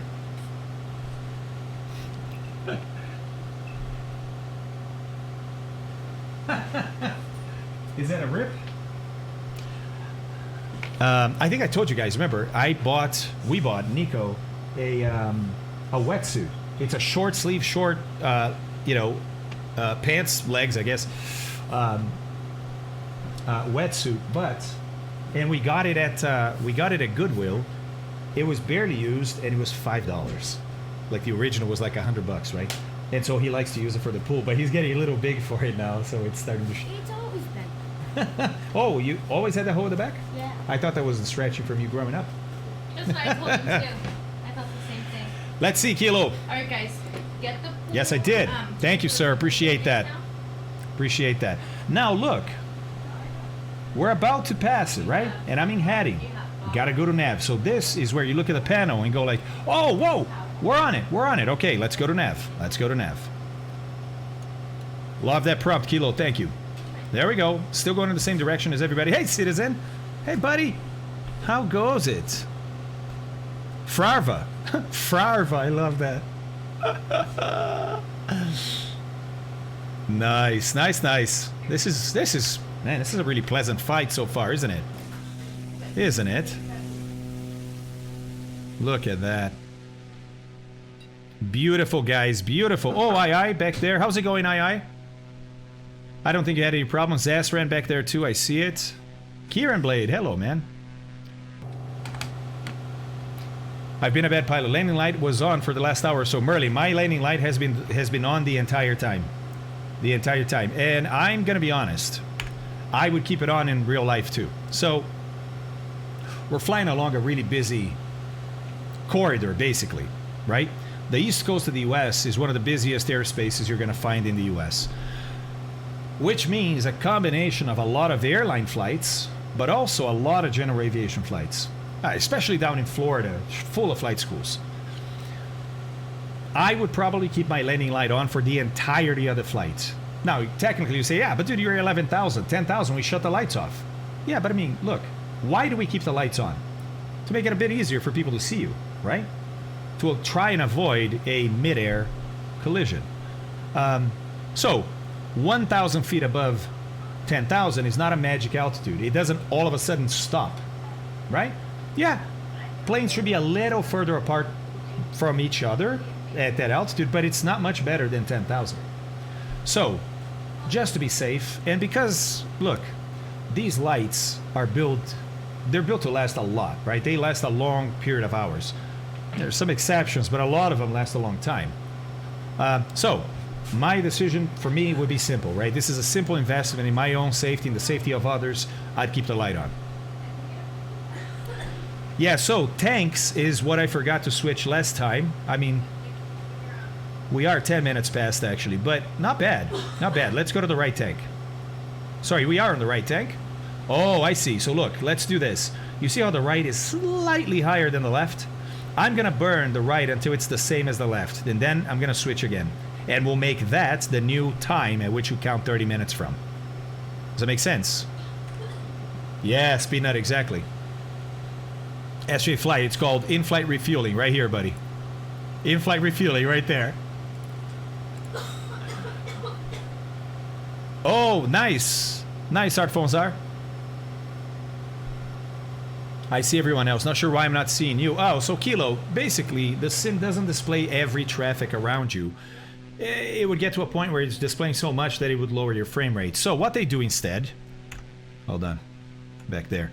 What they do instead is there's an algorithm, and it will pick out of everybody that's around you which ones it wants to display. I'm not exactly sure what the algorithm looks for. I don't know if it's proximity, length of being connected. I don't know.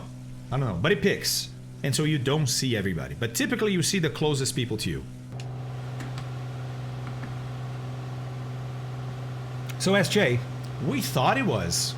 But we've done some testing, and in our testing, we only got like the closest 23. But that was a couple of updates ago, so maybe they did that for performance and now it's better. I don't know. I don't know. There's an airport near where I live, says Scott, Lorain County Airport, that offers discovery flights. So I'm going to check it out. Asked Eileen if it was something she was interested in. It was a yes! Fantastic, Scott. Hey, if you do find out in the next whatever minutes here, I'm just curious to see how much they charge. I think it's about 50 bucks. Hopefully.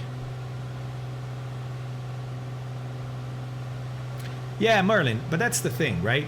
To me, like flying, getting your license, yes, it is expensive, but it is something that the vast majority of, for example, people in the United States, I can't say this for every country, obviously, but the vast majority of people in the United States can afford a private pilot's license. Not overnight, right? It's not something that you're going to do overnight anyways. You need flight experience, right? And look, it does vary. Some people need a lot more time and a lot more flying hours than others. But if you know, most people will spread a private pilot over a year or two. And so if you have a little bit of disposable income, it doesn't take that much, right? Say you're going to fly an hour a month. Say you're going to fly an hour a month. So that's going to cost you about 200 bucks to fly an hour a month. You can get about 25 hours in 2 years, right? Which is, I think, nowadays is about the minimum that you can get a private. You guys correct me if I'm wrong. These things have changed over the years. It's been too long for me. But, so 200 a month, I mean, it's nothing to scoff at, but a lot of people can afford 200 bucks a month if that's a dream that they want to pursue, right? So, Marley, not to, I know you were just making a small comment, but I wanted to address that because I think we have people in the channel that want to become pilots and perhaps think, I can't afford that. And depending on where you're at on Earth, that may be true. In some countries, it's a lot more expensive to fly than in other ones.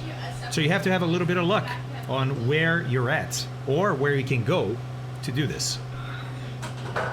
New spawns, it was about an hour ago, but then somebody gave me an update. I forgot if it was Gamer Taurus or not, and I checked, and it was like 2 away from mine, so it's not gonna make much of a difference. It was while Abbie was talking, so I didn't even bother.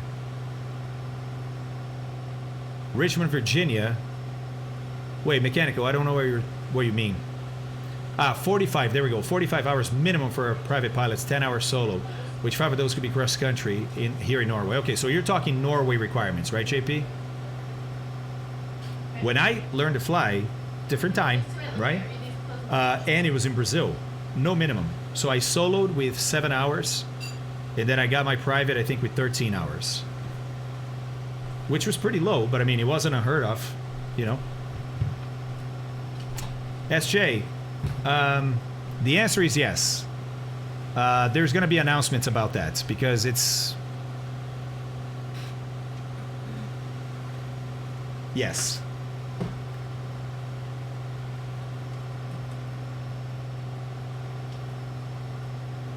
Got it, mechanical. So wait, mechanical, what are you flying? And you're saying you're not going to make Teterboro? Is that what's happening? Here in Norway, for example, you have to pay for every landing you do. Right, exactly. In a lot of Europe, Serlo, in a lot of Europe. In Brazil, same thing. You got to pay every operation out of the airport. By the way, you do here in the United States too. You don't pay through the airport. You pay through gas. So there's a gas tax in aviation gas in the United States that covers the operating costs of the airports, right? So typically, an airport is going to have gas to sell, right? Well, in that cost of the gas is already included the operational fee for the airport, which makes sense, right? If you're flying in and out and don't get gas, hey, you got it for free, but that means that you're going to have to pay someone else. So in the end, it works out.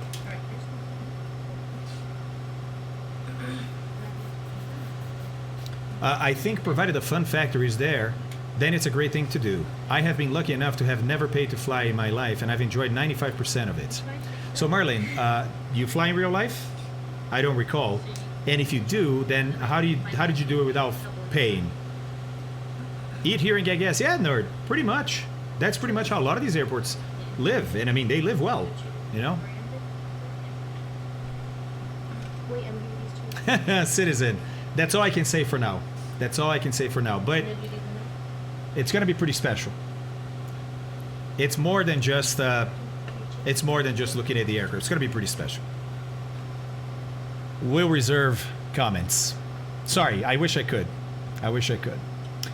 Okay, let's check on navigation here. So we are navigating a Nav 1. Yep. And that's 1172, which was the last VOR that we flew by, Raleigh Durham, right? So we're now over Virginia already, guys. Woo, Teterboro, here we come. We're on airway, and look, pretty soon, actually, pretty soon, as in now? Yeah, we're gonna switch at Bexco. That's what this little symbol here is telling us. So at Bexco, let's switch. I was trying to find something here. Okay, nah, didn't find it. All right. Let's switch at Bexco to the next VOR. Next VOR is Lawrenceville, 112.9. We're going to put that in Nav2. I'm going to keep on going. VOR, VOR2, 1, VOR2, VOR 1, VOR2, back and forth. Got to get used to doing that better than I did earlier on. 1129. 1129. Boom. Hey, we're receiving. And, let's see. Oh, interesting. I've never seen this on a chart. Look at this. Holy moly, guys, living and learning. Look at this. It is the 225 radio from, right? Look at this. No. It says, yeah, it says not to use the 225. But it says use the 046. Interesting, right? It's the reciprocal +1. A bit odd. But I mean, we'd be using that anyways to fly to because it's a course 2. But I guess if you're flying from, they're saying do not use that radio. That's remarkable. Remarkable. And look, and it's the opposite on the other side. I've never seen this. I've never seen this. So when we do fly past, look, we're not going to be able to do 042. We're going to have to use a 2 indication and have reverse sensing, I believe. Oh, this is amazing to discuss VORs. All right, so let's go. 046. 046. Oh, there. Okay. And we're going to make the switch when it's 47 miles from our early Durham VOR. Very cool. Wow. Wow, wow, wow. John, next VOR, by the way, you don't have to apologize, buddy, is Lawrenceville, 1129. And we're going to fly the 046 course 2. I am not sure, Speed Nuts. I'm not sure. I don't think it could be terrain, because if you're receiving the ones that are on the other side of the VOR. Oh, but you know what? No, it could be terrain. If you had terrain on both sides, you would have reflection of the signal going the other way. But that would block both. I don't know. Jay Weasel, what's up, man? I didn't miss the whole stream. Oh, man, had a little too much to drink last night. Slept way in. Hey, Jay. It's Memorial Day, buddy. Memorial Day. I'm glad you had a great time last night, and thanks for stopping by, buddy. Aki, thanks for the follow, man. I appreciate that. Same for TV Games Co. Let's go, guys. Let's go. Some sort of local interference at the VOR. Yeah, Hobana, we're going to have to look this up, because if it is an interference, and look, it doesn't happen west, it doesn't happen east, but it does happen south, southwest, and northeast at least, right? We don't know north if it happens. Think about it. If there was some terrain here, right, that's stopping this signal, okay, I get that, but then how can you get the signal that's on the other side? That signal would be interrupted also, you would think. Because a VOR physically is so small, the antenna itself, right? I mean, we're talking whatever, 30 feet across or something like that, but it's still relatively small compared to the distance to terrain or something like that. Yeah, Kilo, let's do it. Let us do it. I mean, doesn't look like anything crazy, does it? Does not. It does not. Hold on. Hold on. Let's do one of these.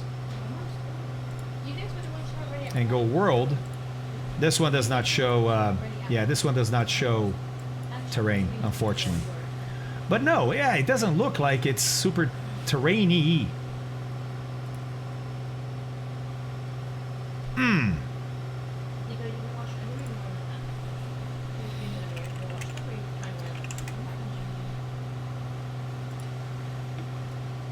My town. Oh, whoa, whoa.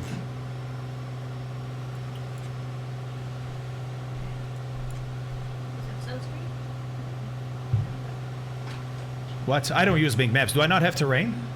Are you kidding me? Are you joking? What? Okay, Shaushki, okay. But now I'm curious, right? How do you turn on terrain in Bing Maps? Can I ask, what is VOR and how these things work in terms of navigation or navigating a pilot? So, Aki, can I recommend to you a stream that we did? Go look in the channel here at previous videos. We've done 3 or 4 streams just on VORs and NDVs, and I explain everything from how they work to how you can navigate with them. Is that okay, Aki? I don't want to derail some of the things that I still have to talk about today. All right, let's have a look at this guy then, and we're gonna switch to terrain. So yeah, no, I mean, nothing crazy. It could be terrain still, but it's not like it's in a deep, deep valley, right? Very interesting, isn't it? By the way, we got to swap VORs here, so let's do it. Let's do it. Look, it's not perfectly aligned, but it's close. So when I do this, hold on. When I do this, she's going to hunt a little bit to the left to go find it. And she's not wrong, right? Look, we were slightly off here, looks like. Oh man, it looks pretty outside, huh? Let's have a look. Ooh. Oh, look at that down there. Is that a reservoir? That's probably a reservoir, huh? That is beautiful. Man, it's huge.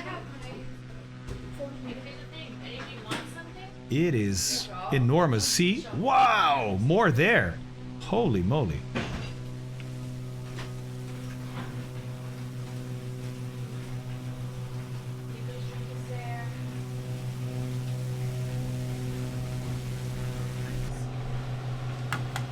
All right, let's look at that fuel. Ah, we are now a little bit lower than left. So let's go left, and we're going to make it, because we're a little bit lower, I am actually going to do 35. So at 430, we'll swap again. Let's go. 3, 4, 5. Ah, hey, time. Is it Timo? Timo. Oh, is it Timo? Timo Theo's blood or Timo the OS blood? I don't know. Timo, the only difference between them is the higher versions are, well, more expensive, yes. But they come with more airports and more aircraft. I would say the standard, the base one, is enough. But if you look at the other aircraft and it's something you want, just know that they're not all of them are really great. Some are good, some are less than good. But you may want them still. Like, for example, the Boeing 787, big airliner, right? Or Boeing 747. Those come in the higher versions. And they're not fantastic, but some people still really like them.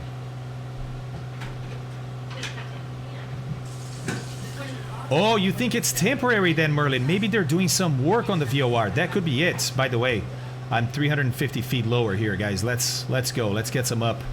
Let's get some up going, yeah? And there was something I was going to do here. I'm forgetting something. I was going to do something. I'm forgetting it. What was it? Oh, yeah. I did swap the fuel. Yep, that's stopping the pump. There we go. Ooh, see? You get stopped mid-procedure like that, guys. So easy to forget something like that. That's why we have checklists. Yeah, Garlo.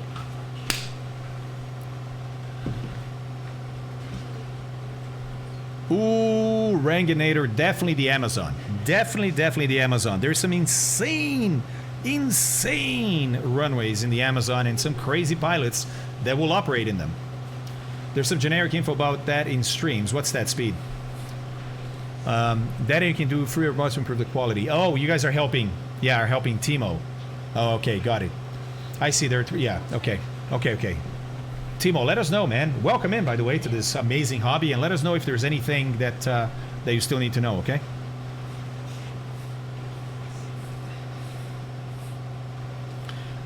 Great point. Oh, Garlo, let's go. Hold on. Let me properly locate the wave.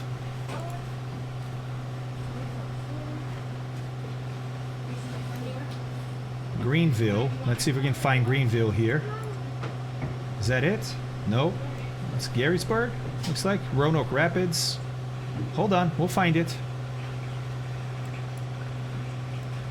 Maybe we won't.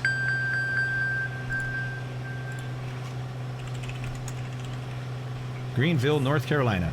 What's up? My phone's right there. Oh. Bye, love you. Bye. Love you too. Have fun. Bye, guys. Have fun. Enjoy the pool. I'll see you guys in a bit. No, Garlo. No. That's not how we do things around here. All right, I see. It's past Wilson. Got it. Wait 1 second. Yeah, got it. There it is, guys. There it is. Let's get a bearing. All right, we got about 30 degrees behind our 3 o'clock. Let's measure this. That's our 3 o'clock. Let's go 30 degrees. Okay, hey! Garlo's dead. What's up, man? We're up here. Whoa! Whoa, JP. Let's go, buddy. Oh, Fort, that's amazing. Thank you, buddy. Amazing.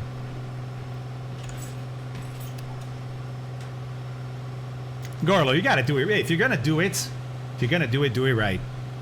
All right, guys, we're getting to Cochrane, our next VOR, and we're gonna fly that VOR again past it, but it's gonna be the 042, not the 045. Aye, aye.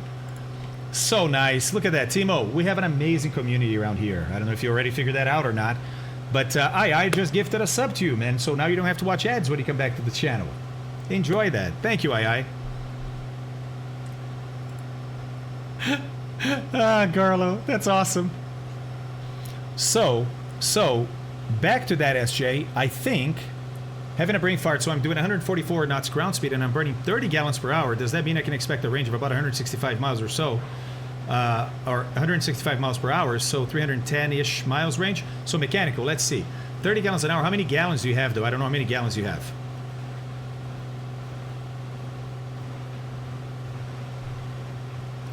Hey, Supermoto Dave is here, everybody. How's it going, buddy? How's it going? I've been watching this since we took off. I'm loving this. Oh, Timo, let's go, man. Thank you. Timo, where are you at, by the way? Do you mind me asking? I'm sorry, guys. I think I'm choking on something. It's an ad. It's an ad. It's coming out. Hold on. Sorry, it's gonna be a minute. Okay, there it is. Came out. All right. Now it's running an ad, and then when we get people back, I'll explain. Nashville, Tennessee. What a great place, man. I've never been, but I hear amazing things about Nashville, so that's awesome. That is awesome. Fantastic, Timo. Fantastic, man. Great to have you here. Great to have you here. Let us know if you need any help with anything. The community is amazing. I love to help. They love to help. Colonel Fork. We're continuing the dad jokes, I see. Continuing the dad jokes, I see. Switching to the long easy. Okay, SJ, good luck, man. Oh, wait, are we past the VOR? Pretty much, right? Yep. Look, let's watch that cone of confusion again. Let's watch that cone of confusion. So, here we go, right? Let's put it to 2 so we can see that. There we go. Our DME, look, 1.9, which should be the minimum, right, at this altitude. Wait for it. Look for the barber pole here. Wait for it. Oh, 1.8. Oh, that means the ground is a little higher than before. Boom. There it is. Barber pole. No indications. Now we switch this to 042. And now it's going to come back. Get ready. And 3, 2, 1.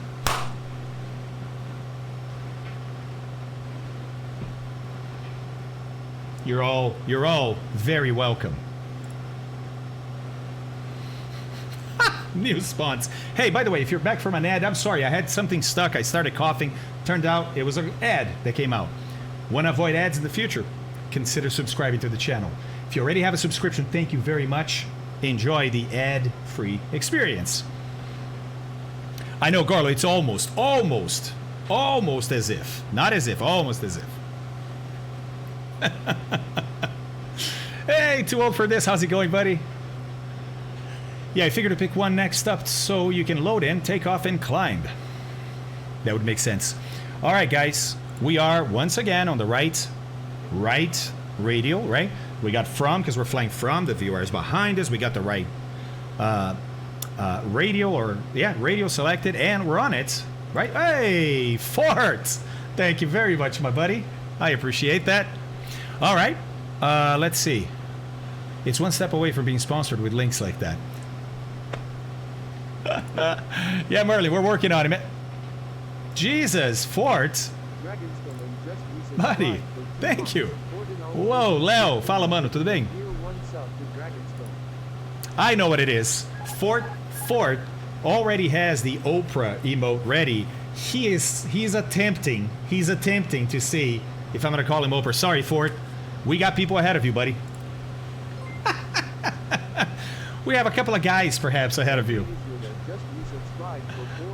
Oh, my God. Thank you, Ford. I really appreciate that, man. Happy Memorial Day. Really appreciate it. You get a sub. You get a sub.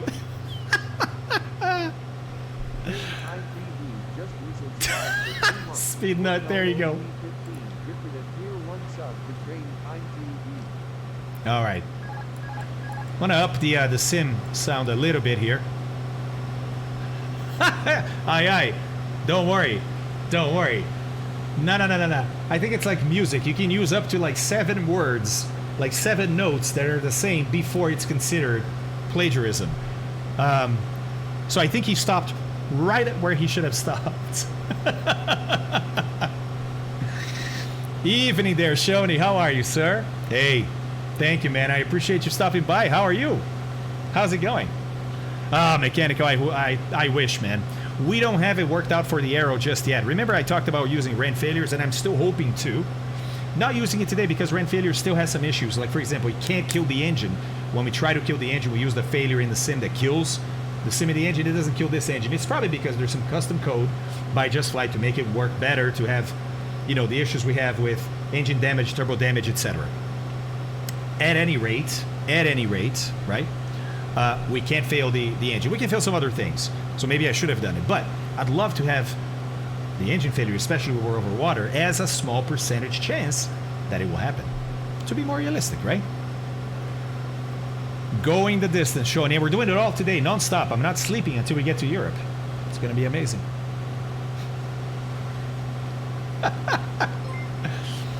BT Monster! BTMNSTR, just resubscribed for 5 months. You know what, Fabio? It's hard to concentrate on work when the stream is this good. Let's go indeed.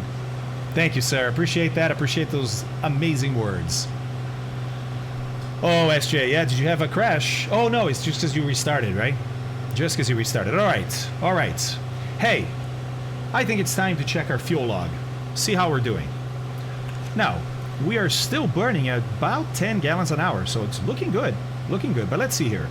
We have, what are you going to guess here? 17? Let's be conservative. 16 gallons. 16 gallons there. Maybe 18 here. Okay, I'm going to say that we have 34 gallons. 34 gallons. And let's see, where are we? 34 gallons. 34 gallons. All right. We are... I know I can look at that. Oh, yeah. I can probably just look there. Right before Mange? Okay, let's look at our fuel log for that.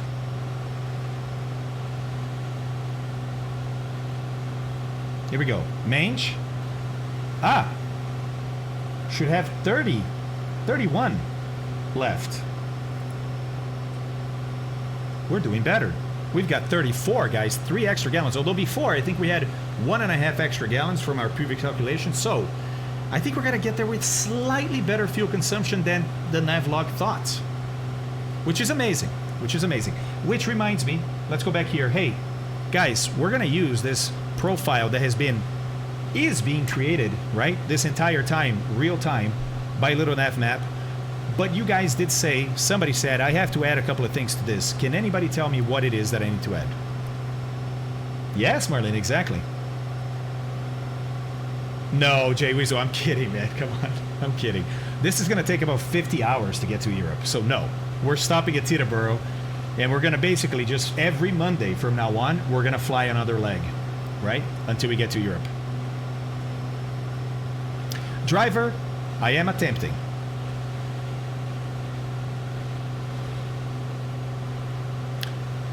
Right, so guys, usable fuel is 1, max fuel capacity in reserve. I'm not sure why you guys are mentioning usable fuel and max fuel capacity in reserve. Oh, wait, because Jay was asking something or no? Oh, I see. I see. Like usable fuel is 1, like considering you don't have enough to get to Europe. Is that what it is? No way, Jay Weasel, really? Hey, I used to live, like, right next to Teterboro. You know where I used to live? Right up Hackensack Hill.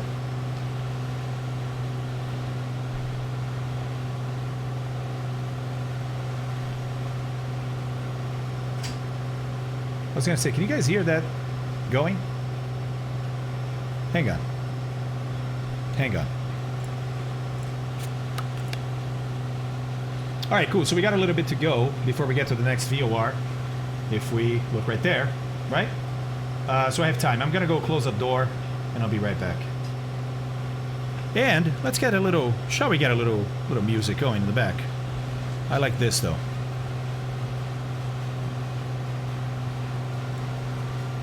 Can you guys hear that okay? I don't think you guys can hear that very much. SJ, I know, right? Oh, you live in Hoboken. That's awesome, dude. That is awesome. You know, when I lived there, Jay, Hoboken was already nice, but it was getting nicer. You know what I mean? Like, they were adding more restaurants, more everything. It must be really nice now, but it must be super crowded too, right? So, Merlin, let's talk about that. Let me go close that door and I'll come back, because that's what I want to fly, but we're not allowed to. Ooh, spooky.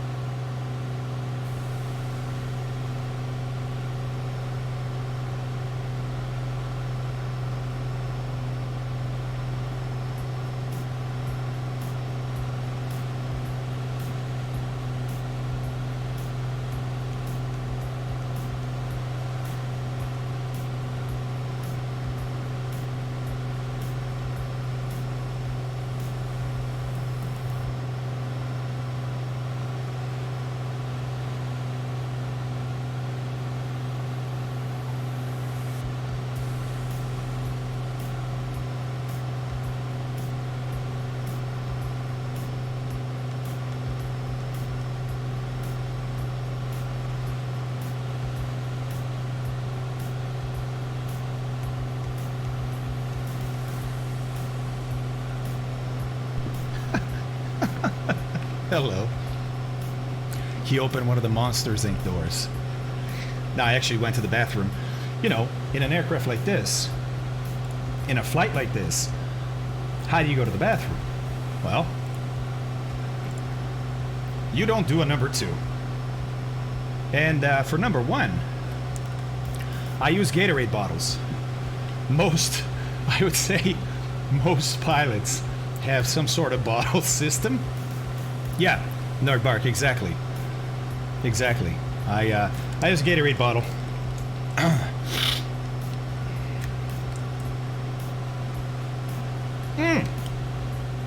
Oh no, it's the right one. It's the right. We got it. It's the right one. Oh man, I thought I had the bottle swapped. Whew. Close call. TVK, come on, right? All right.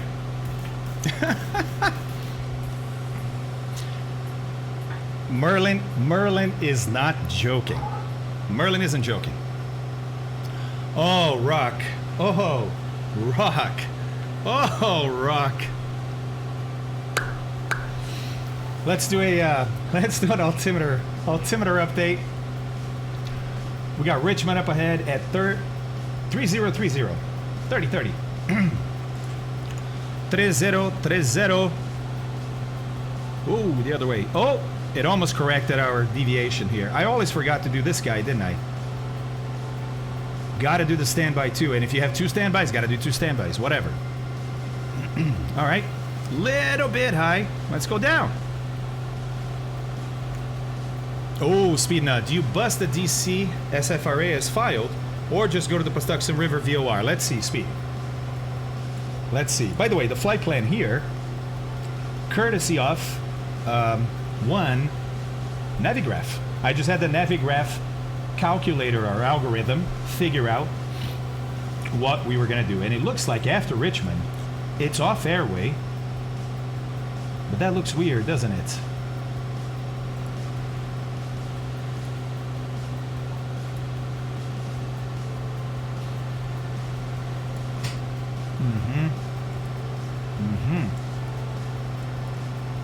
Interesting. Notice, by the way, when you look at the flight chart, which the FAA has flight charts only for a few areas of the country. Washington is one of them, and so you can clearly see here. I mean, look, you can see in other charts too, right? It's just a bit easier to see here. In maroon is the 30 nautical mile Mode Charlie ring.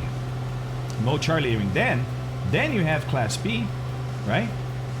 Then you have Class B where you have to have authorization before you can fly into Class B. But Mode Charlie, and a lot of people don't know this, which is a transponder. That's all it is. A Mode Charlie is a transponder. We've got one, but there are some planes, especially older planes, that don't have one. So you need a transponder to fly within 30 nautical miles of DCA, right? And IAD, for that matter. You see there's three different circles here, right? So you don't have to be in Class Bravo airspace, in busy airspace, to have a transponder. And some people don't know that, so they go flying outside of Class Bravo, and they don't care, right? They're outside of Class Bravo. Who cares? I don't need authorization to be here. That is correct. That is correct. But you do need a transponder within 30 miles. So, why do they do this? Why do you think, guys? Why doesn't the transponder requirement start at Class Bravo? Because why not let people fly, not close, but not in, Class Bravo and not need a transponder? What's going on?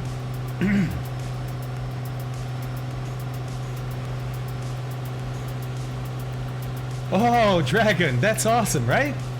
Yeah, Fort was great, man. Thank you, Fort. Do I have the Navigraph add-on installed in Flight Sim? Nah, Shonin, I don't. Which one? Oh, are you talking about the one where you can see the charts in the GTN 750? Are you talking about the GTN 750? SJ, it's great, isn't it? I used to work at Lufthansa, says TV Games. Okay.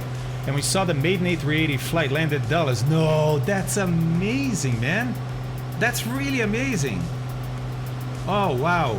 Oh, I'm jealous now. I'm thinking like I'm reliving the experience in my head, you know what I mean?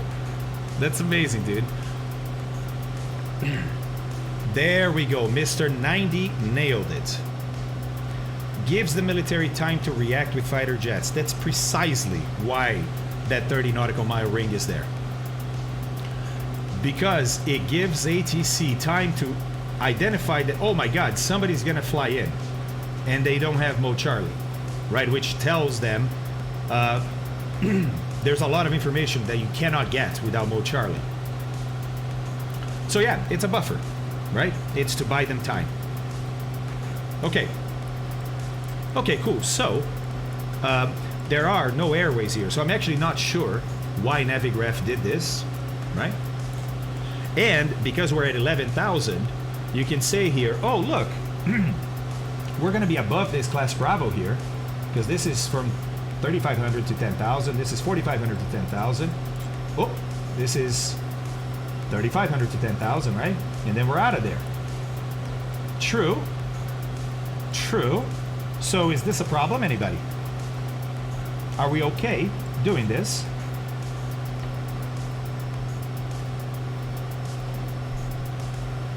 What do you guys think? And listen, if you don't know, you can take a guess. It's okay.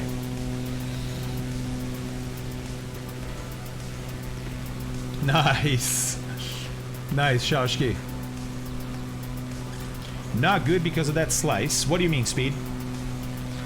The A380 engines were literally the size of small apartments. Yeah, did you guys know the A380, well, not the A380 actually, 777, which are going to be bigger than the A380, but the 777 engine is the same diameter as the fuselage in the 737.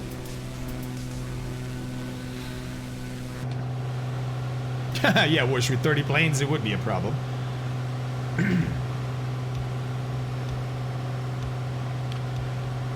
You should announce to ATC anyways. Oh, gamer, but in real life, this is an IFR flight plan, so we're talking to ATC. So we are in ATC communication, guys. Noiseboy Mike says, I think we're okay. Because the military bases, there are military bases here, especially...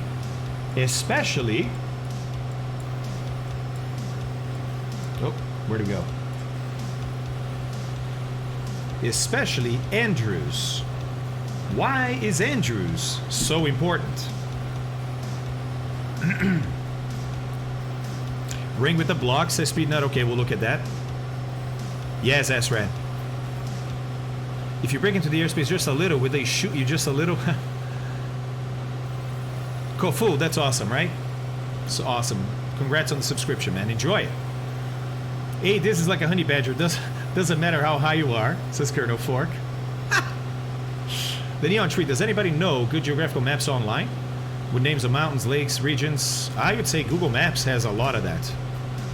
The President, yeah, it's Air Force One, guys. This is the home base, if you didn't know this.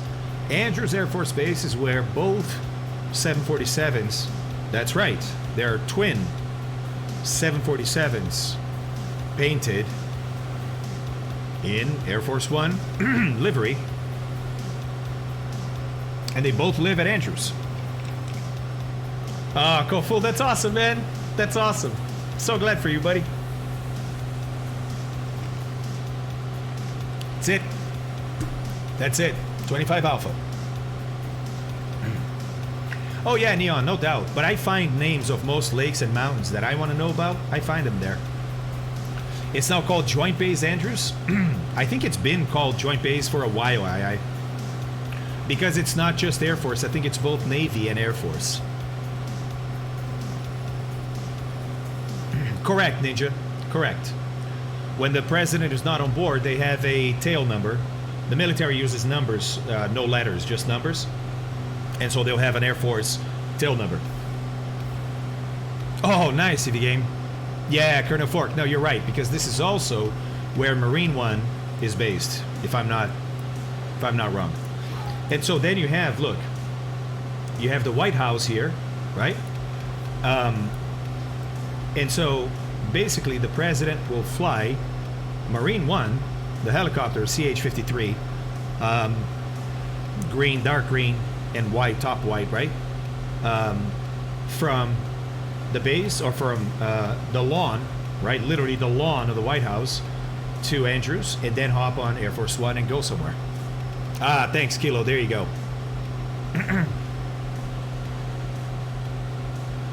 No way, Flying Dutchman. Are you serious, man? Dude, that's amazing. That's amazing that you flew right there. By the way, look at the notch cut out in the Class B to allow easier operation for these boys over here, right? Why? Because the Class Bravo inside this blue line is surface to 10,000, like most Class Bravos, right? Not fair to put these guys inside Class Bravo. These are small airports with small planes, right? So make a notch. And now these guys live under 1,500 feet of Class Bravo. So pretty tight, but hey, that's enough to get up in the air and move out without having to talk to Class Bravo or ATC. Yeah, Kofu, right? Wow, that's amazing, Flying Dutchman. Super cool, man. Thanks for sharing that. Code Names, thanks for the follow.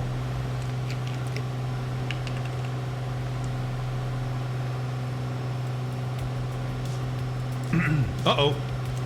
We didn't turn. Whoops. Whoopsie daisies. All right.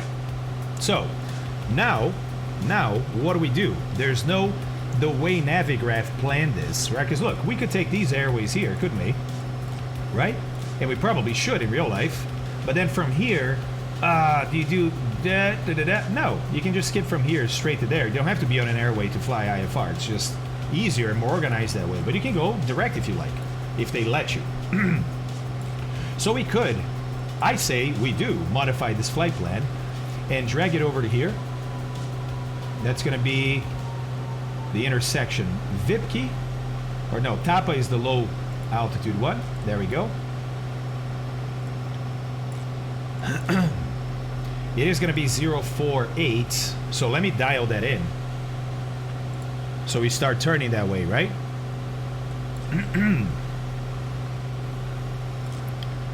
All right. Oh, I also need to dial this VOR, which I don't have yet. That's the Richmond VOR, 114.1. So let's do that. 1141. We are on nav 2, so let's do 1. 1141. Boom. There it is. Let's set up the 048, which is almost there. And now we turn on that nav autopilot, which is okay, but she's not turning. Okay. Oh, nav 1. Duh. There we go. And off to the left she goes, because the radio is to the left. Good. All right, so now we're going to intercept this. So we're going to go past Civo, past Tapa, then to Dupe. All right, speed, hold on, I'll go back to it. From Dupe to Colin. From Colin to Patuxent River. We're going to use the VOR, Patuxent. And then, let's see, we want to go here, right? I mean, ultimately there. So we could kind of go over here, but now you're getting over water. Here's the coastline. Now you're getting, oh no, sorry. Coastline is over here. So let's look at the next, there we go.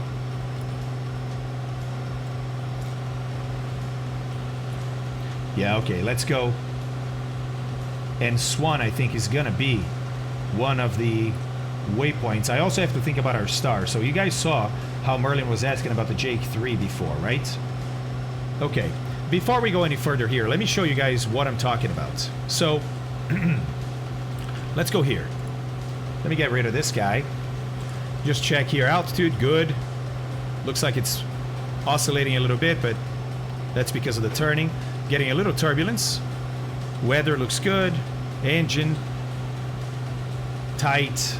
Fuel almost time. Okay. Okay, we'll go a little bit more on the left here. All right. So everything here looking good. All right, let's go here. What am I talking about, guys? I'm talking about the arrival, look, that we are already on. So that's what happened. I was like, I think I know now. I think I know now why, when we go here, and we were looking at what Navigraph had done. Remember, he had no waypoints? And I was like, no waypoints on the chart, and then he clicked. I said, I remember. Teterboro, well, New York is such a busy place, right? That the arrival starts this far from New York. Look at this. Look at our flight, the entirety of our flight. Our flight is 850 nautical miles. The last third of our flight, the green portion, is our star, is the arrival. The arrival for New York starts over Washington. That's insane, right? But that's how busy these places are. But, so I'm gonna let her basically fly this for now. When you look at the Jake 3 arrival, which by the way, let me do this. Let's show you the arrivals. Look, here we go. Those are arrivals into Teterboro, right? So you have Lima Victor Zulu from the west, and you have the Jake 3 and the Mazzy from the southwest. There are no arrivals anywhere else into Teterboro, right? Okay, so I chose the Jake 3 that was pretty much on the direct route between Cedar Key and Teterboro. Okay, cool. That's what Navigraph added to the flight plan then. But when we go to look, oh, and by the way, it doesn't matter the runways. Look, whatever, this is for runway 01, right? Because when you're looking at arrivals, you worry about what runway the arrival is linked to. Well, these arrivals here that you see, look, for runway 1, runway 06, same ones, runway 19, same ones, and runway 24, same ones. That's why there are no arrivals on for this side, because even if you're landing to the southwest, there are no arrivals that way. They're going to try and funnel you west and then in if you're arriving from anywhere around here. If you're arriving from here, they'll try and funnel you south and then in. That's how they can get traffic in and out of Teterboro while getting traffic in and out of Newark, in and out of JFK, in and out of LaGuardia, and then all the other ancillary airports around the New York area. So, okay, cool, right? Okay, Merlin, sounds good, man. Being fun flying the transit with you all. I'm setting heading 045, and I'll see where I've ended up when dinner is finished. Good luck, Merlin. Hey, thanks so much for being here, man. Great interaction, too. Love that. Exactly moves. That's what I was going to show next. So, looks pretty clear, then, that the Jake 3 is what we need to fly, right? Cool. Let's look at the Jake 3. Okay. Oh, right at the off. Look at digital ATIS, okay. Airport elevation, C graphic. All right, I guess they're going to tell me there. Instead of here, altitude settings, inches, transition left level 180. This star applicable to turbojet aircraft only. Oh, okay. But what if I still want to fly it, right? Well, you can't, because, for example, at PEDS, the only way this arrival works together with departures from the New York area, right, and other arrivals, is if the traffic in the Jake 3 hit PEDS at flight level 240, not higher, not lower. That's the only altitude that works for this arrival. Well, we can't do that, right? Then you have even later 13,000, which we can't do because we're not carrying oxygen, right? Then we have 11,000. Oh, we could do that. So that's why this JK3 doesn't really work for us. Now, Navigraph didn't have an option to consider this. What do I mean? When you ask Navigraph to create a flight plan for you, all it asks is, look, actually, I think I can't do a new flight because it will immediately delete what we do. It asks for origin destination, right? And then it doesn't ask for altitude. It says you want to use high altitudes or high airways or low airways. High altitude airways or low altitude airways. What is this? It's a weird synth wave.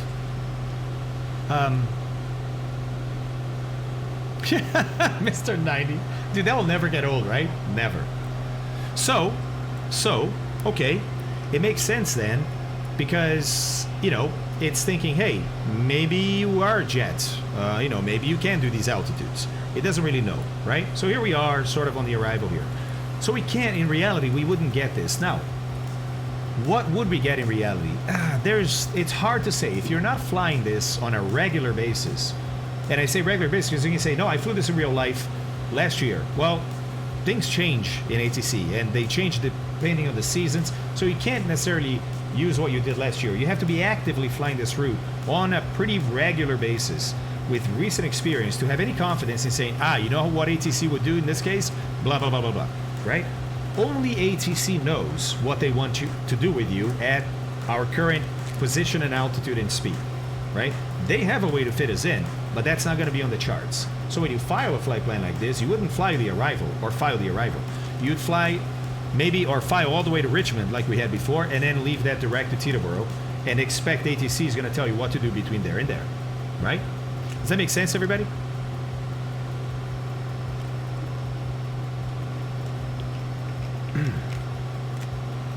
Oh, nice, SJ. Now, let's look at the other one, because remember, there were a couple of other ones, and the other one is the Mazzy 3. Mazzy 3. Let's see. Linked to charts, Mazzy 3. Let's see, can we do the Mazzy 3? Mazzy 3, oh, I'm looking at altitudes here, and I'm already like, well, 12,000. I could do that without oxygen. 13,000, I mean, if I had to, technically, I could climb to 13, as long as it's for less than half an hour, and then go back down, right? How many miles? Would I be able to do this in half an hour? I don't know. There's 15 miles, 36 miles, maybe. Maybe I could, 26 miles. So this is about 60 miles, 75 miles. You see what you have to start thinking about, right? Pretty amazing stuff. But that being said, this is an RNAV arrival. And I don't have GPS that can fly this arrival. So if I truly am a VOR-based guy and I want to fly into Teterboro, how do I do it? Leave it empty, like I said, and wait for ATC to decide that day, that time, in those conditions, what they want you to do. Exactly, Speednut. Exactly. And then there's the note. And by the way, look at the lack of standardization in the creation of these charts. The other chart, note number 1, this is for turbojets only. This one, you have to go through all the notes to find, oh, it's for turboprop only. Oh, there's that too. Right.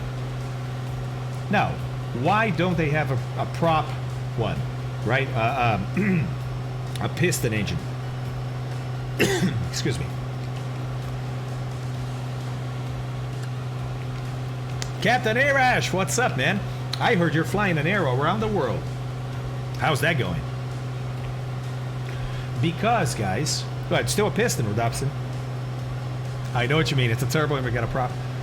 Because there aren't many piston aircraft flying into Teterboro. Not enough to bother with their own arrival, because it's just not going to be used very much. So there you go. Don't know if you're interested. A friend from Spain developed an add-on to display Navigraph in the cabin. Oh yeah, Dragon, of course. But you can't show the link here, buddy. You got to go to our Discord. So guys, share the Discord link here on chat, please. Go to our Discord, Dragon, and then we have a channel called Stream Links. It's just for links here that people want to share on stream. Oh, it's a 172. That's awesome. That's awesome. All right, so what are we doing then? Well, what we're going to do is pretty much direct into Teterboro, because there is no ATC right now to tell us what to do like there would be in real life, right? So it doesn't matter as much anymore what we do. We can kind of find our way there. So when we're close enough, we'll pick up some VORs, right? Which means we need to go back here and start looking at Sky Vector and decide, right? Okay, so we're coming up to Washington here, I get it, right? But then what do we do from here? Well, we can still follow these sort of airways that we were going to follow, right? Follow the VORs all the way. VOR, look, another VOR there. So we're not, might not be airways, might be VOR to VOR, don't care. And then we get to Teterboro and we'll shoot an approach or see what the weather is doing. I mean, we'll shoot an approach. We'll see if it's VFR or IFR depending on the weather. Oh, that's amazing, Captain Arish. Halfway through already. Incredible. Thank you, Dragon. Slarty, Navigraph themselves published it? Really? No way, Kilo. Oh. I'm not there yet. Through the bait installer, Shoni. I did not know that. Thank you. Hey, Plato, man. Good to see you. Yes. Yes, I am. Hey, Plato, I think if you do exclamation point nameplates, then the bot will tell you how to do it. There we go. There is a beta, so you have the charts in the toolbar. That's awesome, man. We'll definitely have a look at that. Definitely have a look at that. Thank you. Appreciate that. You're very welcome, hey Plato. All right, guys. Whoo, Nelly. Let's swap that tank, huh? I think it's time. Look, yeah, we're about 10 there. About 18 there. It's about an hour's worth. Yeah, it's time. All right. Some water. Okay. Yeah, plenty of places. Swap it. Hey, kitty. Nice. Aye, aye. How's it going, man? I see you up there. I see you up there. By the way, everybody that's flying with me, how is your flight doing right now, guys? You guys confident you're gonna make it? You have enough fuel? How has it been so far? How have you found the navigation? Are you having fun? How's it going? In other words, how's it going? Running on fumes, says Shaushki. Wait, Shaushki, have you not refueled that Corsair since Florida? Are you kidding me? Just landed on fumes, Exponent. Are you talking about Teterboro already? Man, you were way ahead. What aircraft you use? Fantastic. Having a blast, doing great on fuel. Citizen, let's go. Amazing. Nice. External tanks, plus had a crash midway. Oh, Shaushki. That sucks, man. That's incredible, Shaushki. I'm impressed. I know the Corsair could actually go pretty long, couldn't it? Loving it. Feels looking pretty good. That's amazing. Ah, the Diamond 62. Ooh, that's why you went a little faster, right? That thing flies, man. Great so far, but running out of empty bottle. My Logies only has over 1,000 miles range. I don't think I'll make it. Well, it's Jay. Are you talking about Teterboro? That's less than 1,000. This much VOR is just heaven. Bro, Dobson, you and me both, man. Flight is going well, but I just lost everyone's name in the air. Ah, that sucks, Mike. He'll come back. And if it doesn't, swap to another server. You know you can do that real time, right? You know, hit escape, go up to the right where it says your name, swap to another server, and then come back to East US and it will force an update. I think that I will get a day off to fly with you next Monday. Oh, Pedro, that's amazing. Yeah, guys, so remember, every Monday from here on out, we're going to be doing these flights from Florida all the way to Europe. It's going to be realistic, right? So we're flying real weather, real time, and real routes, and real range. So we have to plan this stuff properly, but that's what we're doing every Monday, is flying the next leg and the next leg. I'm going to try and do a little better job of publishing this a little bit, with a little bit more advanced notice. And you'll have all the information you need, kind of what I had today, but today was last minute, so we'll publish that more in advance so you guys can plan that too. Crusader, I would be interested in doing that if there's going to be ATC available for that leg. You know what I mean?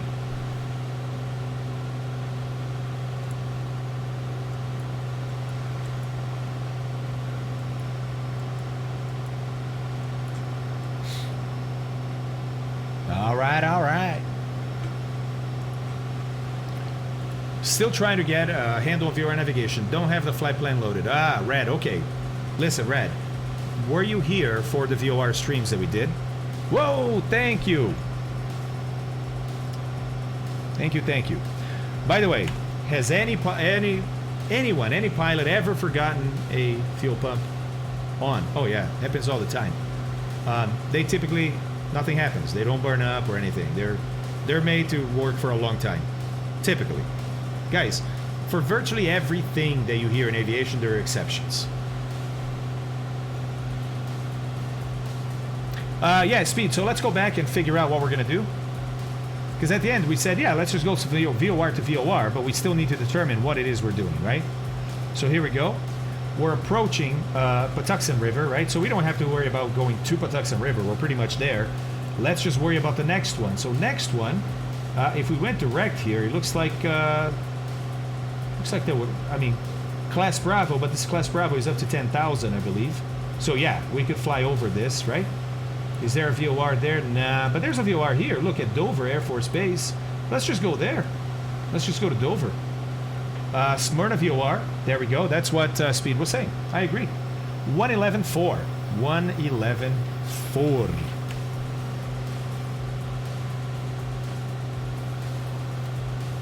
Put it to heading, because I'm going to be VOR 1ing 111.4.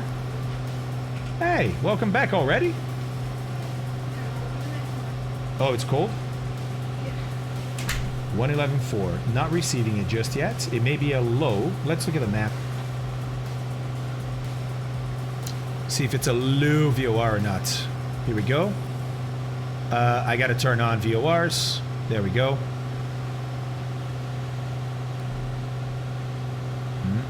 Nope.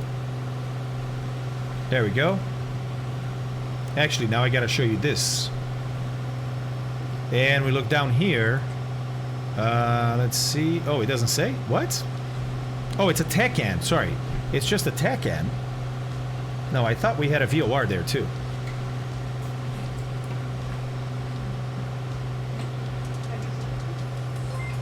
I see this VOR here. This is just a TACAN, huh? I guess so. Oh no, it's a terminal one. See, there it is. It's a terminal one. Okay, so let's use this one here, speed, and everybody else. Smyrna Kenton, ENO. Okay, that is the 111.4, isn't it? Yeah. So we're gonna pick it up 40 miles out then. Okay, we're a little bit farther than that, I think, right now. Let me see. Yeah, we're 78 miles. So I'm basically just gonna heading my way there until we pick up the VOR. Cool. Cool, cool, cool. Make sense? Everybody with me? Yeah, so we're not picking up, right, 111.4 because we're 80 miles. We're double the range of that VOR, and so we wouldn't be picking it up, but that's okay. We'll just put a heading in like we have a map right now, 040, something like that, and we're in heading mode, and we'll just keep on flying.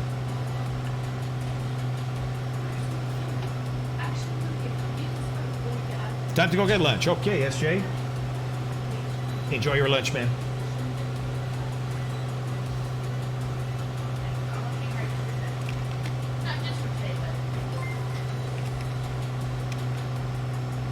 Captain Arash. Thank you, sir. Oh, hi. I forgot I didn't say hi. How's it going? Did you have fun? Too cold? Hey, Renage Rock, thanks for the sub there too, man. I appreciate that. Codename, thanks for the follow. Awesome stuff. Kinda like GPS. What do you mean by that? I'm finally eating. Hey, Colonel Fork. Hey, when you're streaming, you harp on other people, telling them about eating snacks, hydrating. You gotta do that yourself too, man. Come on. Come on. Lolo, what's up? Is the noise very loud in a plane like that? Yes. Is it possible to speak without a noise-canceling headphone, or you have to scream? So it is possible, but you have to raise your voice. Yes, it's pretty loud in the cockpit. Because think about it. I mean, this right here is plexiglass. That has very little sound insulation, right? And you're sitting literally behind the structure that holds the engine. So all that vibration gets communicated through the airframe, right? And yeah, look, the engine mount has rubber mounts. It absorbs some of that, but not all of it, you know? Pilgrim! Hello, sir. All right, Colonel Fork, thank you. Thank you. Thanks, buddy. Oh, it follows a line. Yeah, Janek, it follows a heading. It's not a line, because if the wind pushes you over time, your plane is going to do this. You know? So it's going to be a curve. A curved path, depending on the angle of the wind. Hello. Hi. Hi. Hi. How you doing? Yes, Lolo, you're very welcome. Very welcome. Lukes, what's up, man? What's going on? You're a busy bee these days, Lukes. I love it, man. Progress, buddy. Right? Growing. Woohoo! Kill Zebra! Hey, buddy. Not a bad. Oh! What airport is that?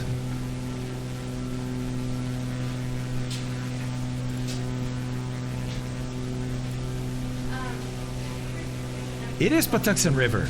Nice. Naval Air Station, Patuxent River. This is where the Navy trains test pilots. I mean, they go to Edwards too, but this is one of the places. Fantastic.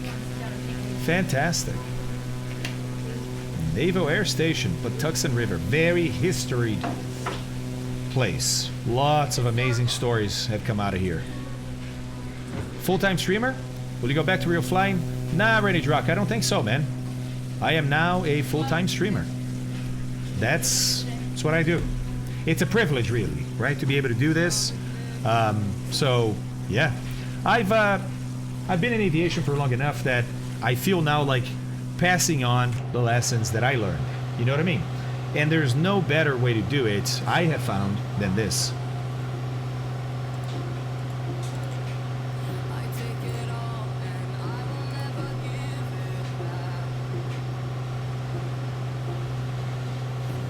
Oh, Lux, that's awesome, dude.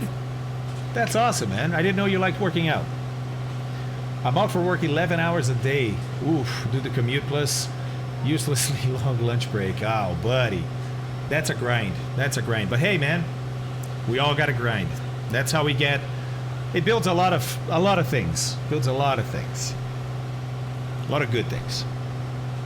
Have you ever tried VR? Oh, yeah. About as much fun as you can have with your clothes on. Yeah, Rennie Drock. I've flown a lot of DCS in VR, and I've flown a lot of flight sim in VR, too. I rather stream this way because I think it looks a lot nicer. But yeah, VR is... Oh, Rich of Peak. Hello, sir. Dobson. Awesome. All right, guys, so we got a big swath of water here, right? Got to worry about these things, but we're going to be, I think, within gliding range at all times, easily. Easily. Because of our altitude, right? 11,000 feet. Hey, by the way, what kind of feet per minute down would I get right now if I lost my engine?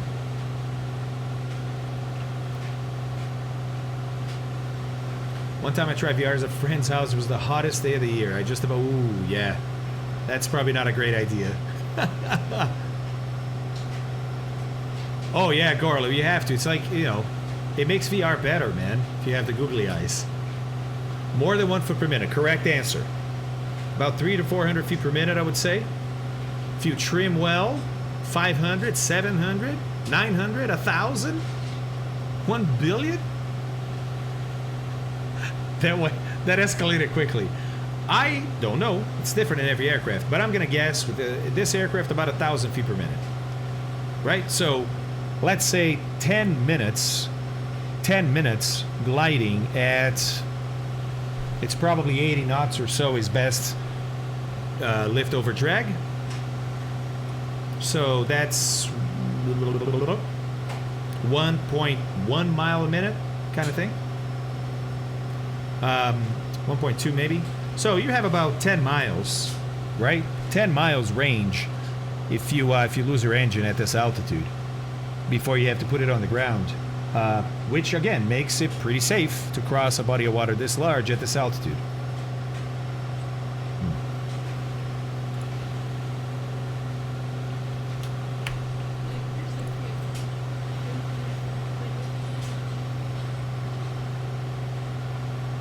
Oh my God, Richard Peak. The beacons in the sim are way brighter than real life.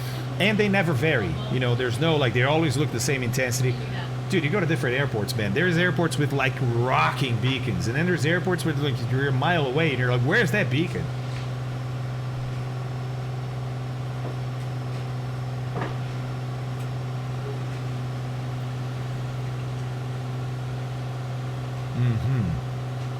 Ever visited Jersey in the UK? Nah, Ready Truck. In the sim, yes, but not in real life, man. I'd love to.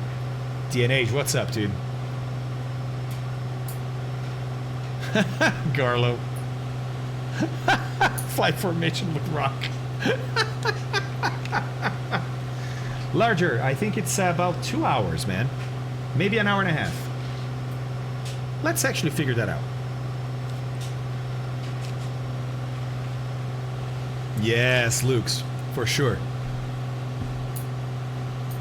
Distance to go? I'll show you.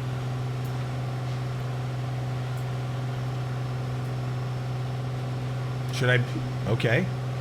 What am I looking for? Okay.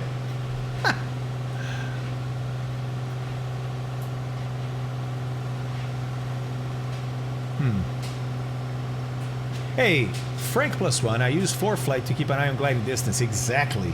It's beautiful, isn't it? Not only FerryFlight gives you a ring around the aircraft on the map showing you that's your gliding range, it corrects for wind. So it's squished on the wind side, right? Elongated on the leeward side. It's awesome. Oh, no, that's not a mod. It's just I'm overlaying it here with my streaming software, Camaro. Little Nav Map, it's actually this guy right here. Look, I just crop it to show just the map. But Little Nav Map is a software that's free and amazing. Free and amazing. And it does a lot of stuff for you, including tracking your navigation like this. All right, so we need to figure out distance to Teterboro. Oh, sorry, it's up here. There we go. Measure distance from Teterboro to us. So we are 170 miles. Ooh, we're finishing this up. 170 miles from touching down in Teterboro. That makes it an hour and a half. An hour and a half until we land. Not bad at all. Not bad at all, guys. It's been a great flight, hasn't it? Why does it take so long to land 170 miles away?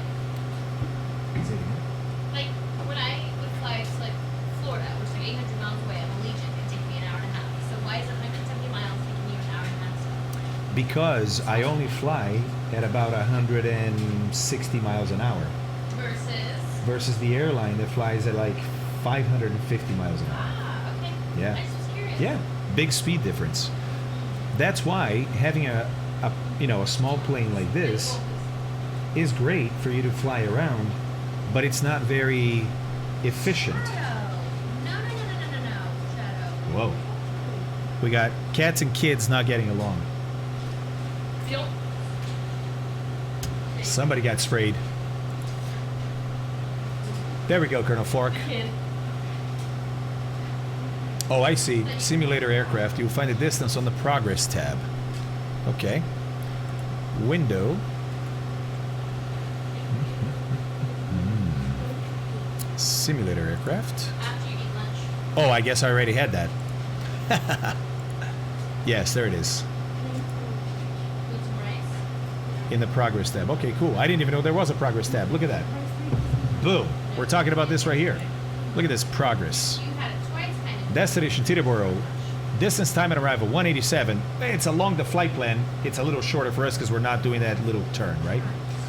But there it is, an hour and 40, so probably an hour and 30, the way we are right now. Hour and 35 maybe, right? Yeah, pretty amazing. Wow, this software is incredible. Let's see. Let's see. So thanks again, New Spawns. That's awesome, man. We're staying east of Philly. Let's see, Speed. Thanks for keeping me on track and deciding flight plans here. I like it. All right, here we are, right? So after, let's figure this out. We're going to go here.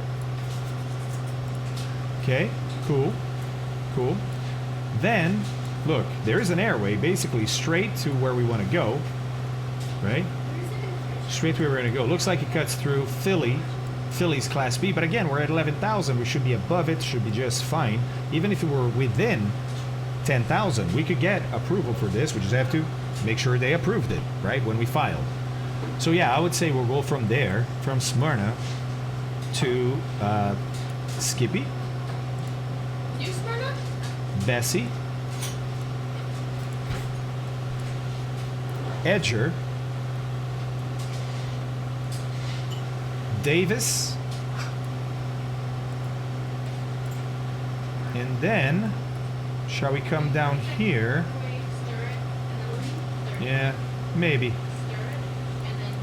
Maybe we'll just go direct, huh? Maybe we'll go to Robbinsville after that. So let's go to Robbinsville. So let's do this properly. Anzu, Holy,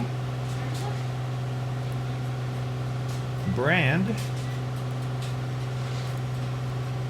Corey, Robbinsville. Hey, go turn your and then we'll go direct. The last 44 miles, we'll go direct and fly literally over Newark, which should be a good, interesting view, leaving Manhattan to the right. See downtown Manhattan right there, right? So just to the left of Manhattan, and then land in Teterboro. I think that's a great approach when you don't have ATC to worry about. All right, cool. So that sounds like a plan, yeah? All right, Shoni, thank you very much for stopping by, man. Bye, Shoni. Two-Tone, just home from work and you're still flying. Heck yeah. You know it, Two-Tone. Is there a real, hold on. Is there a real world limit restriction for the length of flight you can do in GA as a single pilot? No. No. So, yeah, you can fly for as long as you like. There's no reg that's going to force you to stop. Which I find awesome, right? That's the kind of freedom that we should have. It's also the kind of freedom we should be responsible for and held accountable to. I think it goes with hand in hand, right?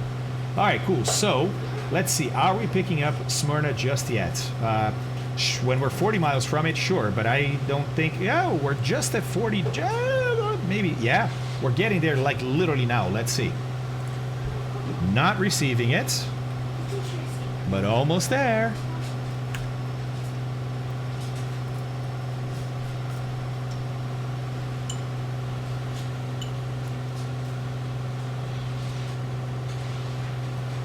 Don't forget to laugh and smile. Don't worry, Shoni. I never forget to smile, man. Camaro, thanks for the follow. Appreciate that. All right, so one more look at the fuel log. 10 gallons on the left. What, 12, 13 gallons on the right. Okay, so that's 23 gallons. Getting low. Getting low. I mean, that's still 2 hours of flight, right? Easily. We only need 10 gallons an hour. It's 2 hours of flight. We have an hour and a half, less than an hour and a half now, so we're good. I mean, we're just on that 45 minutes, I think, but we're good. But let's see what the log says. Shall we look? All right, well, first of all, we would be, compared to the original flight plan, let's see, on the Jake 4, or Jake 3, right here, PEDS we already passed, right? I think Fubar and Buzzy. I have to actually go here to see.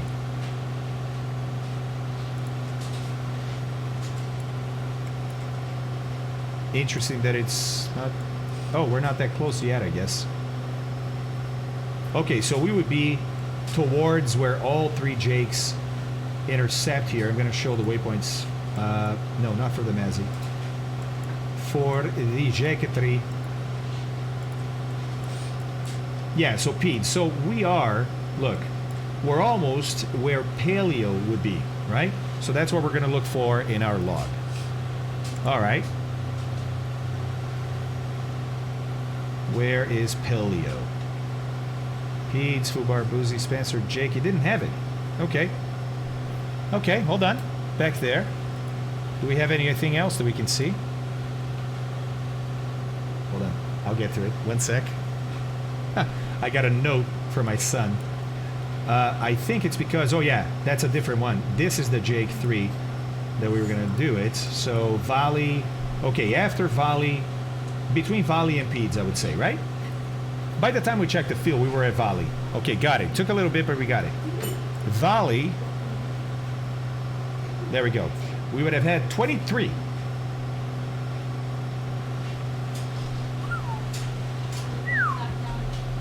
Actually, it's here. It's the next one.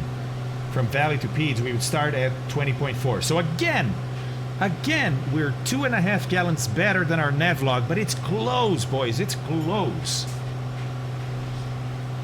Oh, we'll do new spawns for sure. Kids. Chat says hello. Hi. All right. Yes. Crazy, right? Hey, aye. Are you still here, buddy? I know you're flying, but let me see.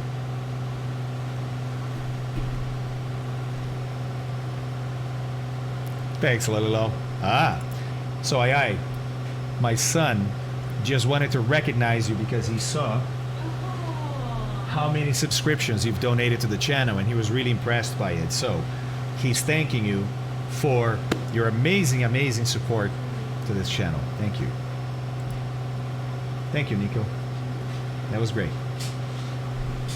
All right. Look.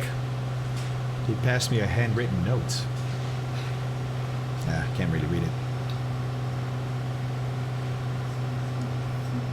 He says, thank you, Nico. You're welcome. And he spelled your name correctly, too. Oh, Rodobson. Nice, right? Yeah, aye, aye. It's the best, man. It's the best. It's the beast. All right. I hope there's some Nacho fans out there. Otherwise, I sound like an idiot. Well, wait. That's always the case. Hey, Geralder. What's up, man? Shaushki doing a great job as usual.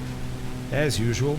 We're flying pretty slow, so he's got to drop those flaps, which increases his fuel consumption. But he's a bro, so he's sticking with us. Colonel Fork. I know, right, Slarty? Amazing, man. You guys are all amazing. Thank you.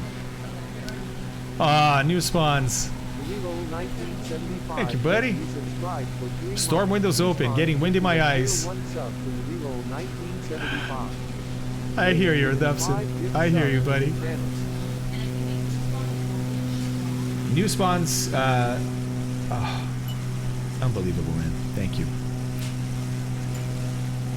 Lolilo, I think it is. Since Sim Update 4, yeah, I think it's better. Oh, Flying Dutchman has to go? Alright, man. Work calls, I get it, man. Even on Memorial Day, I know, right? Thank you so much, man. Thanks for saying that, and we'll see you next time. Take care, bud. Alright. Alright!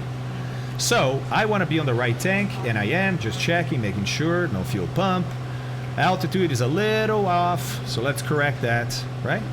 Let's correct that. And now, let's actually put in what we think we're going to be doing here. So, we just figured out what that's going to be by looking at this right here, right? So now let's dial up. We already have this, right? 114, or sorry, 1114. Do we? Yeah, 1114. We're waiting for it. And it's the 046. 046. Close. Oh, it's being received. Okay, sorry, I didn't know. I thought I saw this barber pole here, and I think I read both. All right. Let's go nav 1. Yep. Boom. All right. It's going to fly that in now. I know, Lolilo. Amazing place around here, man. Yeah, thanks, Mechanic. I started also. And let's see here. Let's go DME 1. Yeah, we should have picked it up like considerably back there. I guess I didn't see it. I just didn't see it, boys.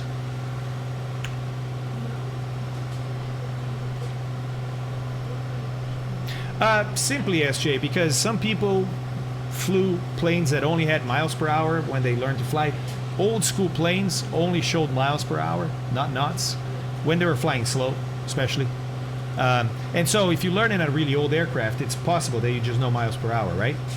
But then maybe someone else flew the same aircraft, but they had a knots indicator. So just to be safer and make sure that, hey, man, whatever you're comfortable with, we're just going to show you that. So it's not uncommon to see that in small aircraft.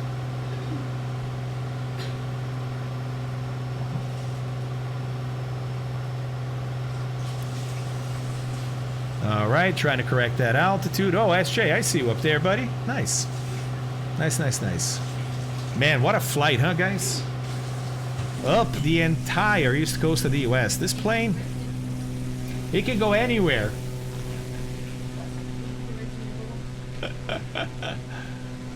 Nice, SJ. Okay, I got you, man. Hey, Brood's here, too. What's up, buddy? Nadius. Who's behind Zesran there? I don't know. I see you back there, Randy. How's it going back there, Randy?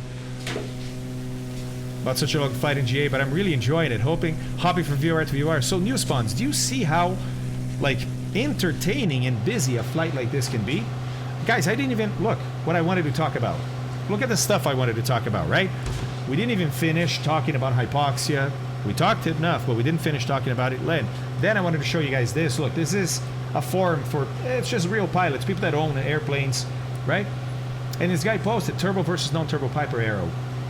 I've been looking at listings online for a Piper Arrow 3 or 4, and I'm torn between getting a regular or turbocharged version. A lot of you guys were asking, like, what's the difference? Why would you get a turbo? It seems like there are a lot more turbocharged arrows for sale versus the regular.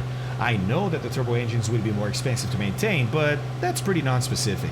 How do the turbos compare to the regular engines in their ability to make TBO, time between overhaul? Remember, every engine manufacturer out there sets a time between overhaul, and when you use the engine over those many hours, you gotta overhaul the engine. It's illegal to keep flying it.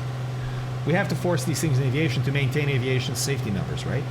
And maintenance costs. A lot of the listings online are aircraft that have Merlin wastegates or intercoolers, or both installed. These are not factory. These are aftermarket mods to the aircraft. How much would accessories like those improve engine temperature and reliability?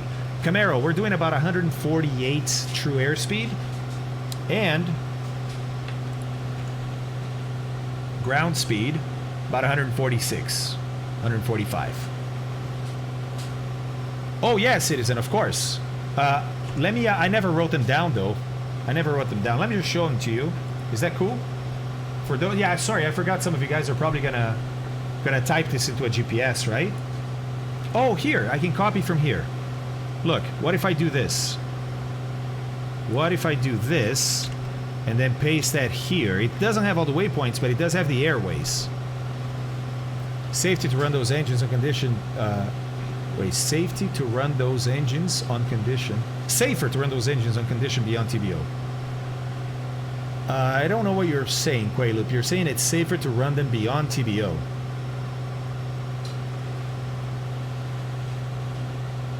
Yeah, why would you need a turbo, right? But listen, these guys, hold on a second, because there's a lot to be said about these responses. So, first things first, why would you need a turbo? Okay, he should have been more specific, but I think I know where this person's going. What Doc Bruce said, this is from another post, earlier today about engine management in the Seneca, hello mechanical, right?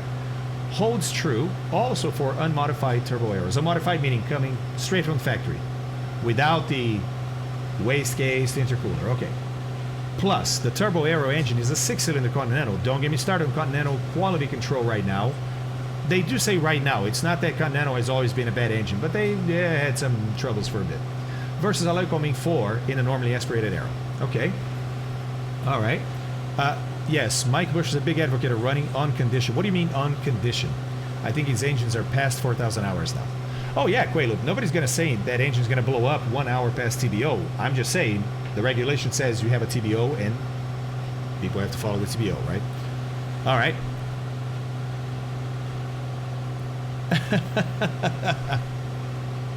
That's funny. All right. Engine aside, and here we go. The low tail would be my preference. The T-tail's 13% smaller stabilator.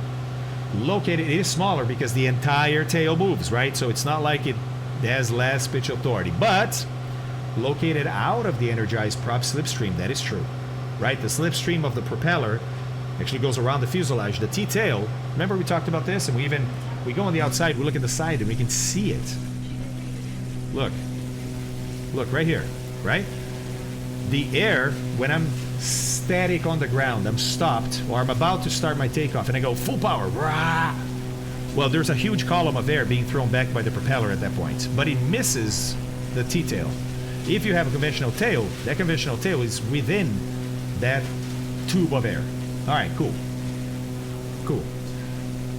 Located out of the energized prop slipstream means less pitch authority on takeoff and a longer takeoff run. It is true.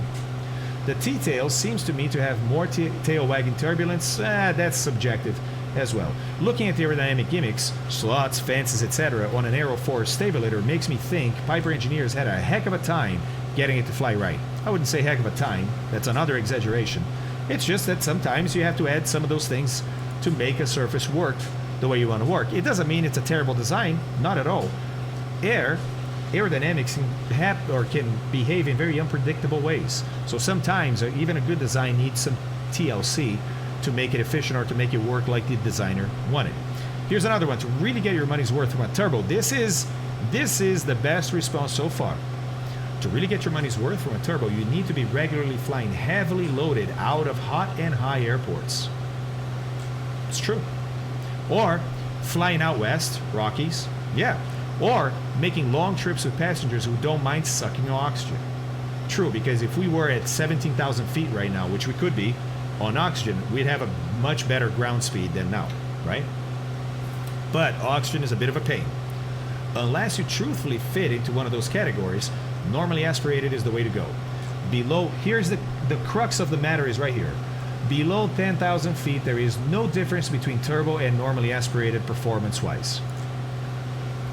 Categorically, that isn't true. There are some small differences, but you could make that case that the performance is virtually the same, right? Oh, for part 91, yeah. Sorry. And now I know what you were talking about. My bad. Okay, you have to climb up to 15,000 feet plus to realize the extra efficiency. I would say even at 12,000, you can already realize quite a bit of the efficiency, but it depends on the day, depends on the length of the flight, etc.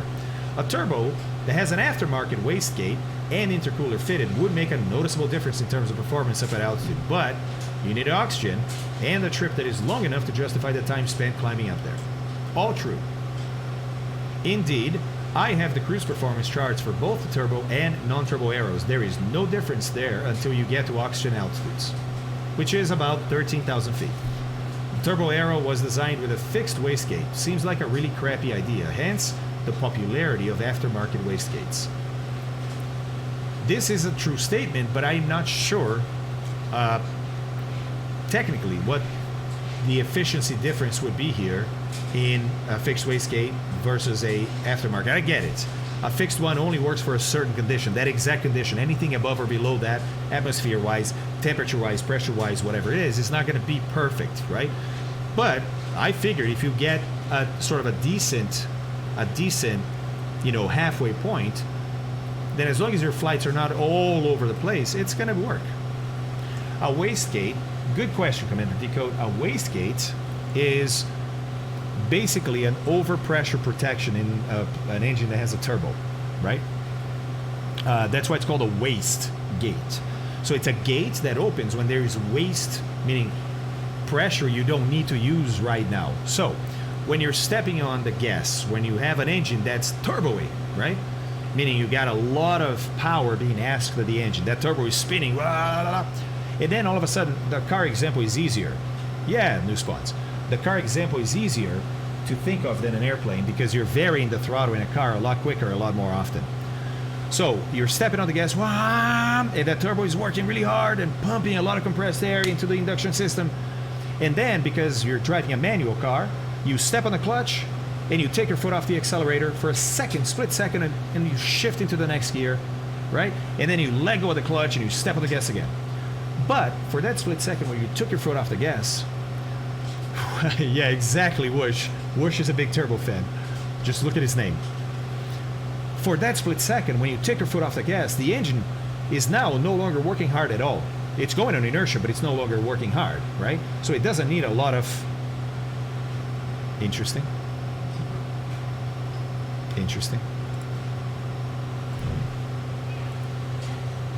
Oh, we just flew over it. Makes perfect sense. That's why we got the little wobble. And we're going to now fly this out to... So we're going to leave it the way it is for a while. All right, cool. So now the engine's no longer working hard, but guess what? That turbo, man, has a lot of momentum in it. When it's spinning really fast, and I'm talking tens of thousands of RPMs, right? And you take your foot off the gas, it's no longer being powered by exhaust gases to continue spinning, but it's got a lot of inertia, meaning it's going to keep on spinning for a while. And while it does, it's compressing air. And all that really compressed air is going into the engine, and it's angry air, and it wants to blow up, but the engine doesn't need that much pressure anymore. So now you can get into an overpressure situation, right, for a split second, but that can cause severe stress to the structure of the engine. So you have a gate, a valve, that can sense that overpressure, and when it senses that overpressure, it opens up and lets all that compressed air out. You have heard this in cars that have a wastegate, right? Because when manual cars, because when they shift, there's so much pressure that it's very clear to hear. Yeah, it's very clear to hear. you're gonna hear the car going wham, psh, wham, psh, wham. So in between gears, you hear that pressure passing through the wastegate, and it makes a lot of noise. Yeah, right. So there you go. Oh, look at the weather layer up ahead. Interesting. Okay. Okay. Got it. So, does that explain wastegate? Right. Different terminology. Thank you, Kilo. I couldn't remember how they were called in cars. Blow-off valves. That's right. Cool. All right. Wastegate in an aircraft, yeah. Okay, cool. There you go, guys. Wastegate explained. Now, what is an adjustable wastegate then, right? Versus a one that this aircraft has that's just set at one pressure. Well, this means that when we overboost, there's only one pressure this aircraft is going to open that gate at, right? Which, as far as I'm concerned, is okay because we just don't want it to be over 42. So if you set a wastegate to 42, I don't care what phase of flight you're in. If you if you put too much power and it's going to blow through, that's going to open and your engine is going to be protected, right? Okay. So why can't we just have it set to one setting? That's the part that I don't fully understand. Why having a variable wastegate? You know, why is that better or perhaps just more efficient? I'm not sure. If anybody knows, I'm super curious. Oh, Gamer, you gotta go, buddy. Take care, man. Thanks for being here for so long. Boo! What's up, buddy? Some modern cars with manual gears have automatic rev matching too. That's right. That's right. They're awesome. Hey, Tardish, what's up, man? Dump valves. Yeah, that's what they are. Thank you. Appreciate that, Gamer. Sorry to say, but you're wrong. Yeah, the whoosh is a BOV or a dump valve. A wastegate is the whoosh when it comes on boost and hits the gate pressure. So, mechanical, are you saying that a car will have two different valves? One for when you're in between gears, the other for when you are in gear driving the engine, but it gets an overboost.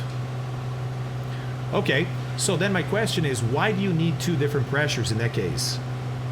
You see what I mean? If there is a pressure at which you're concerned about stressing the engine, wouldn't that pressure be the same if you're driving the engine or if your foot is off the gas but the engine is still at that pressure? Okay, Shaushki. Okay. So blow-off valve is on the intake side. So that's after the turbo compressed the air, that angry air that wants to blow up, right? Between that and the cylinder. You got the blow-off valve, okay. Yep. Yeah, got it, Shaushki. Dump valve dumps pressure in lifting. So that makes more sense now to me, right? Because a car, remember, it's going to change throttles a lot more frequently, a lot more often than an aircraft. So in an aircraft, perhaps, right, you can get away with just one wastegate and that's it. Because you're not the entire time like you are in a car. And you're definitely not shifting gears.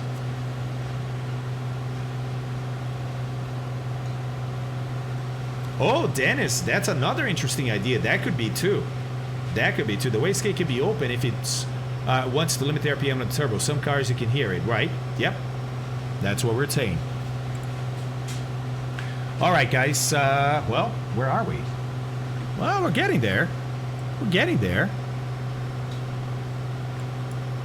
Let's see, about 126 miles away at the moment. Just over an hour before landing, guys. Just over an hour before landing.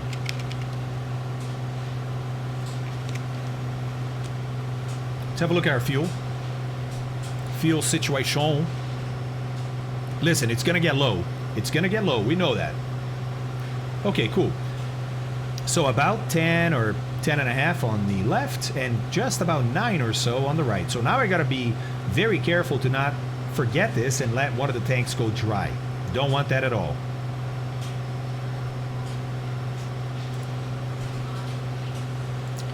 Variable wastegate allows you to adjust the boost authority of the boost control system control. Oh, so you mean I could manually change that as I drive the car or have a computer change that according to a schedule while I drive the car. Got it.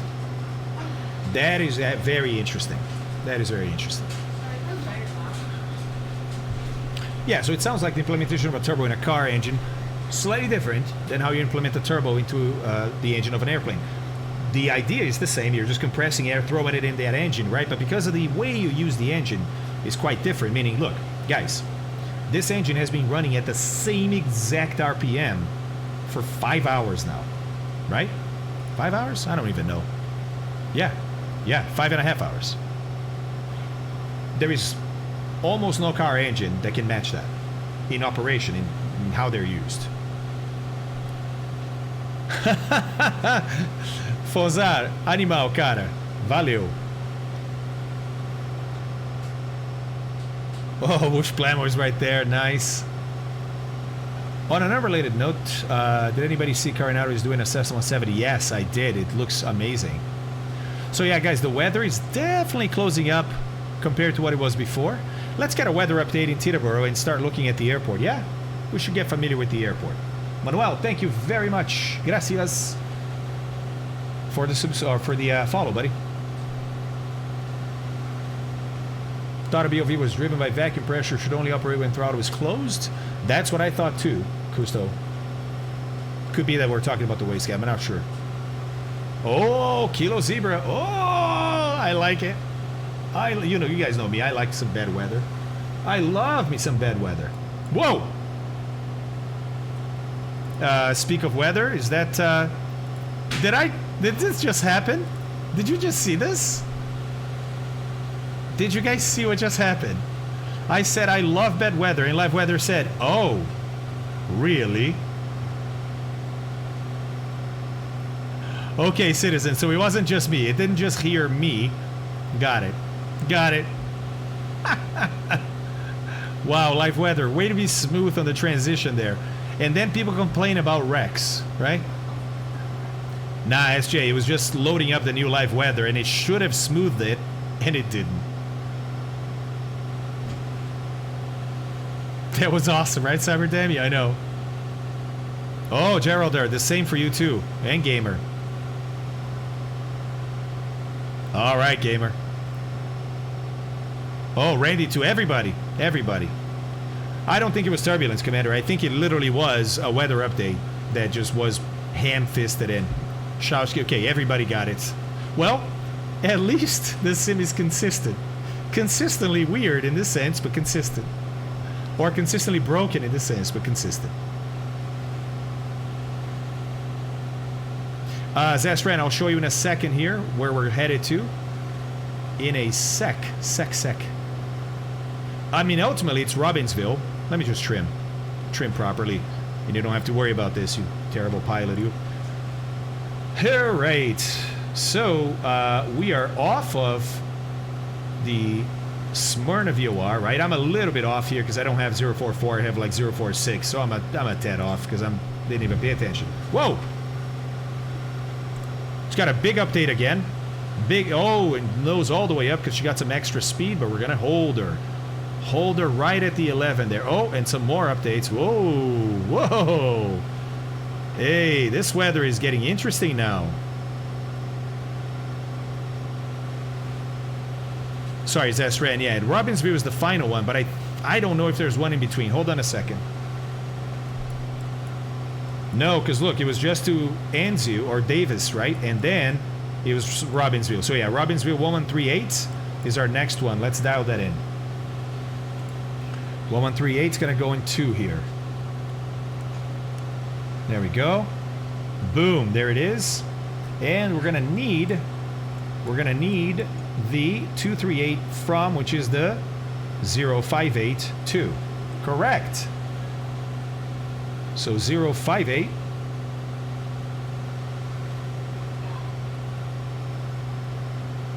There we go. Thank you. And when this is centered, we know we are at Davis.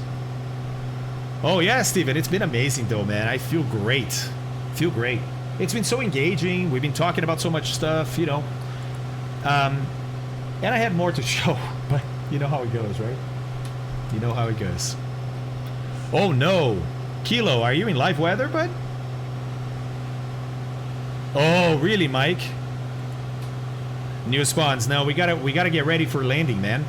We gotta get ready for. We're 1 hour from landing. We need to brief the airport. We need to brief the approach. The weather could dictate an IFR approach, so we gotta be ready for it. Right? Yeah, Kilo, I got you. I got you. You're ahead of us, right? Or me, at least. At least me. Okay, so let's do a little deep dive. Little deep dive into Teterboro Airport and its approaches. All right. So first and foremost, let's get familiar with the airport itself. So let's do one of these and one of these. All right, cool. So here we go. This is Teterboro Airport in Teterboro, New Jersey, chart 10-9. It was issued 25 December 20 and effective 31 December, so it's relatively new. Very common to have new charts like this for a busy airport like Teterboro is, so always pay attention to this when you're going to busy places like that. Okay, cool.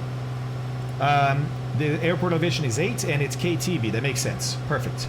Got some frequencies up there. Ramp, ground, tower, New York departure. Okay, we're clear. That makes sense. Okay, running incursion hotspots. Again, typical for busy airports, so we're going to watch for those two there. Maintain vigilance on taxiway Lima, crossing right and the runway, and then taxiway Golf and the runway. So it looks like people just forget that they're going to cross the runway and they cross without talking to ground, talking to tower, and they get in front of people taking off or landing. All right. All right. Runway 24, noise critical. Contact noise abatement office for complete information. Okay, we don't know what the wind is, so let's look at the wind and see if we think 24 might be a runway that we're going to use. What you think? Well, let's get the weather in Teterboro, right? Here we go. All right, this is from an hour and 12 minutes ago, so it's about to update. But the wind was 310 at 10. So yeah, looks like we may be on runway 24. Wait. Yeah? No, maybe runway 1. Runway 1 would make more sense, right? That would be 60 degrees off. Whereas the other one would be 70 degrees off. Runway 24. See what I mean? See what I mean, Jelly Bean? So runway 1. Okay, so we don't really have to worry about that, but let's read it anyways, just in case, right? So this says we have to contact the office. We're not in a position to do that today. Okay, so look at this. Two runways. One is 7,000, one is 6,000 feet. Plenty of space for us. That's plenty of space for us. We expect then it's going to be runway 1, right? There's an FBO here. Basically, there's FBOs all over Teterboro. So we're probably going to land on runway 1, perhaps runway 24, but we expect runway 1. There's landing hold short if we're given that. This one here, landing hold short. Nah, it's not going to be landing hold short here. It's landing hold short going that way. That's why you have that arrow there on landing hold short, right? It's only for people landing on runway 6, hence the arrow pointing that way. If you land on runway 24, this is too short to ask anybody to landing hold short, so there's no arrow pointing that way. Same here, only that way. But if we land on 1, possible that they will say landing hold short of runway 624. Got it. Other than that, nothing else really stands out about the airport, right? Okay. Okay, so why don't we look at some approaches? Oh, sorry. Standard minimums. No, it's just minimum stuff. Okay, we don't have to worry about this. Okay, here's information about the runways and stuff. I mean, guys, it's a very busy airport full of business jets. Of course, they're going to have all kinds of good approach lights. The runways are grooved, they're wide. You know what I mean? For a plane like me, I don't have to be familiar with everything here. I just know it's a big, busy airport. They're going to have more than what I need. Okay, cool. Time to look at the approaches, right? No published approaches to 1. Right. You only circle to land at 1. Why do they do that? Why do you think?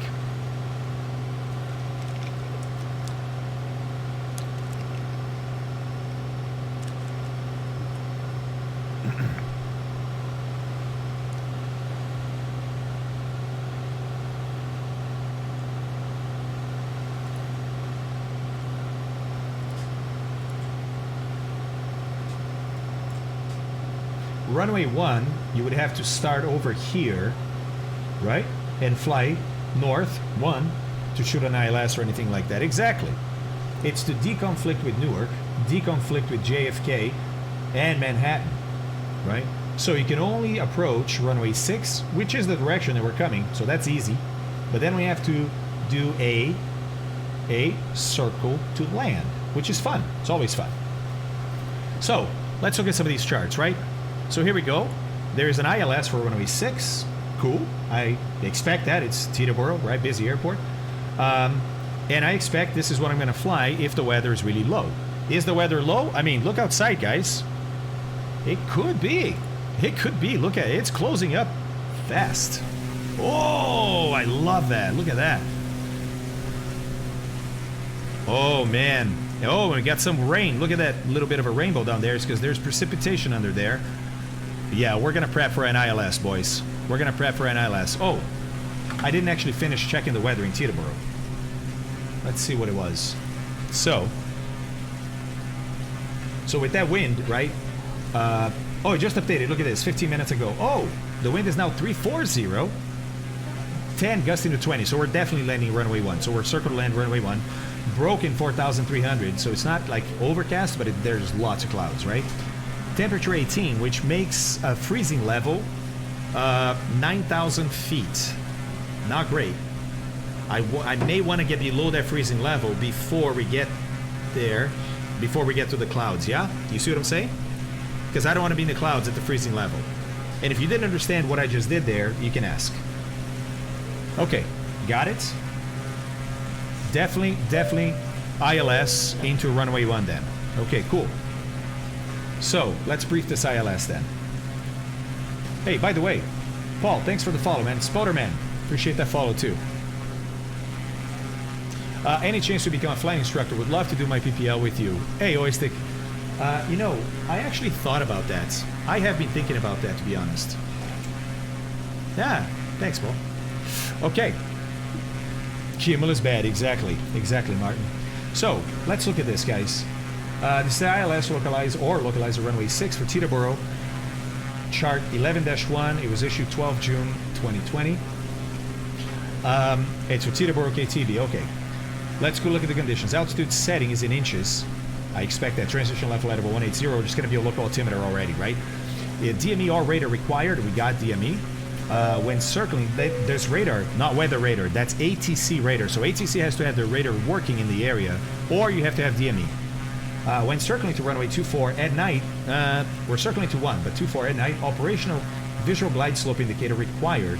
So they have to have the PAPI or VASI, whatever it is, probably a PAPI on runway 24, has to be working. And you remain on or above VGSI glide path until threshold. Wow. You know why? Because there's a lot of buildings here to the north. DME from, and 3, the DME from Teterboro VOR. Okay. No, sorry, until, no, this is note 3.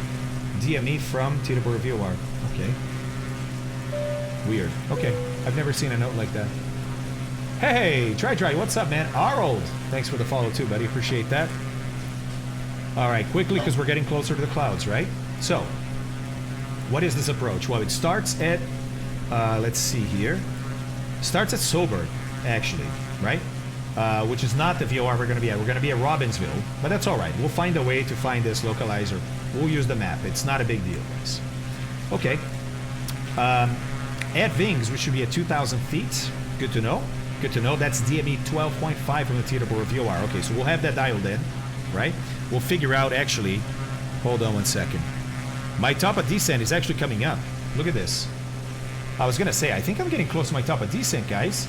And check this out. Right there. Look, it's right about now here. So let's start descending, guys. And I'm going to descend at, I think I'm going to try 500 feet per minute here. We'll try that to begin with. All right? Okay, so let's finish this up. Oh, let me start the descent, and then we'll finish briefing. Oof, man, we're going to descend into these clouds. Whew. All right. I know, all right, Zasran. It looks beautiful, though. It looks deadly also, but it looks beautiful. That's correct. Mike, it means we have to shoot an approach to another runway and then circle to land, and that's what we're going to do today. All right, guys, so I'm not going to change my trim. My trim is going to stay at for this speed. Trim is actually for speed, not for altitude, okay? So what am I going to do now? I'm going to reduce my power until my vertical speed lowers to 500 feet per minute, okay? And that means that I'm going to descend at the same speed that I was cruising at. And it makes it very easy for me to forecast how long it will take me to descend, because I already have my ground speed from right now, right?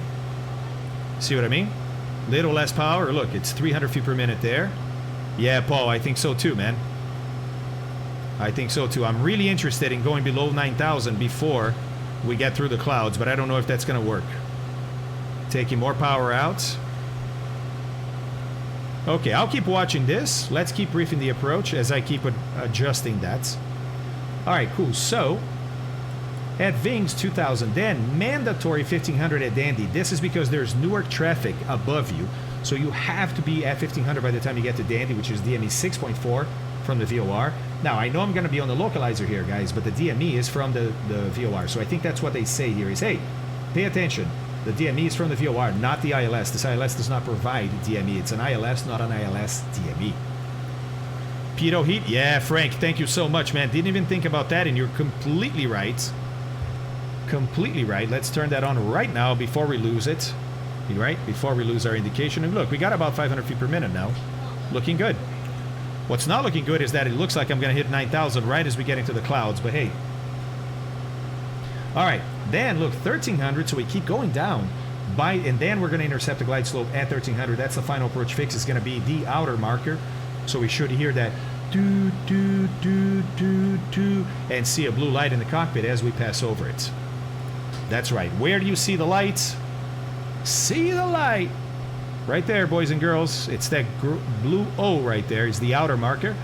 The orange is with the M is the middle marker. And the inner marker is the one that is white and has an A here. And I forget why. All right. Yeah, G-Neck. Just a second, yeah? Because honestly, let's go. Oh my gosh.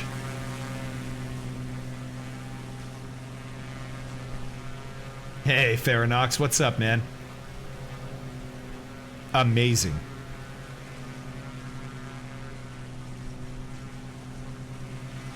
And I remember the haters right early on, those guys that can't move on to next tech, saying like, "Oh man, I see those clouds in Flight Sim. They look horrendous. Like my clouds in P3D, my clouds in X-Plane, way better." And I'm like, "Hey, dude, if you want to live in denial, that's up to you. That is completely up to you." That's the beautiful thing, right? Is reality doesn't care what you believe. All right, guys, then it's a 3-degree glide slope down to 206 feet. We don't have a way to mark that in our plane here, so we're just going to have to memorize that, but it's easy because it's pretty close to 200, which we know is the standard ILS Cat 1 minimum. So, all right, 200 feet. Got it. Hey, Farinox. Appreciate you flying along, man. Lay the hammer today in the forum. He clearly says MSFS is better than P3D. Yeah, Fog. I heard his intro. You know, PMDG just started their YouTube channel about a week ago, and they put a bunch of DC6 tutorials in there, which is awesome. But, you know, Fog, it's funny that you mentioned him, because I have a feeling we're going to be hearing from him at some point. Try formation. Okay, cool. All right, so that's our minimum, right? 206. We need an RVR of 1,800 or half a mile visibility for that. Visibility is good in Teterboro. It's just that there's clouds. By the way, yeah, looks like we're going to be right at the clouds here, at the cloud tops at 9,000 as we cross through what I believe is going to be. Let me see if I was right. I just did some quick calculations and believed that that was going to be the freezing level. Actually, we are already above. We're at 2 degrees, so good, good. That lowers the chance we're going to see some icing in here, boys. Boys, I think we're okay. Yeah, a couple, Cyberdemi. I mean, you know, these are not perfect compared to real life, but they get kind of close, right? And yeah, you see some, there's definitely some convection happening around me. Definitely some convection. I'm lucky in my route right here. No huge convective activity, but there's definitely some around, huh? Oh, Oystick, for sure, buddy. We're going to spend quite a bit of time on a DC-6. It's probably going to be the most realistic plane we have for the sim at that point. So, yeah. How are you planning to fly the circle, Fabio? Yeah, I guess you're coming in, coming to that. That's right. That's right. No, Merlin. No. Oh, hang on, Aspen. I won't be doing that right now. Guys, what am I doing here? I thought I was flying heading, but I wasn't, huh? No, it's in nav. And I'm an idiot. Look at what happened. We gotta be back here. We gotta be back here. Well, really, here to intercept the lock, right? So let's just go north. So I'm gonna go straight up north. My talents are just so incredible, right, guys? So incredible. Looks like we're definitely gonna get into some of those convective activities now. How fantastic. Actually, I'm definitely gonna avoid that one. That one looks angry. That one looks angry. Let's go the other way. Singleton, it looks to be like 20,000 or so. Something like that. Yeah, fuel is getting low on the rights. About 5. Probably time to switch, yeah. Thank you. Captain Arash, love that. Reminder, let's go left tank. Now, a place like this, right, you're like, well, dude, what if your engine quits now? Hey, man, if your engine quits now, good luck. And north. Fuel pump off. Whoa. Lots of altitude loss here because of the turning, but that's going to stop soon. So I'm okay. Yep. Citizen, thank you. 3021, guys. 3021. There we go. She's going up just because she dove a lot, so she has to bleed off that airspeed. She'll settle down on a descent now. Don't worry. Senti. Paul Vaughn, right? All right. Don't worry. She'll settle. She'll settle. Okay. We need to dial in this localizer, right? We looked at the minimums, but not the circle to land minimum. So 200 is the straight in.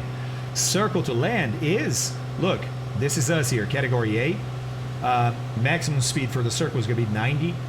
MDA is 760, so we can't go below 760 without seeing the airport and flying the circle.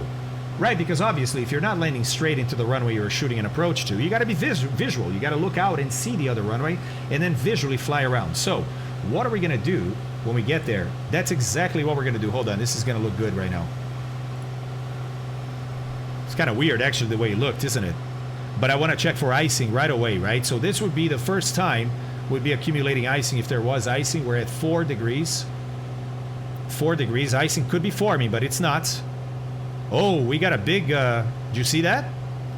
We got a big uplift there. Or is she still just really fluctuating up and down? Yeah, Dragon, it's pretty heavy. It's pretty heavy. Holy moly.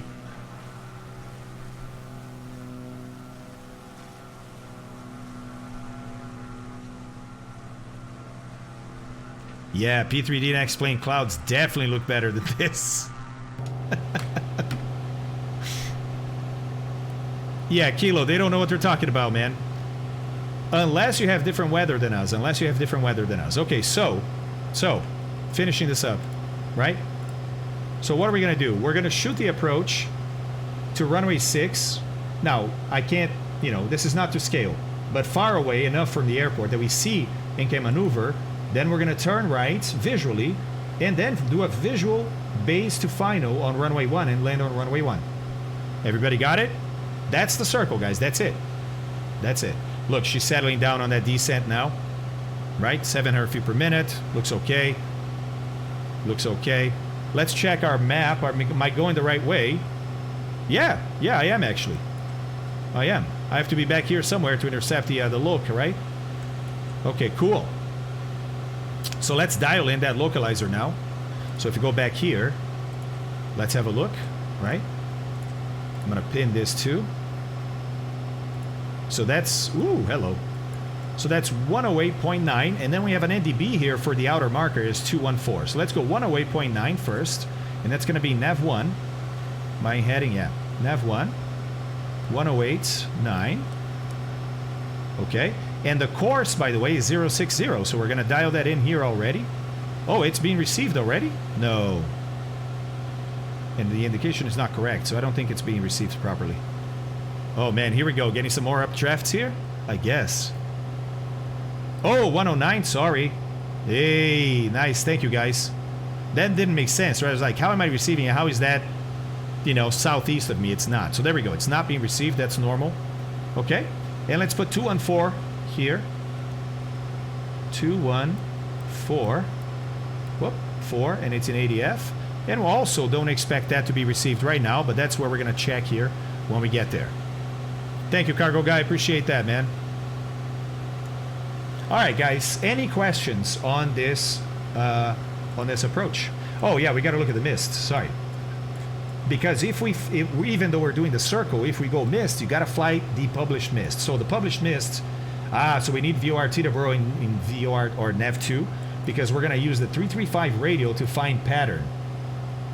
And we need the 335 and the 244 from CMK or the 211 from IGN or the 116, which is not going to be a good one to determine it. So forget that one. This one or that one, the intersection of both radios is pattern. It's not a distance. So we're going to have this tuned into NAV2. And then if we go around, we have to change our NAV1 from the ILS frequency that we just used to the next VOR here that we need, which I'm going to use CMK because it's more of a 90 degrees. I prefer that. That's going to be 1166. So I'm just going to keep a mental note on that. Let's dial this in. 1084. Guys, I got to up the mixture now that I'm descending, right? So I'm going to look at my EGT here. I'm going to go up a little bit. There's the peak. Okay, a little back from the peak. Just a little bit, but enough, you know? All right, 1084. There we go. And I'm going to set already that 335 over here.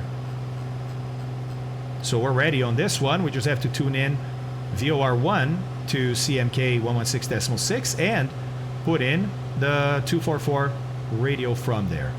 There we go. All right, Bloody, let's see, man. What's up? So, guys, I'm done with that chart. We're going back here. Technically speaking, you would be IFR at the altitude most of you are at due to the low 4K ceiling. Yeah, if you wanted to fly VFR, then it'd be below clouds and likely busting airspace clearances and altitude restrictions at like 3,000 feet. Yeah, you can fly VFR around here. It's really tough because there's only a little bit of space here and there that you can be in before you're busting airspace, controlled airspace, you know, for airports.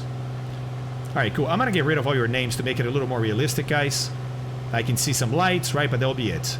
And speaking of lights, it's going to get darker. Let's get some of these guys on. Okay. All right. How is our descent angle? Looks pretty good. We're on ramp, just about. You see what I'm talking about? Just about to make that 2,000, I think, on the localizer. Looking okay, right? I think so. Ooh, beautiful. Wow. Hey, hello. We got a buddy diving into the clouds. We'll see you later. Look, you can still see the light. Oh, now you can see the aircraft. Oh my God, that looks amazing. Oh, it's Shaushki. It's Shaushki diving in the Corsair. Look at the ground. My God, yes it is. But it's also ominous to see the clouds ahead, right? And the rain. Look at the rain. Whew, boy. This is going to be fun. This is going to be fun, man. Okay, still not receiving the localizer, but that's because we're still far away. That's normal. Normal. Hey, JW, what's up, man?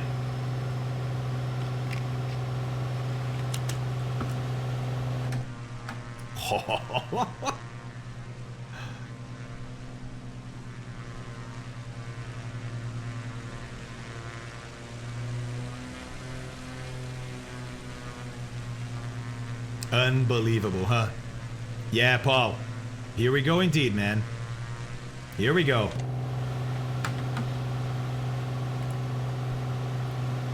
One more time. Into the breach. Not looking better down here, I can tell you that. All right. Well, at least... Oh, look at that. Look at that updraft. No, no, no, baby. We're going down. There we go. We're going down. Whew. Don't let that speed get too low. You see that? Yes, Rodopsin, exactly. Just joined. What was the program you just had up? Oh, this one here. Or this one, same thing. Same thing, that's just a crop of the map. That's Little Nav Map. A free software. I think if you do !LNM, you get a link to it. Okay, 2,000 feet, Zebra. Okay, got it. I'm not down low yet, or that low yet. Still getting there. Man, yeah, quite a bit of uplift in this cloud right here. Quite a bit. All right, how's the mixture? Let's go a little further and find that. Oh, there it is, the peak. Okay, stay a little lean. How's the fuel? Ah, we're on left. We're doing well. We're doing well. Hey, Simrad, what's up? Thanks for the follow. Night Watch with the follow. Appreciate that, guys. Isn't it LMN? Yeah, there we go. Got it. Thanks for it. Yes, George. Yes. I agree. That would not be a great idea. She definitely wants to go nose up, man, because of those updrafts. I'm not going to let her. We're going down, baby. Down.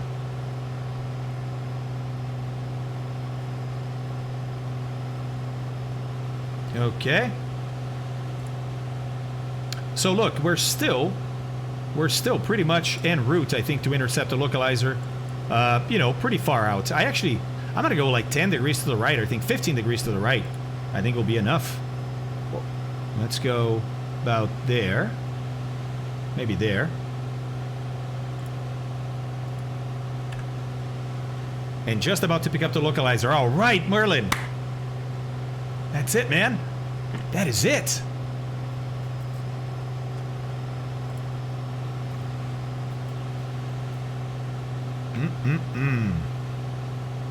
Yeah, I have 13 gallons left also. 13 gallons left also.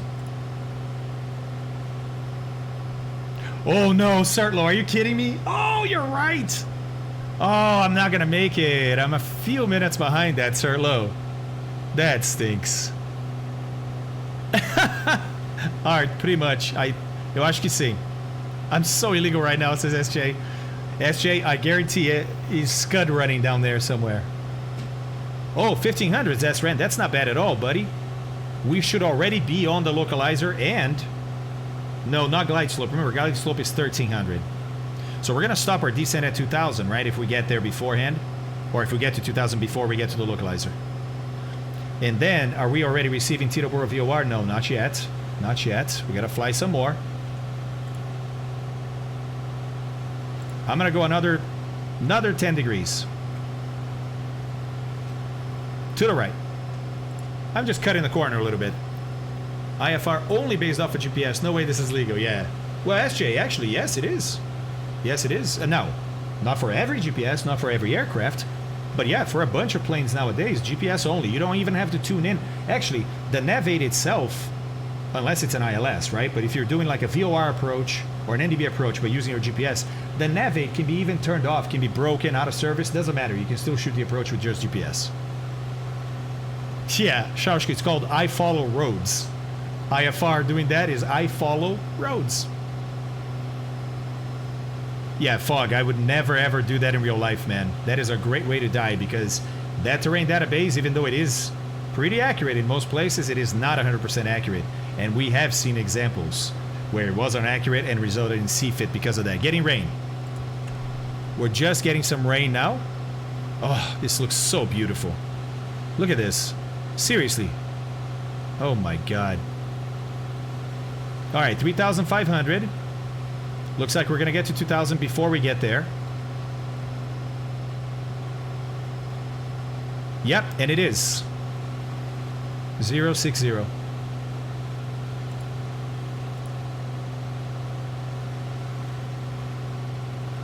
Oh, Kilo, yeah, sorry, man. That sucks.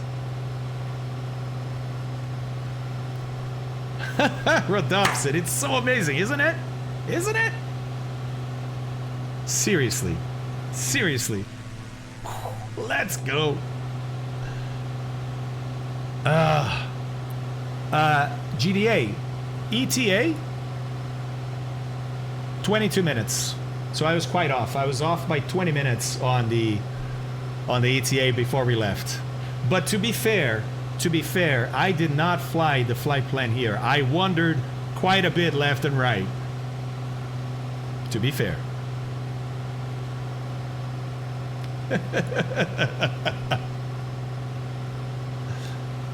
Oh, OAT, sorry.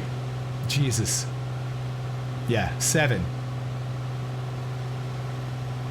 Almost 8. Larger, we have about 10, I would say. So I would say we have 9, right? 9, maybe 8, and about 5. So yeah, 13 or so gallons.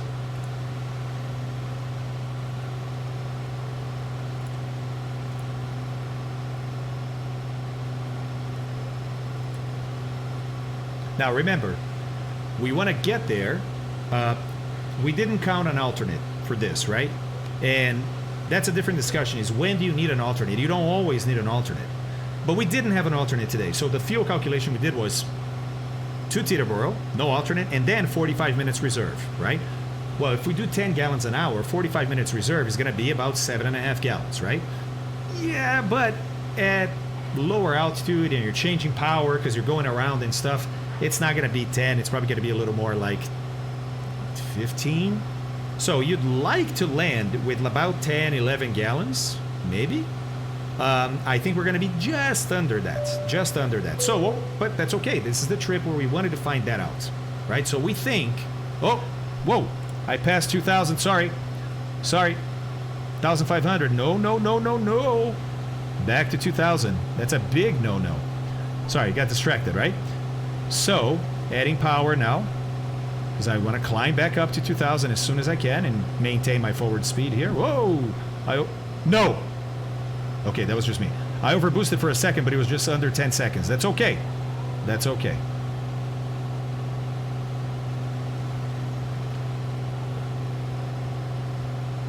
Wait, oh no! SJ! Buddy. Buddy. Buddy, buddy, buddy. That sucks. That stinks. All right, back to the power setting I had before, because there's 2,000. Level her off, let her build speed. Enjoying that rain. Still no localizer. Still no VOR. Okay.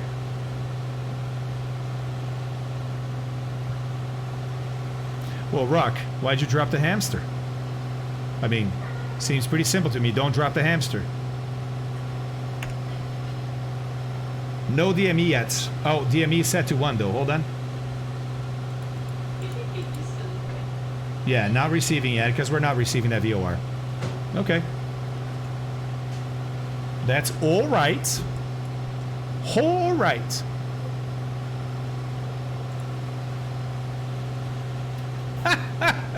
Our Singleton. Yes, Rodopsin, it does, doesn't it? Yes, it does. Watch that 2,000, trying to get back to it.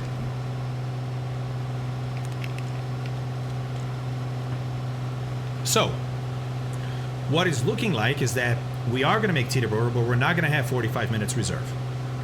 Now, if you recall, for the first hour and a half, I think, of the flight, I had a lot more power. Remember? A lot more power than what we determined was going to be the required power for the range that we wanted. Remember that? So it's quite possible that I would have... Hi, sorry to interrupt. What should you today? So to land is... No rush. Okay, yeah, to land is 17 minutes. So probably a half hour. Oh, I was giving you another full hour. You're going to do some speed time on the map. That's fine. We can get when you're done, though, please. Yeah. Even if it's not past an hour. Yeah. I'm just going to snooze a bit so I'm not too tired with that. Sounds good. All right, see you. Ooh. All right.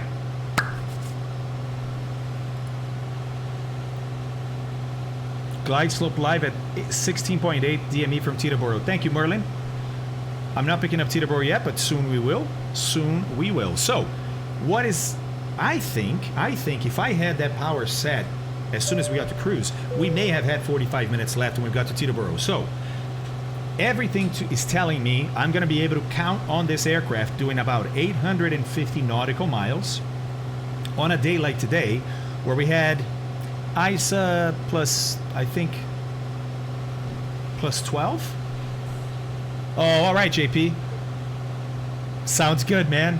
Wish me luck. Hey, we just picked up Teterboro. Look at this. Picked up Teterboro at 25 miles. Okay, cool.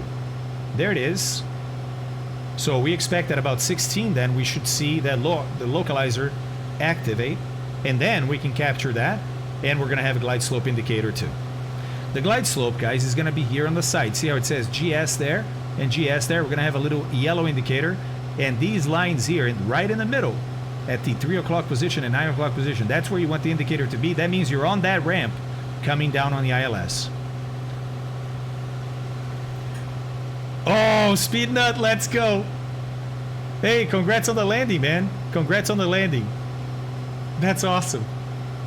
Oh no, Shaushki. Hey, but you're safe, buddy. That's what matters at this point. That's what matters. That's awesome. Let's go. Oh, little turbulence. Watch that 2,000 feet. Don't want to drop. Don't want to drop that. Watching that DME too, because I'm eager to see that localizer working. Yeah, fog, exactly.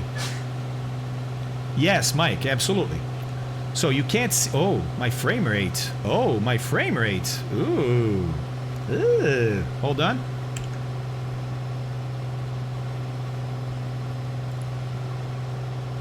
Yeah, I don't buy it. I don't buy it. GeForce Experience is saying my frame rate is 60 right now. I don't think so. I don't think so. Yeah, let's see, Ninja. Anyways, oh, whoa, altitude. 100 feet right there. Oh, and I see a little bit of the ground. Oh, yeah, look at that. Nice. We're going to break out soon, I think. So, yeah, Commander Decode, exactly. Exactly. Okay, yeah. Yeah, it is not 60 frames per second. That's funny. All right. Altitude. Did I just hear the engine cough? Did I just hear the engine cough? Your mind starts playing tricks on you. Weird. Weird. Wait. What happened? No, aye. Oh my god, dude. Holy moly. No way. No way. I'm so sorry, man. That sucks. That sucks. I hope I don't get one with all this frame rate going down. Paul Vaughn. That's awesome. Paul Vaughn plays Star Citizen, guys. Okay, I'm so sorry to hear that, man. Yeah, Citizen. So watch the mixture, right? We leveled at 2, and we never changed the mixture. By the way, most engines will run pretty fine from cruise setting all the way down to 2,000 or 3,000 feet without changing much. And ours is 2. Look, if I add a little fuel, we're definitely gonna get a new peak, right there. But I'm lean of peak, and that's okay. And that's okay. So, I gotta watch though, because look, is it gonna go past the red line? No, it's so close, and then coming down. I'm gonna be on the richer peak side. I'm gonna stay on the richer peak side. Good. All right, what's our DME? 19, and we're almost, I think, picking up that localizer. Glide slope. Thank you, Mike. So, when we receive the localizer, the glide slope's a different signal. Doesn't mean the glide slope will show right away. It probably won't show right away. But when it does show, it's going to be a yellow marker, just like this yellow here, right? It's going to be a little yellow marker. And it's going to move up and down on this scale here. There's one on the other side, too, so it doesn't matter which side you look at. They're repeats. And being centered on the glide slope, and what I mean by that is this right here, is that when you look at the profile, when you're on this slope here, that's where you want to be. You don't want to be coming in steeper than that. You don't want to be coming in shallower than that. To be on this slope, you have to have centered the glide slope indicator, the little yellow guy, right here. Oh, look at that localizer. Hey! Weird. It shouldn't be to the right, but I guess it is. So let's go. It's not going to be by much. Don't worry. Not going to be by much. So look, I don't have a glide slope indicator yet, but I do have a localizer, right? So if that indicator, by the way, is centered, that means I'm on that glide. Anywhere I am, close to the airport, far from the airport, doesn't matter. I'm on that exact ramp, right? If it's above the center line, then it means the glide slope is above you. It represents the glide slope, that ramp. So if it shows above, it is above you, meaning you're too low, you're below that ramp. If it shows below this solid line here, so in here, right, or in here, then that means it is below you. Got it? Okay, cool.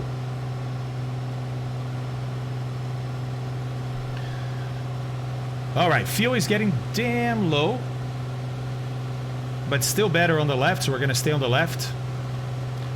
We climbed a little bit. Let's correct that.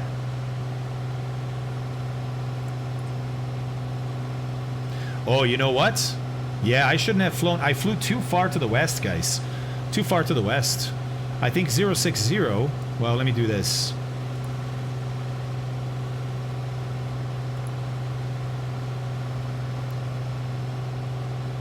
Yeah, it's here like this. So we're almost there. We're almost there. This right here is the localizer, right? It's just about 060.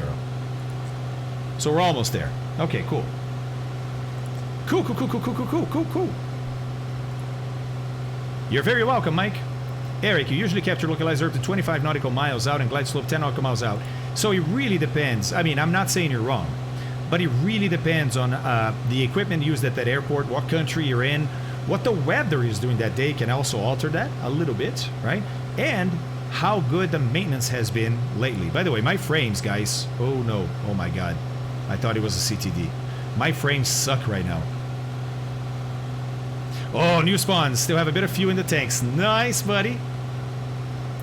Yes, Paul Vaughn, exactly. But actually, when we get to the localizer, do I have an approach mode here? Oh, I don't have approach mode, right? I don't think I do. I mean, I have nav, but I'm just gonna use heading, I think, when we get there. Hey, glide slope indicator, look at that. Oh, it's white. It's not yellow, it's white.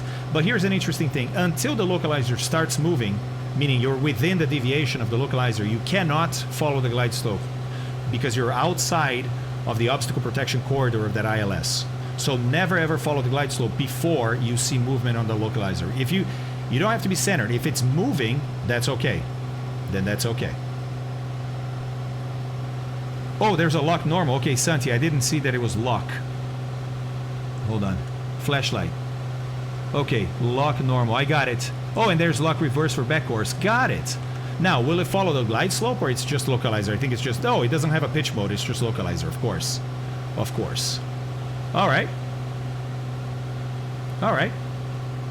So, things are looking okay, right? We have localizer being received, the glide slope being received. We're under the glide slope, which is where we want to be. You always want to intercept that ramp. You always want to intercept from below, never from above, right? We're about 2,000 feet. Yeah, the weather closed. Oh, no, there's some ground. Oh, localizer, look at this.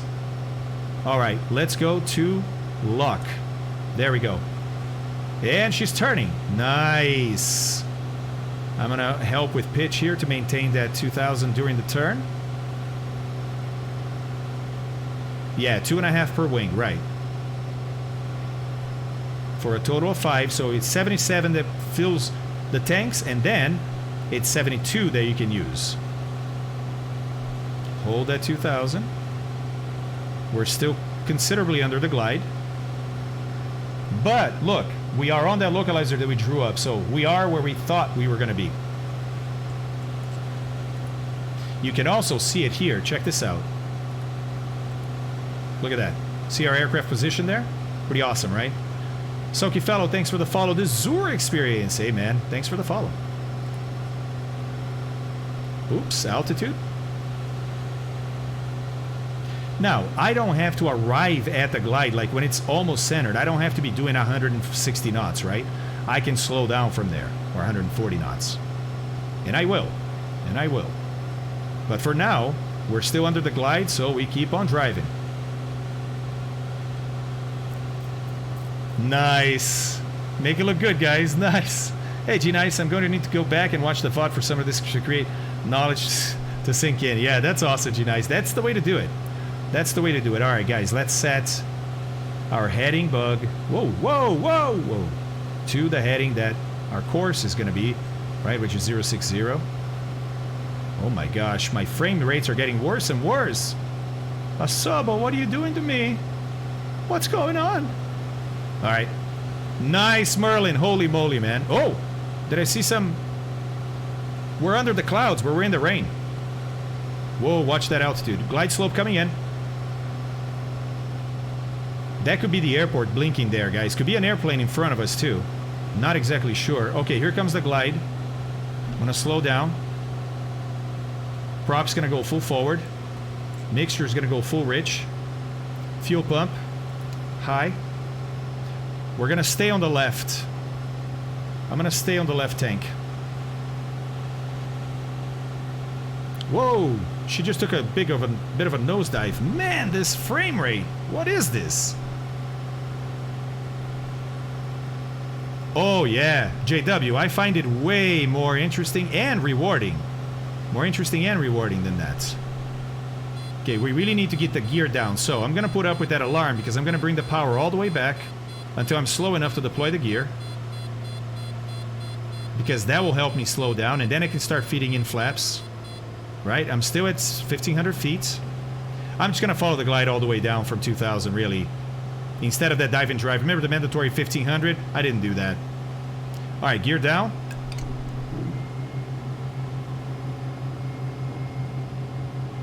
Trimming her a lot here. Trimming a lot. Oh, I think I saw runway lights. Yep, I think I see runway lights up ahead. Watch the glide. Real change in trim. Let's go flaps 10.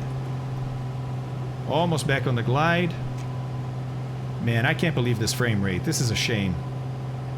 This is a shame. Alright, 90 knots. We're going to fly 90 knots and flaps 10. All the way until short final. There's the outer marker. And look at my NDB needle here, guys. It's ahead, right? It's about to flip. Look, we're about to fly over it. There it is. And I never heard the marker. So yeah, I got an audio issue there somehow. Glide slope, Mike. Check it out. We're pretty much on the glide, a little bit below it, right?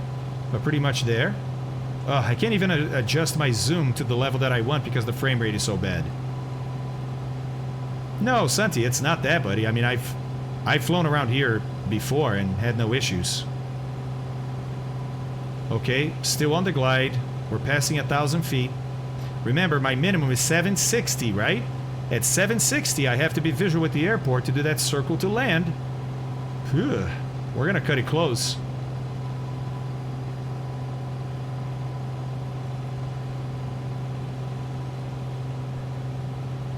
Red, what?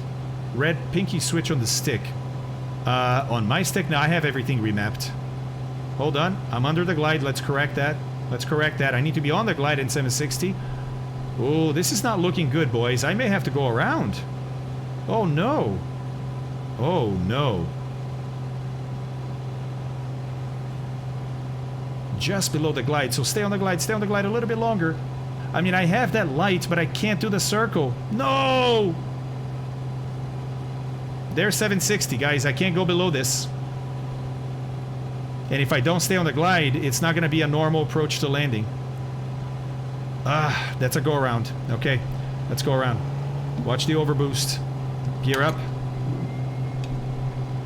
And flaps up. Alright. So now we have to intercept that, remember that radio from Teterboro and the other VOR. So I'm still going straight for this go around. So I'm going to take advantage of the time and dial in that other VOR. If we were going to stop at pattern, but to be honest, we need to get her on the ground, right? So range-wise, I know I can make this. Now I'm just worried about landing the aircraft. I'm not going to go to pattern. I'm just going to be vectored for a new approach here, guys. Right? Yeah, the fuel is going to be very low, Paul. Very low. Now I'm concerned about that. Right? Concerned about that. So I'm climbing well. I'm going to go to 2,000 again, and I'm going to vector myself around to try this again and see if I turn lucky. Right? Let's go back to heading. And if I turn lucky, I will be able to spot it next time around. Oh my god, this frame rate. Unflyable. Look how long it's taking to turn my... Well, there's 2,000. Hold on. Hold on. And that heading bug is taking so long to turn. I'm just going to turn the AP off. And I'm going to do it myself. Trimming up. Not up. I mean, I'm trimming the aircraft up. Right? I'm trimming down is what I'm doing. Don't know why I would say that. Okay, I'm going to bring that power a little bit back now that I'm leveled off, right? I don't want to use up all my fuel The tanks are about the same, so I'm going to keep it on the left for now. Keep her coming around to the opposite heading. Power's way back. We're almost on a 240. Yeah, the airport, oh, yeah, it's right there. Look, you guys are landing, man. I didn't see it. I couldn't. If you had to go around again and the fuel is almost gone, would you eventually be forced to attempt an emergency there? Yeah, or try to divert as far as you can. So, hi, great question, and it would, whoops, too much. And it would depend on many things. Like, for example, what's the weather at airports around this area, right? Maybe you're unlucky and there's just a big storm over Teterboro, but Newark is just south of here by 5 minutes or less, and it's wide open. Well, sounds like you maybe think about going to Newark, right? Or if you don't have fuel to go anywhere else, but you know that, man, that rain shower that just kept me from landing is going to pass really fast. Like, I almost got in. So next time around, I think I'm going to get in. No, Icebird, this is live weather. I mean, I have Rex, but I'm not using it. Sorry. I have it. I'm not using it. So you see what I'm saying? You see what I'm saying? Let me put this back to lock.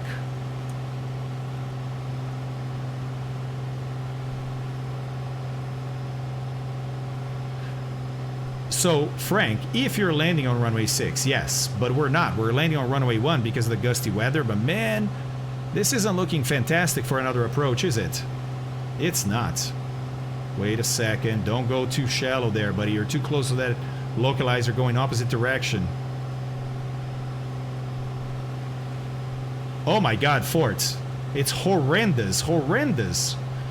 It started to happen about half an hour ago, maybe 20 minutes ago, and my frame rate is just awful right now. It's making it very hard to fly, to be honest. Rhodopsin, I could. I could.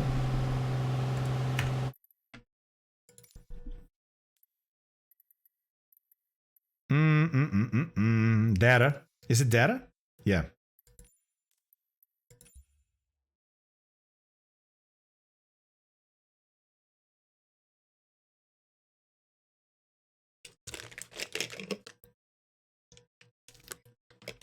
Same here, Fort. Well, Commander, I'm vested. I'm vested in Teterboro, right? I don't know, New Spawns. This is a big change. It's a big change, so I don't think it's a CTD yet. Oh, thank you, Hendrix. Appreciate that follow, man. So at this point, Commander Decode, I just want to make it in because now I'm curious about the scenery. You know what I mean? So obviously, yeah, in real life, you'd consider another airport. There we go. All right, let's see what we get now.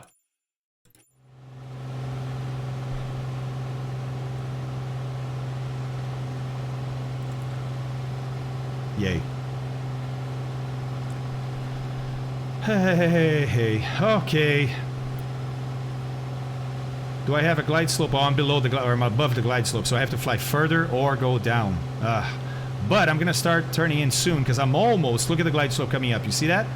When it's level, then I'm gonna turn back in. Oystick, I love doing it, man. I could keep on going for hours, to be honest. Hours. I love doing this. All right, there it is. We're level with the glide slope. Let's turn in. I'm just gonna manually fly her now, guys. All right, here we go. And let's just hope that we have a little bit better luck this time around. Keeping that altitude, keeping that altitude. Oh, Ninja, maybe it is, man.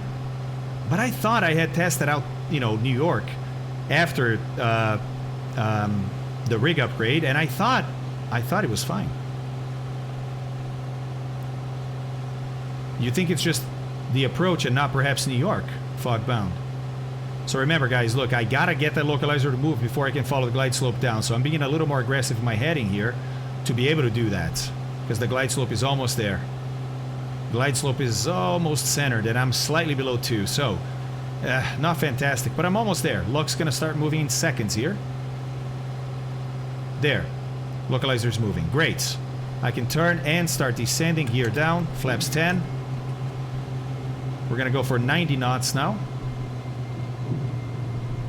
Follow that slope down. It's going to take about 500 feet per minute for me. And there's the localizer. Watch that descent. Watch that descent. There we go. Arrested. 90 knots. Add a little more power and trim. And trim. There we go. Glide slope almost there. Localizer doing well. 90 knots. Not too shabby. Not too shabby. And now we have 760. But I gotta tell you, if we don't see it at 760, we're proceeding on runway 6 and we're gonna land on runway 6. Not ideal. Not ideal. We're gonna have a huge amount of crosswind and perhaps even a little bit tailwind. Tailwind? No, I think it's all gonna be a crosswind. Whoa.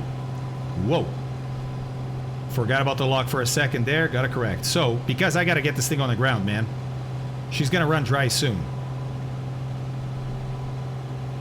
A little too fast. Take a little power out. Doing a terrible job keeping that localizer centered, right?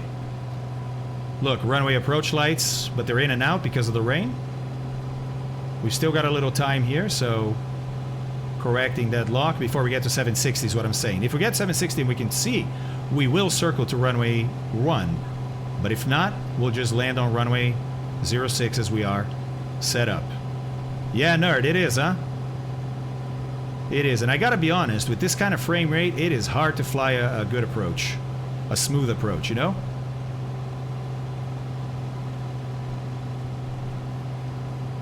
Look, it's looking a little better now, like I can see about half a mile in front of me, but it's not gonna be enough. Okay, localizer is back, so now, Jesus, man. I'm not anticipating the localizer, right? So I keep passing it, and so I have to keep, you know, going back to it. Look, it's coming. Whoa! What was this? What just happened? That was a weird weather sort of update? I guess it was an update. Frame rate's getting worse and worse. Yeah, maybe it is just the weather. Weird slarty, but you have the weather. Does your weather look like this? Watch the glide slope, watch the localizer correcting. Both. On glide, 900 feet. Watch the glide, on lock. No contact outside, getting close to our minimum 760. We got wind from the left, we expected that. We're gonna continue down to runway 6 and land with that crosswind, boys. Watch that glide.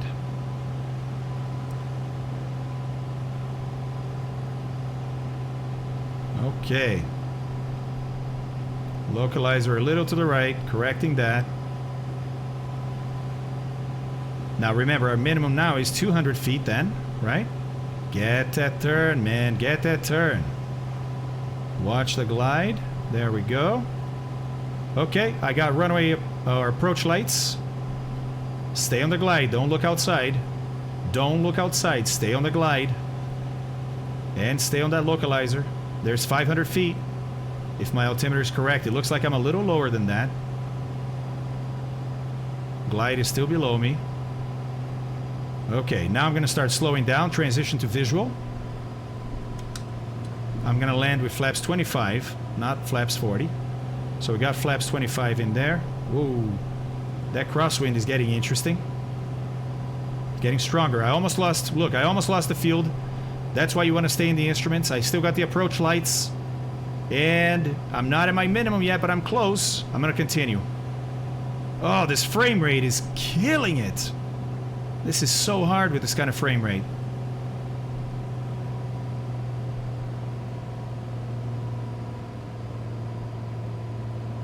Look at that EMAS there. Wow, well simulated.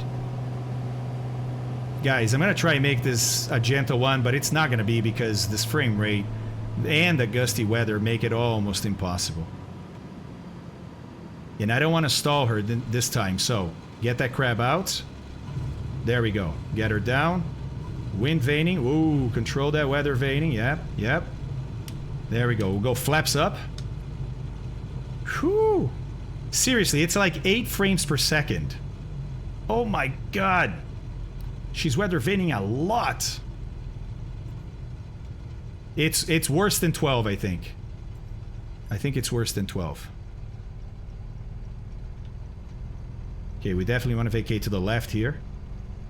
And now we're going to go Any collision is going to stay on, but the transponder can come off to standby. Flaps are already up. And we're going to keep the landing light on too. Wait, she's barely moving. Whew, Alec, that was interesting. That was interesting. Slarty, I never saw your answer. Are you here with this weather and you have great frame rates? Does anybody have this add-on? Because maybe it's the add-on, but I find that hard to believe. I don't think Flightbeam would put something out like that. Oh, thanks, Kofool. Live weather, but not that bad. Okay. We'll clear the weather and see if it's the weather that's screwing up this this frame rate, right? All right, guys, Teterboro, there's a billion places for us to go park. I'm gonna go to the right here. Oh, the wind is making us stop taxiing if I don't add enough power. No, oh, okay, you got the default scenery. Yeah, so maybe it is the scenery. But again, I would be shocked if it is. Yeah. I can, Zestran, hang on. Hang on. Let me just park the aircraft and we will. I mean, it's not even pleasurable to taxi and park like this, but might as well, right? Might as well. Look, 6 hours and 29. Not bad. Not bad. We expected about 6:15. We started that chronometer on the ground before we took off, so we weren't too far from it. Oh yeah, Rodopsin, really? Cro-Magnon himself. Nice, thanks for the follow, man. Man, this is a busy place. Look how many spots are taken. Okay, Captain Arash, yeah? Well, I want to look at this airport, so I think I'm going to try restart. But before I do, let's try troubleshooting a couple of things. Alright. Let's stop here for a second. Okay? Just for a second. Here's what I want to do. First of all, let's clean up this weather and see what happens to the frame rate.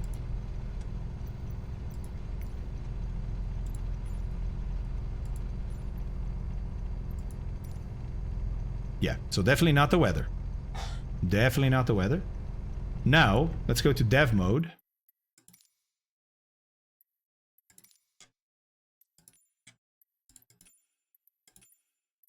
Alright, where do we go now, Zesran?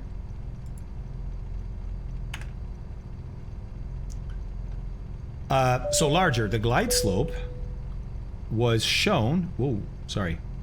I read where the glide slope is, either on the left or the right side. They're copies of each other, they're mirrors of each other, right? And I want to put the glide slope marker right on top of this middle line. That means I'm on the ramp. If the marker is the ramp, so if the marker is above here, that means the ramp is above you, so you're too low. If the marker is down here, the ramp is below you, you're too high. Okay. We'll see, Fort. A restart, if it clears this, should show that it isn't. Because people are saying it's not. Okay, options, display FPS, okay. Oh, yeah, you guys just want to see the... yeah, I gotcha. And we're looking for coherent what? Oh, coherent GTD draw. Limited by coherent GTD draw, or GT draw. Right? So is this a known bug? Avionics bug? No way. Really? What avionics fog?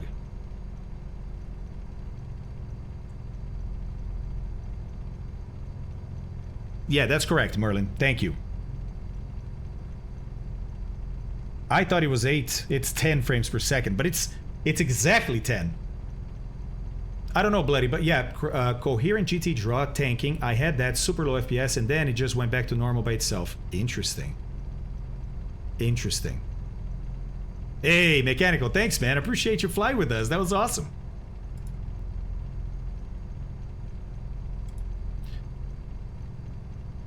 Okay, let's find out.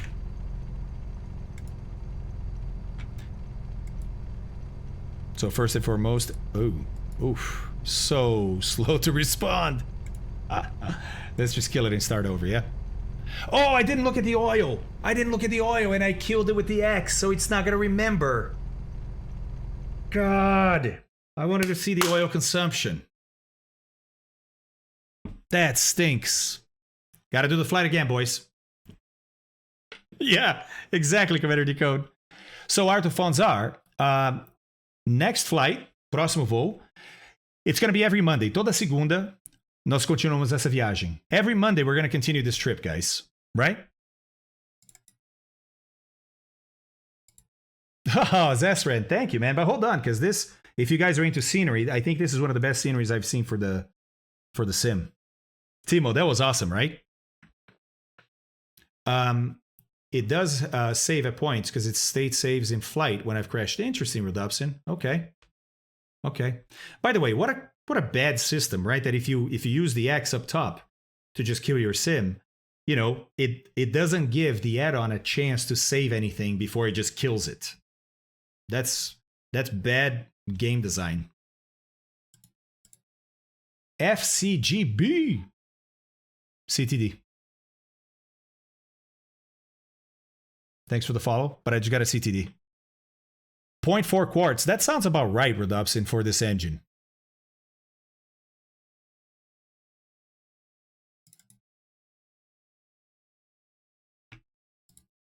Right, Ford. Correct. It does not mean, but I think Fog is not explaining here because it sounds like he has some knowledge of why this is an avionics issue.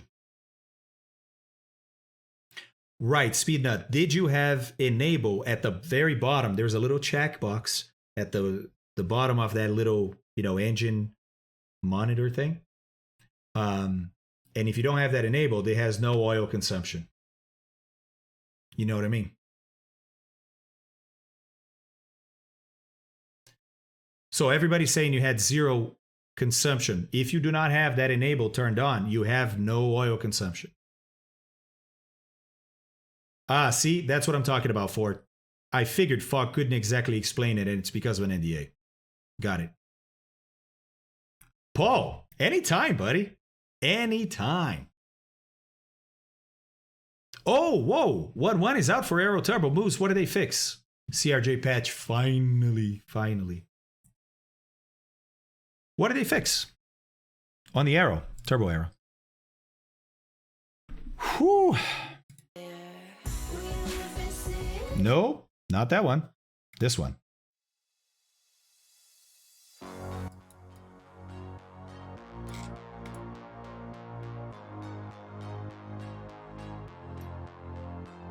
Put it on.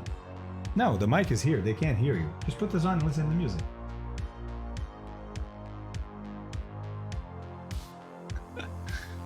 Oh, nice, Ninja. Thank you.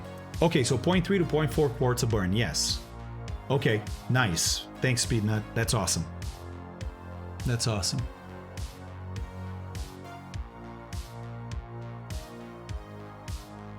Yeah, Fog is one of the beta testers.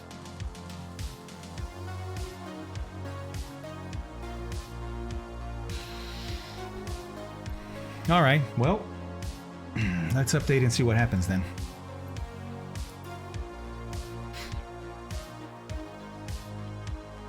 So this is the 787 fix, right?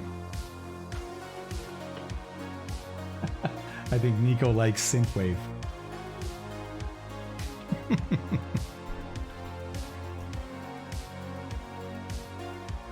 Oh, no, Ford.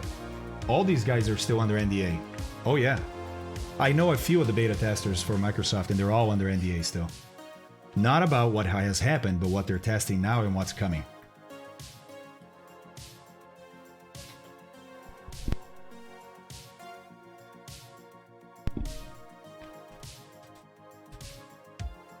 Isn't raining, huh? Interesting. Arwako, check it out.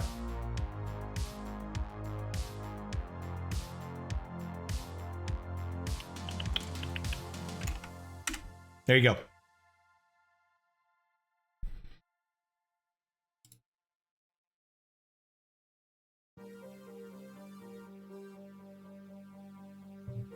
Thanks, Captain Fabio, says Timo. I'm going to go and download this game. That's awesome, dude. That's awesome, man. Let's go. Let's go.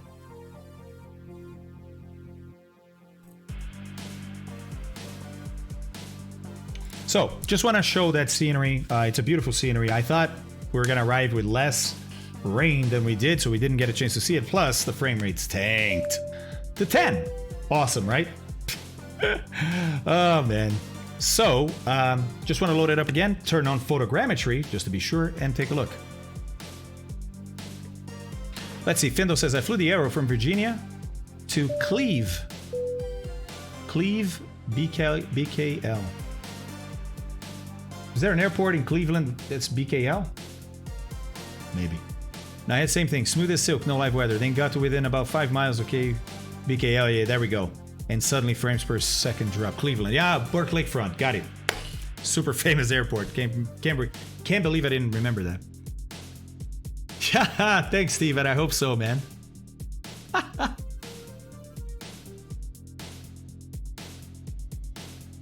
Boys, we did it.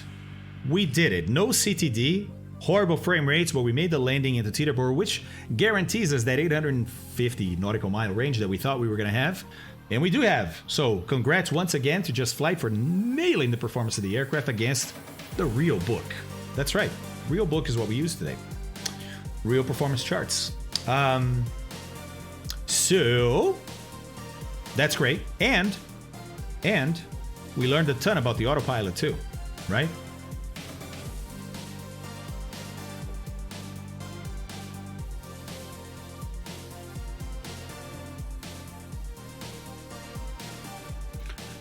You can work for the NSA and can't say you work for the NSA. Axon Jackson, besides performance, how do you compare the JF Aero to the Turbo Aero in terms of quality? Just as high. Just as well put together, professionally supported, and great in performance. Same. Fog. But that's just your speculation. I get it, you know.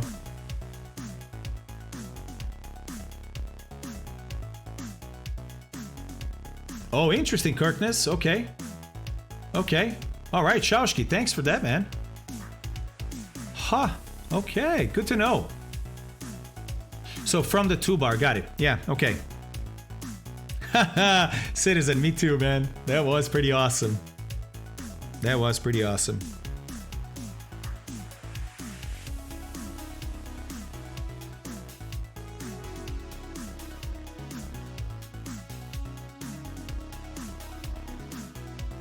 I like Synthwave. Sue me. Nice, Findo. I'm glad, man. I'm really glad. Haha, G-Neck, tell me about it. By then, hopefully we'll have a pretty good grip on the performance of the aircraft and we'll be pretty confident about what we can or can't do. And if something changes mid-flight, we'll have an idea of the impact, I think. Odin, thank you very much, man. Appreciate that. Thank you, sir. Appreciate the generosity. Once again, consider donating if you haven't. It's one of the ways that you can skip ads in the channel, and obviously you support the channel, you support me, and allows me to continue to do this. So thank you guys, appreciate that. Oh, good question, Findo. I don't know. I don't know what the current rate is for ferry pilots. It tends to vary over time. I'm not exactly sure, man.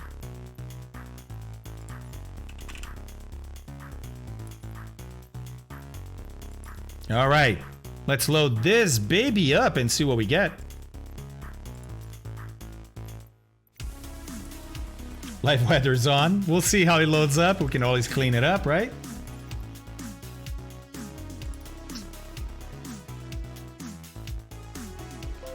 That's what a lot of people are saying, Ninja. At the end of the day, I think nobody really knows except the team that's working on it, and maybe they don't even know until they do it, you know, like the Asobo team. Because every code's different, you know, every engine out there is different, graphics engine. So, who knows? That's right, Rock. That's right, baby. That's what happens after 7 hours of flight. Oh, Arva, thank you very much, man. I appreciate that. Thanks for stopping by.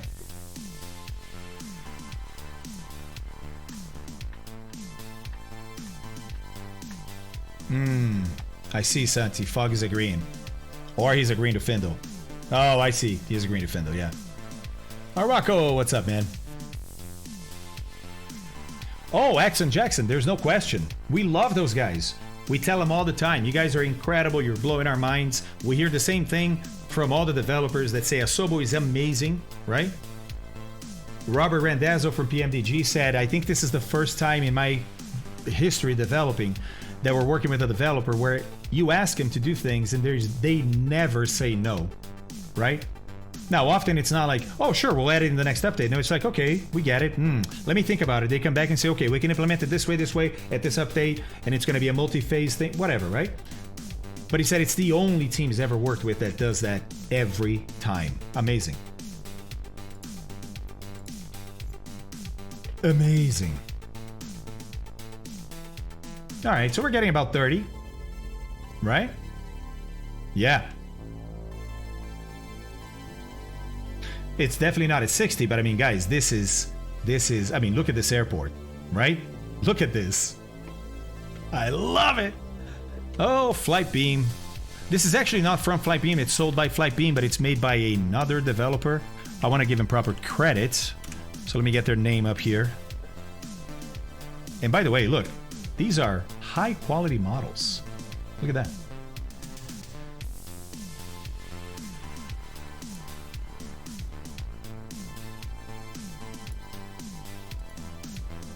DreamFlight. This is a DreamFlight. Guys, can I get rid of this, or do you guys want to keep seeing it? Does it matter since the frame rate's good? Oh yeah, photogrammetry was off. That's right. Let's turn it back on. It will take a minute, but that's all right because we want to see it, right? With that on.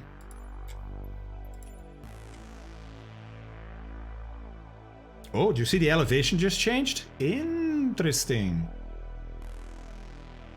GNAC, we keep asking them for that. Actually, they finally addressed that question in the last developer Q&A on Twitch. And it sounded like either they're Oscar-winning actors or they hadn't really thought much about this because they're all like, well, I don't know how, you know, they're developers, right? So their brains start immediately going like, oh, how would we do that? How, you know, so I don't know, man, but we'll see. Well, virtual, let's not. Let's leave it on, and then if it breaks, then let's turn it off and see what happens. Just resubscribed for 2 months. Arctic 2 saludos. Blue Mana, let's go, man. Thank you very much. Okay, so it definitely changed elevation, looks like, right? And my frame rate's better. I gained about 15 frames, guys.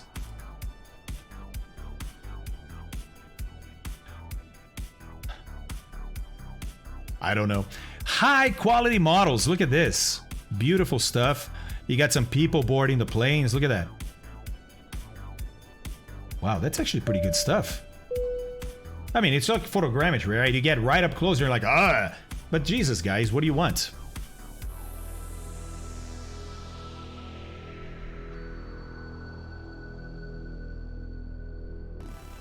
And by the way, Teterboro is always at least this busy with aircraft. Normally, even busier than this. As a matter of fact, hold on a second. So we're gonna go to Jet Aviation. Jet Aviation is one of the biggest FBOs here. And this right here, oh, this is a very light day for Jet Aviation. Normally, on a busy day, there is literally no space open anywhere in here. It's like this, but everywhere, except for the taxiway.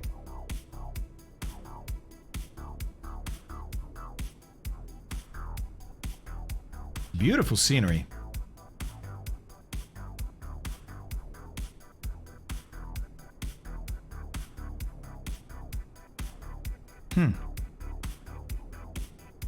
Yeah, it could be Captain Arash. Could be.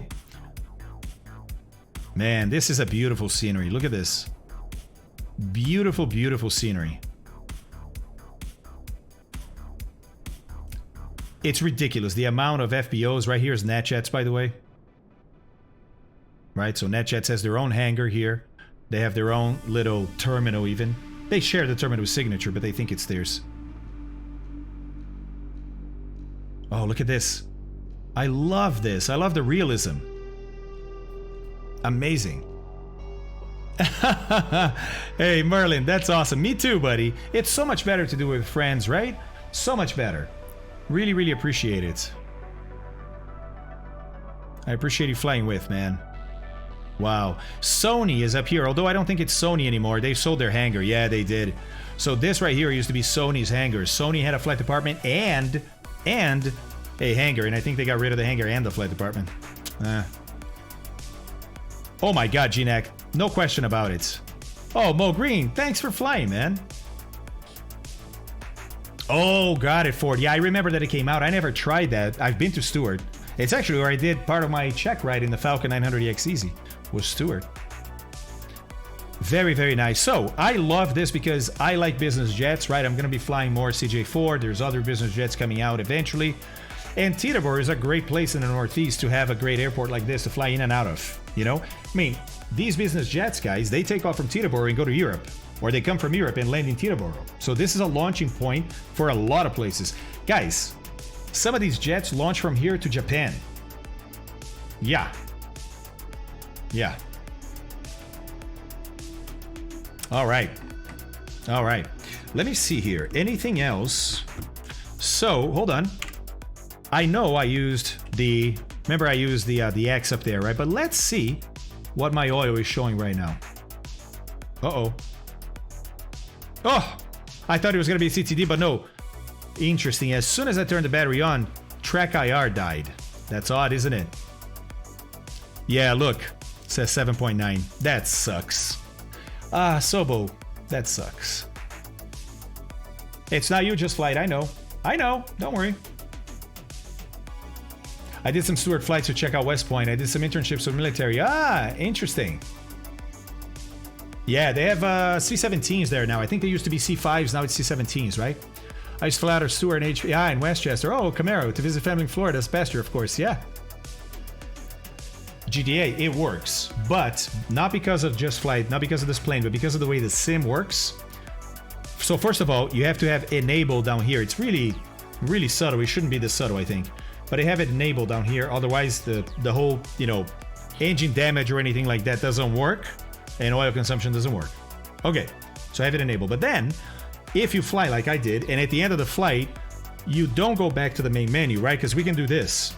Escape and main menu. If you don't do that, because another way is you can just hit the X on top of Flight Simulator and it just stops Flight Simulator. Like most applications get killed by the X. If you do that, it cannot store any of the data that was where during the flight. So if you consumed oil, if the engine had damage, even after you landed and shut everything down, if you turn off by using the X on the top right, you're screwed. It can't. The sim doesn't allow the plane an opportunity to save that stuff before it kills the process. Captain A-Rash, take care, man. Yeah, I know, right? So that's what I did. I did that because I had the bad frame rate. I was trying to fix that, didn't think about it, and I lost my oil consumption. But luckily, at least two of you guys told me that it took about 0.4 to 0.6, I think it was, quarts of oil in a 6.5 hour flight. So we can then figure out how many quarts per hour, right? It's going to be like 0.07 quarts per hour does this aircraft consume, because then we can actually take oil with us when we know we're going to be landing at airports that perhaps don't have oil during the trip, or oil is going to be too expensive, right? Yeah, Axon. Yeah, that's bad. That's bad game design, unfortunately. But hopefully they'll fix it. Yeah, GDAB, of course, man. Of course. All right. Oh, forgot Trek IR isn't working. Okay. Well, guys, that's it. Any questions, any concerns, anything that we didn't cover today?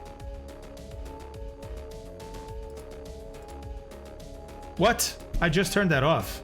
Why did it come back on? Did you guys see that? What?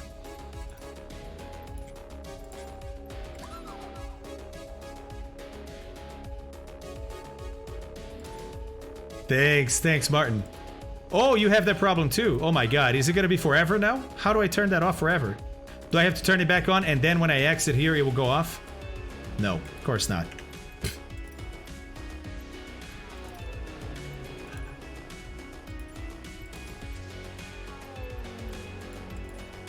Oh, you have to quit the sim. Of course. Of course. So let's turn it off, exit the dev mode, and then next time we start, we hope it's not going to be there. Got it. Thank you, Sir Low. Appreciate that. Yeah, okay. Got it. Well, guys, thank you so much for joining me today. Woo! Look at that. This was an amazing flight. This is where we're going to start right? Our flight to somewhere in Canada. Oh, the camera's all screwed up now because of Trek IR. It's where we're going to start then our flight somewhere to Canada, and probably 2 different places in Canada before we actually cross over to Greenland. So we got plenty of the trips still to come. And here's what I think I'm going to do for the destination. I'm going to have you guys suggest what the destination should be. So Ford, I know you don't like creating new channels on the Discord, but can we maybe please do just one temporary? Because I'd love people's recommendations for where are we going. I said that, hey, it's a flight from Florida to Europe. We didn't pick a destination in Europe just yet. Maybe there's a scenery you want to check out. Maybe there's a place you like. Maybe there's a place that's just challenging in some way, right? And you want me to try it. So, okay. So you guys tell me the channel where this stuff over days and days isn't going to get buried, for me to go back and read. You guys decide, mods. It's up to you.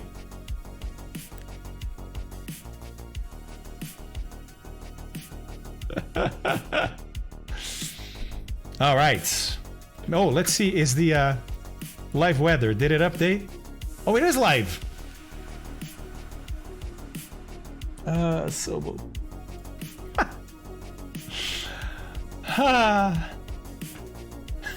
Rock.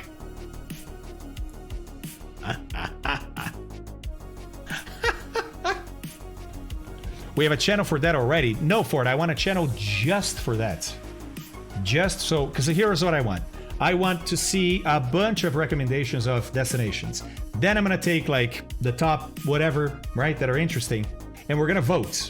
And the top destination, right? Whoever suggested that first, that's why I need a place where, oh, this is all I see, is going to win a scenery for the destination that I'm going to buy them. See what I'm saying?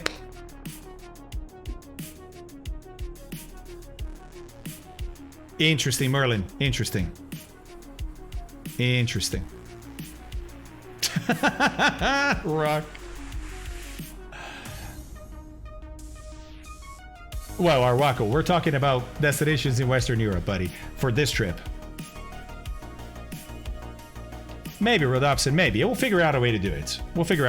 It's time to end the stream. We'll keep that going in Discord, yeah?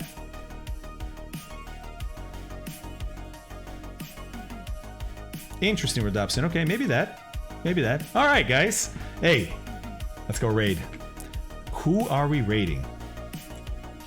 Thank you, everybody. That was an amazing flight, wasn't it? Thanks for coming along, man, and thanks for supporting me. It's, unbelievable. Unbelievable. Zesran. You're funny, buddy. Funny, buddy. All right. What do we got here? Thank you, Rock. Appreciate that. But wait, Ford, we need to keep... People are going to have the same recommendation. We need to keep track of who sent the recommendation when. Because it's the first person to suggest something. If that becomes the destination, they're the ones that are going to win the scenery. So, obviously, if it's a default scenery, what are we doing, right? Then we're going to have another prize. In real light pie... Oh, it's Clear Takeoff. We've watched him before. Right? Let's see. Bottom. Single viewers. Real world routes. Some Airbus action. London to Marseille, okay. Canada flights and bourbon. Happy Memorial Day.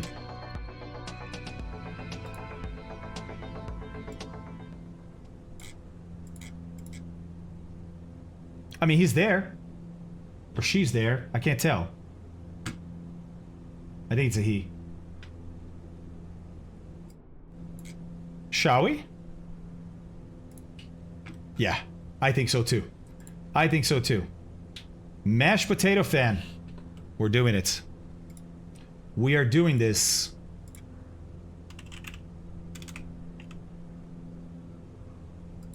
Let's go. Guys, thank you all. Thank you for the support. I'll be back tomorrow. Tomorrow and the day after, we're going to be talking payware economy sims versus free economy sims. I'm going to be posting on Discord later today. You'll see it, right? You'll see it. But that's what we're doing tomorrow and the day after. Thursday, we're hitting this yes once again. And then Friday, Group Flight! That's right, on the MSFS official channel. That's right. All right, guys, love you. Thank you. Let's go raid.